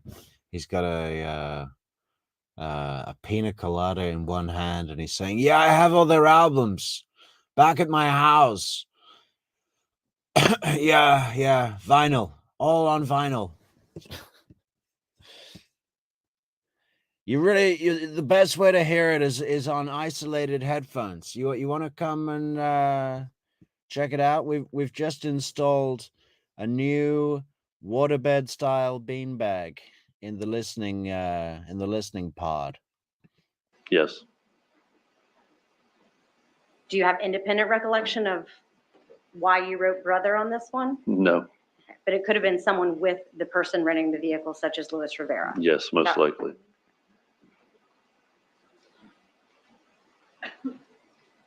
We talked about the Prius that was rented in this particular contract not having aftermarket rims. It had the standard manufacturer's rims on it. Do you remember if it had any replacement parts on it? Yeah, Christina, did you ever see the picture of the rental place, the business? It's just someone's lawn with like 15 Priuses on the front lawn. You know, just with a garden gate, just like it's like an overgrown lawn with like an infestation of Priuses right on the lawn. That's it. Simple, basic house, 15 Priuses on the lawn, garden gate. Yes, I remember this car had a black passenger side mirror. Why did it have that? I'm sure at some rental it got wrecked. Does that happen Taken. a lot? Yes. And do you keep on stock replacement parts when a vehicle comes back damaged? I have some parts on stock. If not, there's aftermarket parts that are readily available. Okay, and do you, if you were replacing a side mirror, what color are those replacement ones? You may have said. Black. Black. Do you always paint them to match the remaining body of the car?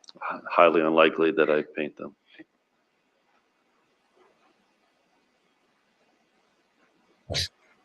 What about toe clips to your, did either of these vehicles, meaning the Prius, the Toyota Priuses, did either of them have toe clips on the car?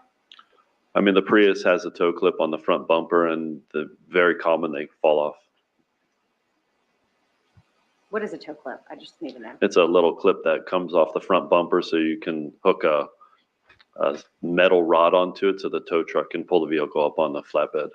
Okay, and they have covers over them? They do have a little square cover. And those covers are the things that fall off a lot of the Yes. time. What about GPS trackers? Do any of your cars have GPS monitors Yes, on they them? they all do. I know, Christina. He's a really important guy. You know, he's probably the only one of his family that owns a business. Everybody else, all his brothers, they're in jail. And, you know, this guy's straight and clear. Do you use a certain company to monitor the vehicle's locations via the global positioning system? And which company is that? Spirion. Do you know how frequently the GPS trackers track the location of the rental cars? Yes, it automatically tracks itself once a day. Like once every 25 Every hours? 24 hours, give or take.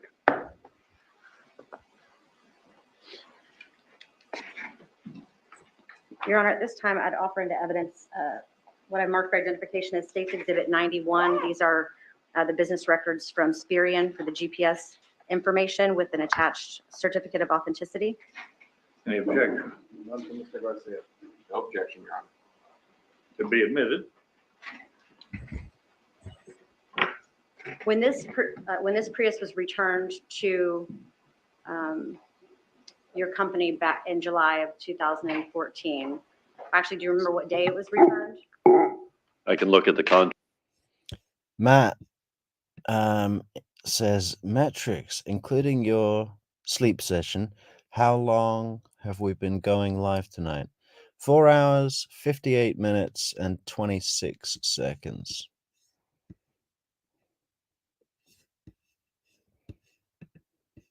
Contract and tell you it's probably on the bottom of the contract. Can you see it there? Yes. Okay, what day was it returned? So typically it'd be July 21st, the bottom right. Okay. And when the vehicle was returned, did you notice any damage to it? I did not notice any damage. Tell the jury about when a vehicle is returned. Do you thoroughly clean the vehicle from top to bottom and examine it in great detail? Being a small company, I do not thoroughly clean the vehicles. Okay, do you strike that? Unless they're destroyed, I would notice that, but otherwise they come in the way they go out. So your turnaround process is minimal as far as cleaning or Yes. repairing anything. Do you still own that Prius? No. What did you? Am I losing my mind? Or if you took this guy's hair away, took his beard away, put him in a polo shirt, would it not be Patrick Sanford? They could be brothers. What did you do with it? I sold it. To whom? I don't recall who I sold it to. Do you recall about when you sold it? No.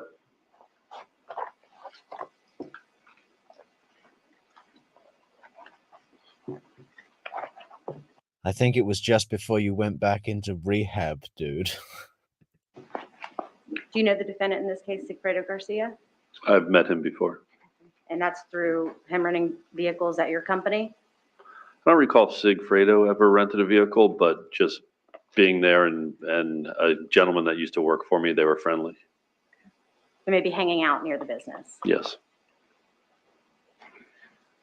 At some point, once TPD began the investigation in this murder case. Oh, so he actually knows Sigfredo on a semi-personal level, huh? I'd forgotten about that.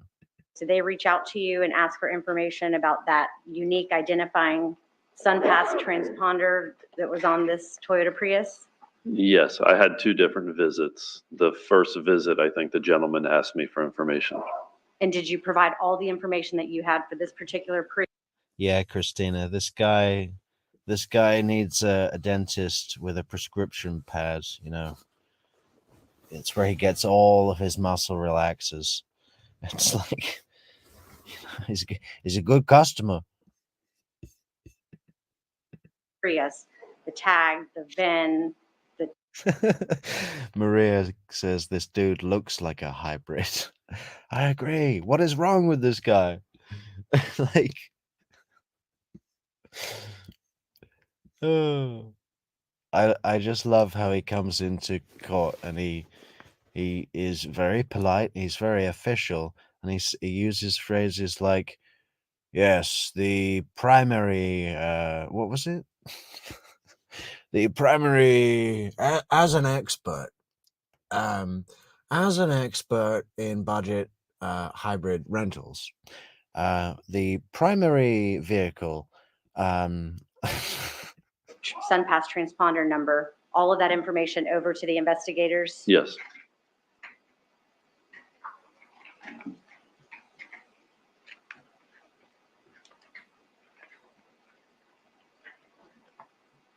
All right, thank you. I have no further questions. Russ?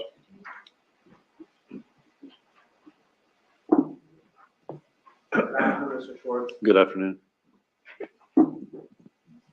Do you recall, or were you working that day that the Prius was rented?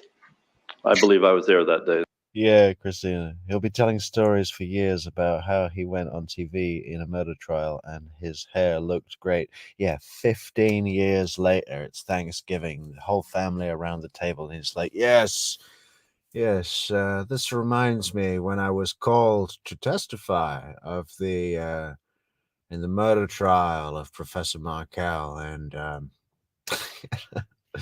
the lawyer on direct testimony, just every occasion. And then cut forward another 5 years after that. I don't know. It's he's attending his son's swim meet, and he's clapping because his son is winning, and he says to his wife, "Yes, you see, this is just like when I was testifying in the murder trial for Professor Markel. I traveled to Tallahassee to be an expert." And that's why my handwriting would be on the application. And you indicated that you're the one that wrote brother and the phone number at the top portion of the contract. Is that correct? That's my handwriting, yes. And is it your, I'm sorry, I didn't mean to cut you off. You said that was your handwriting? Yes, sir.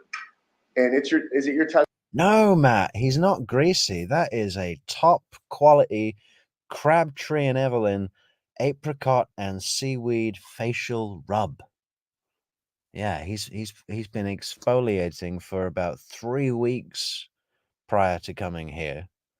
That skin is in tip-top condition. I mean, It's like it's just that's not grease. It's health. That is the glow of health. Testimony that Sigfredo Garcia entered the car rental area with Luis Rivera? No. Luis Rivera went in by himself. Yes, as far as I know. Did you know who Luis Rivera was from the past? I don't know if I had any previous interactions with him. Did you know who he was? I rented a vehicle to him, so I met him at that time.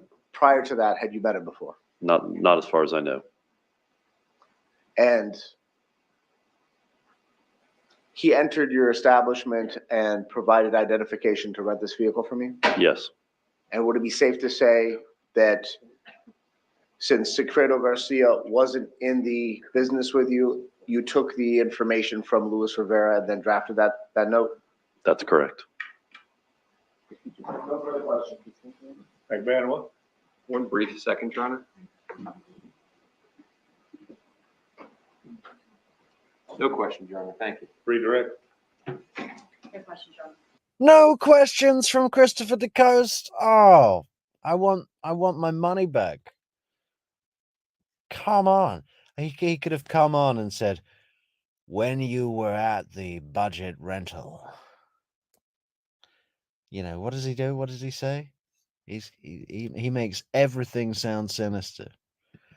Are you telling this jury that the boss of the Latin Kings took orders from a woman?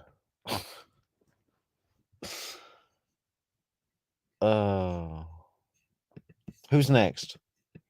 Any juror have a question at this point? All right, you can step down. We need to keep him any further? No, sir. Do I need him?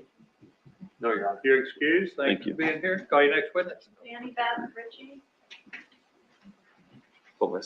Wow, I think he spent more time in the salon, huh?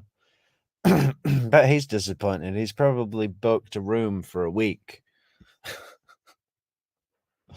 You know. Yeah, they might call me back to the stand for my important testimony. Feeling. He's going to be pretending to his wife that they still need him. Phoning home saying, yeah. Oh, long day today, long day. Back again tomorrow. Yep. First thing, testify. More questions. More questions.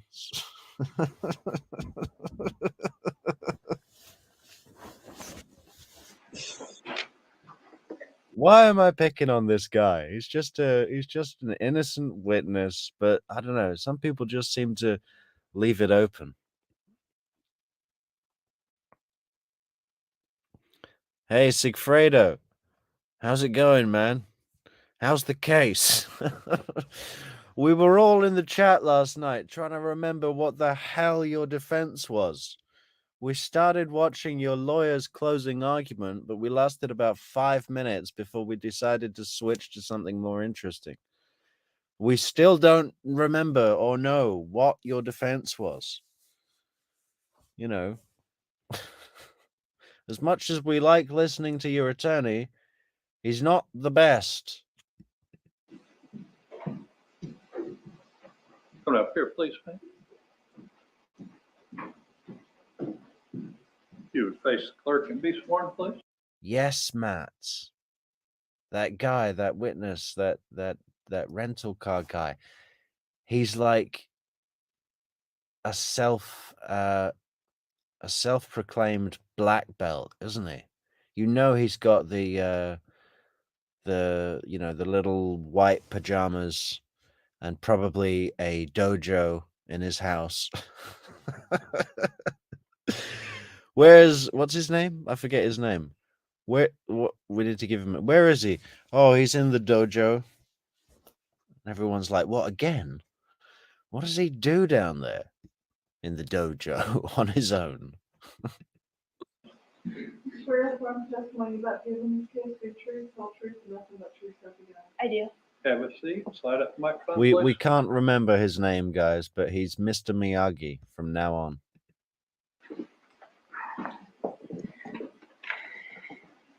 Please introduce yourself and spell your name. My name is Elizabeth Ritchie, Elizabethricchey. And do you go by Danny Beth as well? I do. All right. And how are you employed, Ms. Ritchie? I work for the Florida Department of Law Enforcement. How long have you worked? Danny Beth. But why do you go by Danny Beth? What was her full name? My name is Elizabeth Ritchie, My name is Elizabeth Ritchie, but I also go by Danny Beth. What is going on?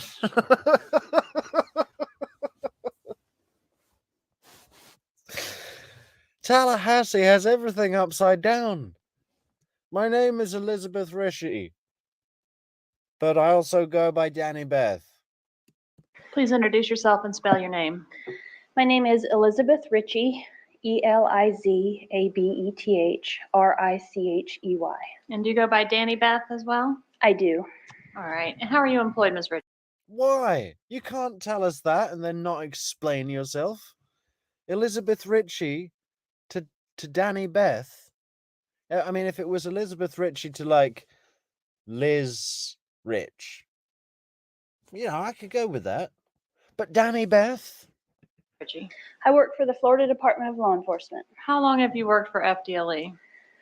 I've worked for FDLE since 2007. I've been in the firearms section since 2009 and in my current position as a crime laboratory analyst since 2012. What are your duties as a crime lab analyst? My primary responsibilities are to compare fired components, so things like bullets, cartridge cases, and shot shells, and examine them and compare them to suspect firearms to see if they were fired from a specific firearm. If no firearm is available, then I will try to determine if the components were fired from the same firearm or different firearms. And what training and education do you have to perform those types of analyses? Well, first, to be hired with FDLE, you have to have at least a bachelor's of science in some sort of laboratory science. I have a bachelor's of science in marine science with Jacksonville University. When I was promoted to my crime laboratory analyst position, I went through FDLE's 18-month training program. The first 12 months of that program is spent basically in book work, practical exercises, and examinations. And it covers the history and development of firearms, firearms identification, tool mark analysis, ammunition, serial number restoration, and it also included tours of firearms manufacturers as well as a gunpowder manufacturer. Now, that could sound really boring or really cool, actually. I don't know. What do you think in the comments, guys? That training.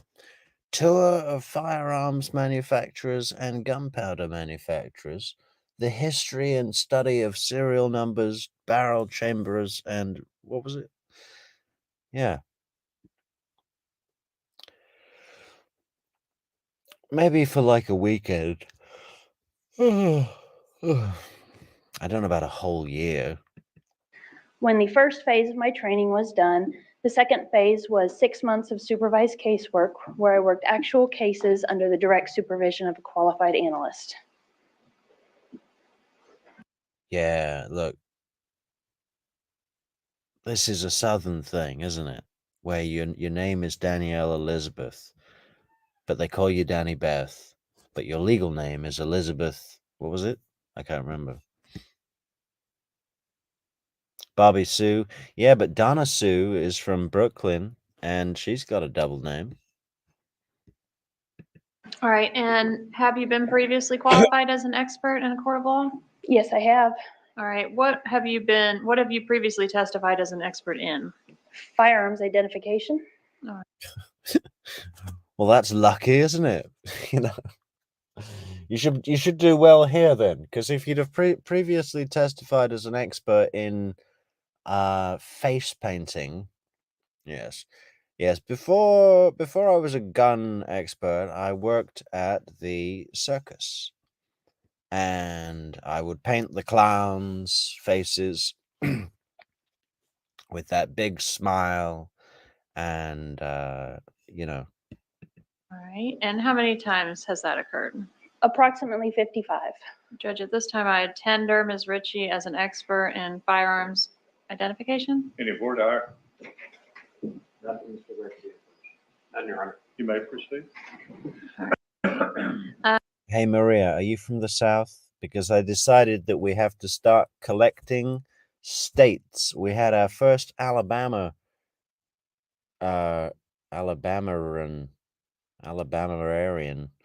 yesterday, but let's try and do them in my head. Obviously, we've got California, New York, Florida, but we've also got oh, you're from Tallahassee? Sweet. But not the Northeast of Tallahassee. Yeah, what have we got? We got Florida, New York, California, Alaska, Alabama. I'm sure I've seen someone from Mississippi, Texas. I'm sure I've seen Indiana. I think that's it. But I need to get a map and start crossing them off. We need to get all 50. What do you think the last one is going to be? The one that's really hard to get.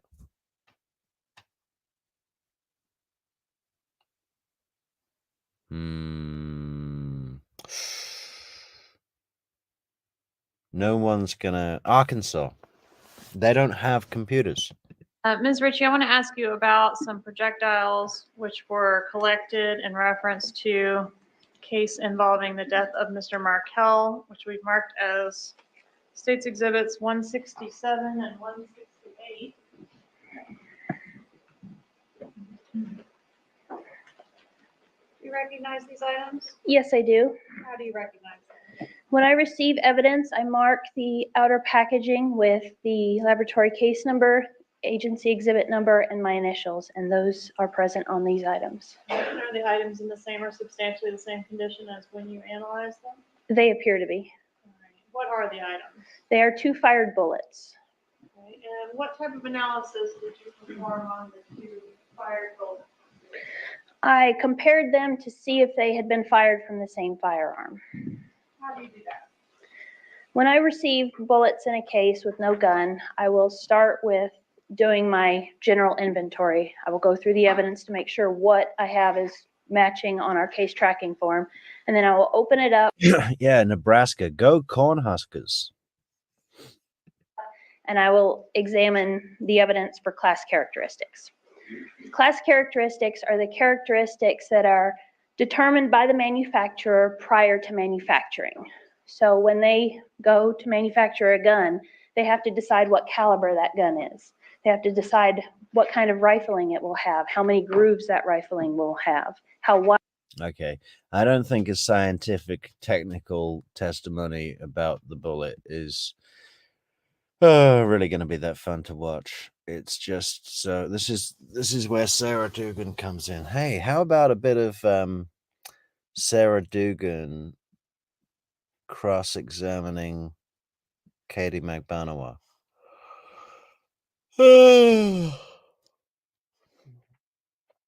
Or maybe we should save that for when we have more time.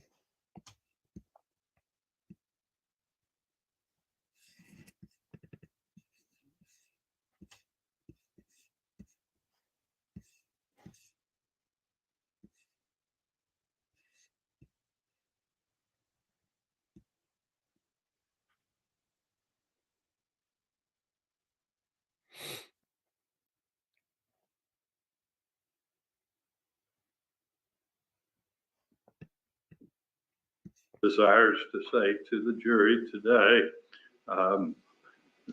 Garcia had not deposed him before, hadn't reviewed the prior.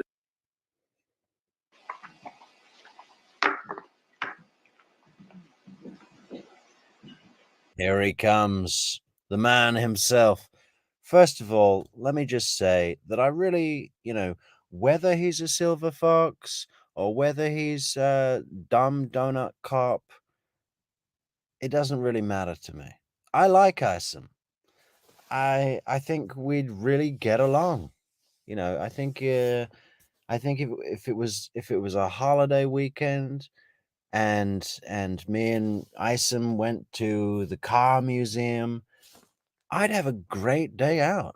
You know, he'd be running around like a kid in a candy store, just, you know, saying all the information about cars. He'd be like running up to this old Plymouth and he'll be like, yeah, look at this, 1978, the only model to be released with positive traction and an independent rear suspension. The ignition timing is set exactly 3 degrees above top dead center. And I'd be like, okay, Isom, we spent half an hour on the freaking Dart Swinger, okay? Let's go. Gift shop now. Anyway, you know, and I think, you know, I bet he's a really nice guy. I bet he treats his wife like a fucking queen, you know, really good to his wife, the grandkids, Uncle Isom. But when it comes to his work as a cop, is it terrible? Is it great? We don't know. And if we don't know, isn't that in itself great? You know, talk about keeping it to your chest. I've spent, what year are we? I must have spent 5 years with this man in one way or another on the screen, and I still don't know what he's up to. That's got to be a good quality as a cop, right?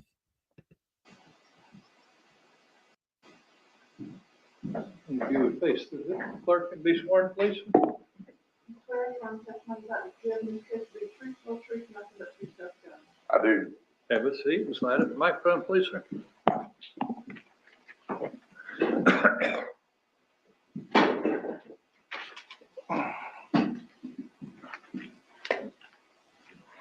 Please introduce yourself and spell your name. Craig Isom, Craig.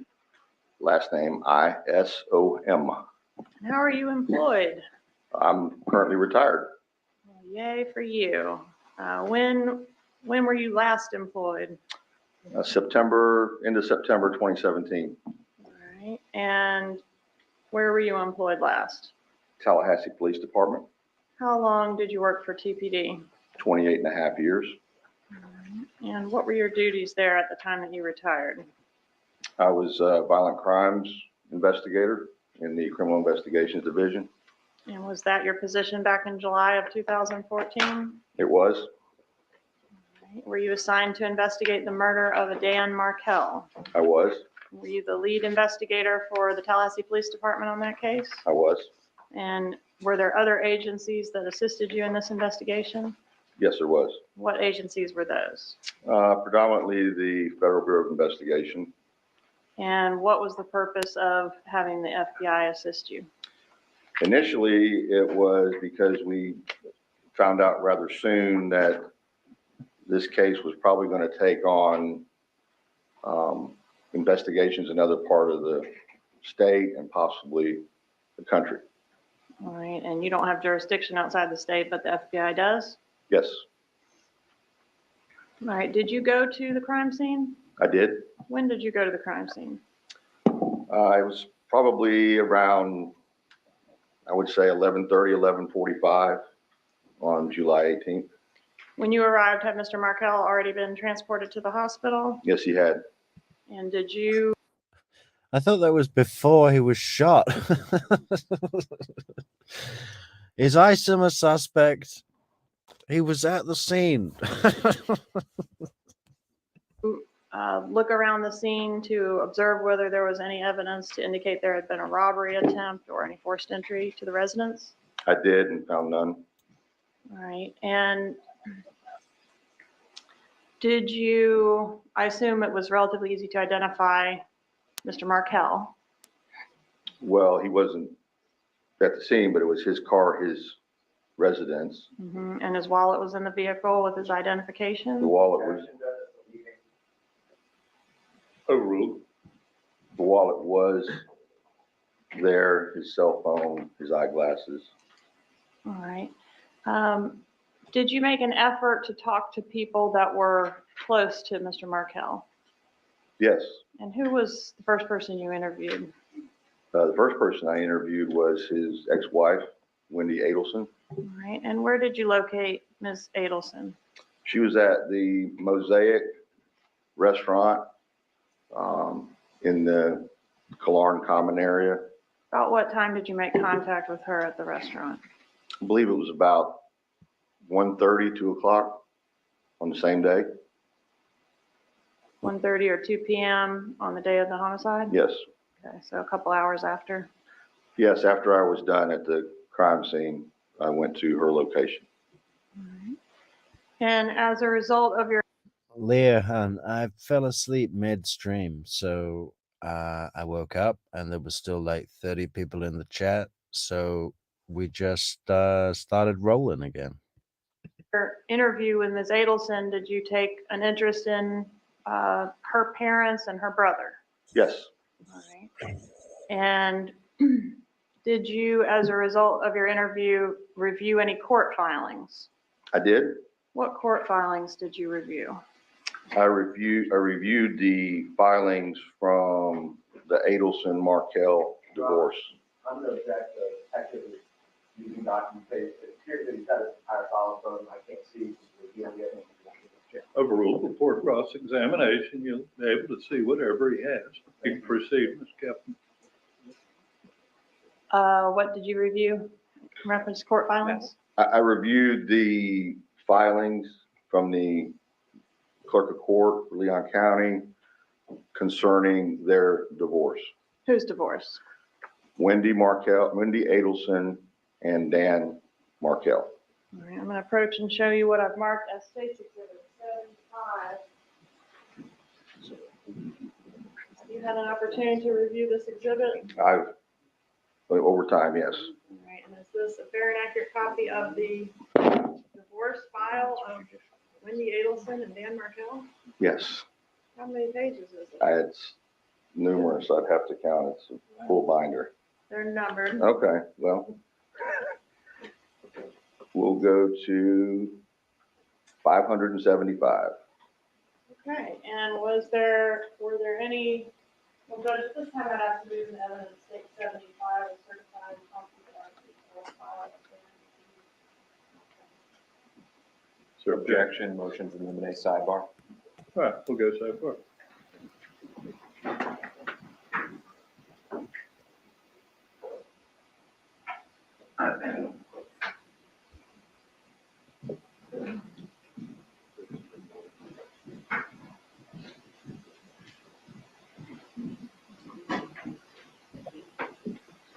So, subject to my ruling at sidebar, I'm admitting State's Exhibit 75.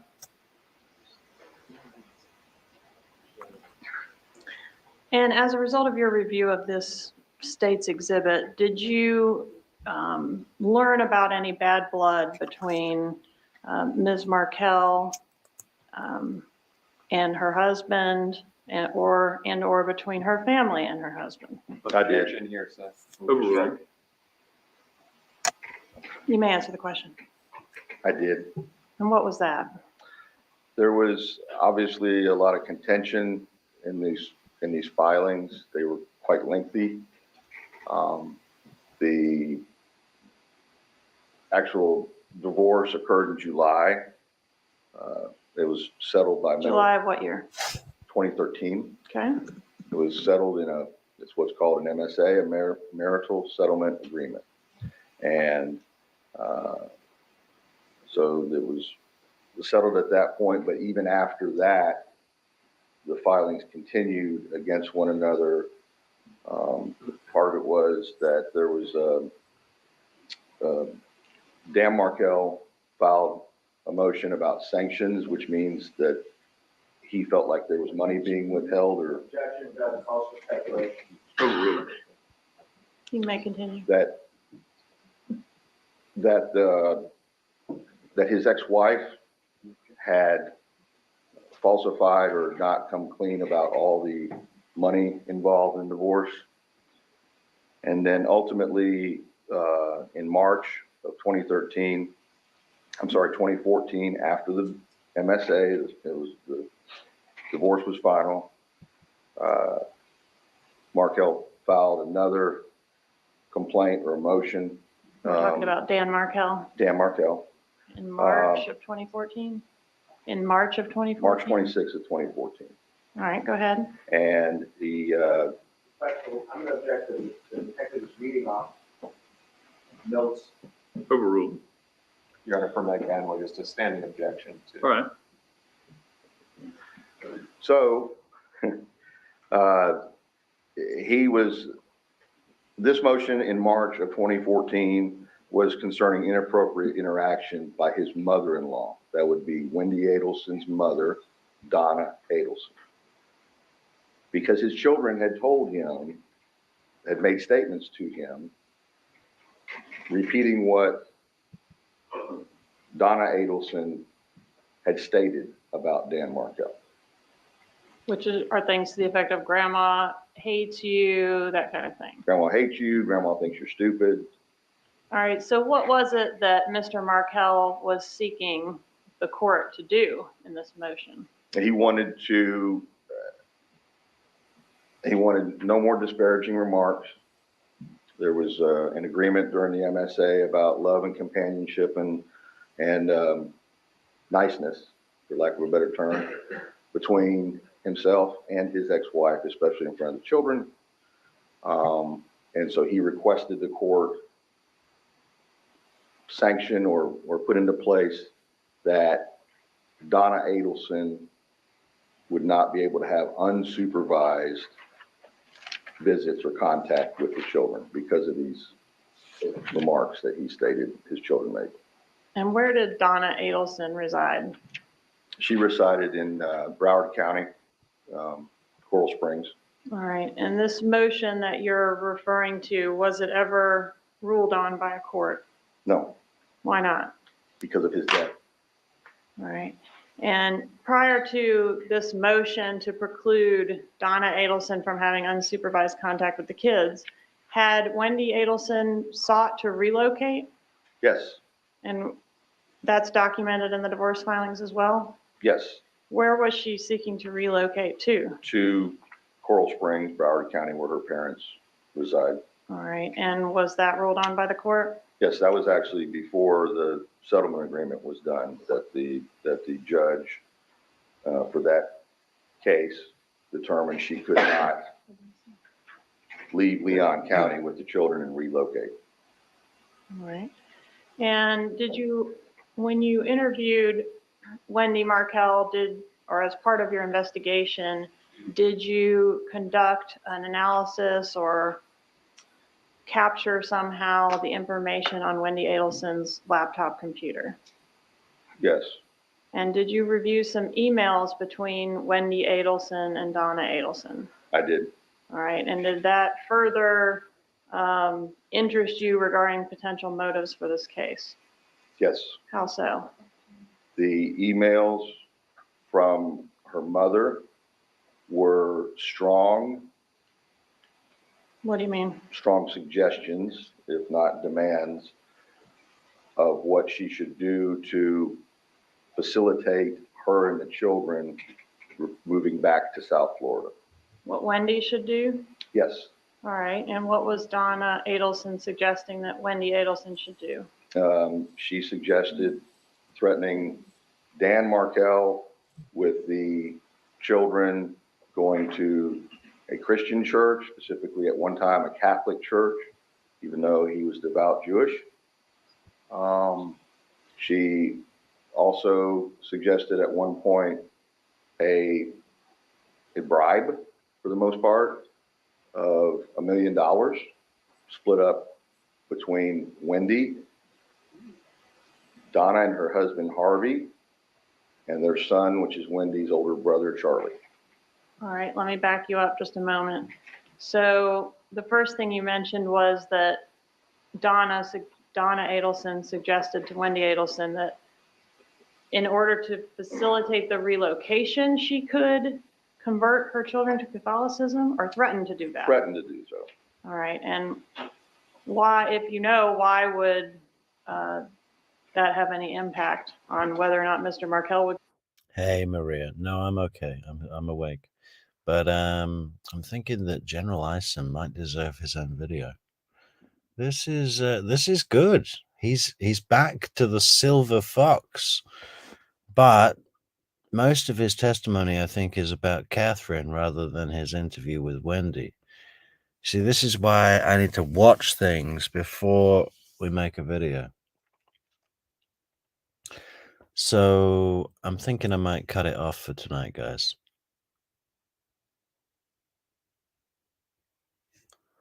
Yeah. Yeah, we might. Let's just let this play out for a little bit more. See what Consent to letting his I'll children go sustain to South objection Florida. That question, Objection, speculation for the record. sustained. Okay. All right, so she suggests that Wendy Adelson could convert her children to Catholicism or threaten to do so. Yes, And she suggests a bribe to Dan Markel. Objection leaving. Overruled. yes. And To offer when him you money. say, Yeah, Matt. I used to call Isom desk lunch, because he's always eating his lunch in the office at his desk.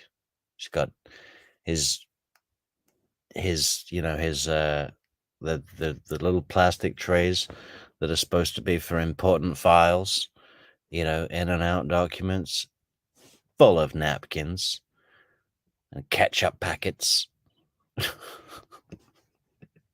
split up between, what do you mean by that? It's split up three ways is how the email reads, is that Wendy would supply $333,000 in change.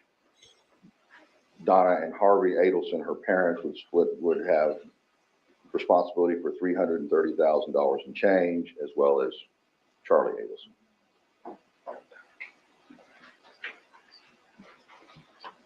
Yeah, but Isom, how much would Charlie have to pay? I just want him to say $333,000 in change, and then they would pay $333,000 in change, and then Charlie would pay $333,000 in change. Why don't you just say $333,000? Did Wendy Adelson stand to gain anything financially from the death of Dan Markel? Yes, my understanding, it's a very, it's a lot, but my best understanding of the situation that Daniel Markel had set up was that he had a large life insurance policy for $2 million. Objection, Judge. Sustained. All right, so And care to be heard. There was no timely objection. I'll overrule that request. okay, so I'll just ask her about that. I'll move on. Attempts to interview the Adelsons. Tell us about your attempts to interview Harvey and Donna Adelson. Daniel Markel was shot on July 18th, which was a Friday, just before 11 a.m. He subsequently passed on in the wee hours just after midnight, my understanding, on July 19th, which was Saturday morning. There was a memorial service the very next day on Sunday morning at Shamra Torah Synagogue on Cary Forest Parkway. I attended that service. I went to that service. And while I was there, after the service was completed, I was approached by who introduced me. I was approached by a woman who introduced me as her name being Donna Adelson. We exchanged greetings, and she... Objection here, sir. Let's go sidebar, please. Investigator Isom, or Mr. Isom now, did you request the woman that introduced herself to you as Donna Adelson, did you request for she and her husband to come to the police station to be interviewed by you? Yes. And did they ever do that? No. All right. And after your initial interview with Wendy Adelson, were you ever able to reach her again? I attempted on the Monday following the Sunday memorial service. All right. And she basically hung up on you, is that correct? Yes, Okay. And then was that your last contact with Wendy Adelson? yes. All right.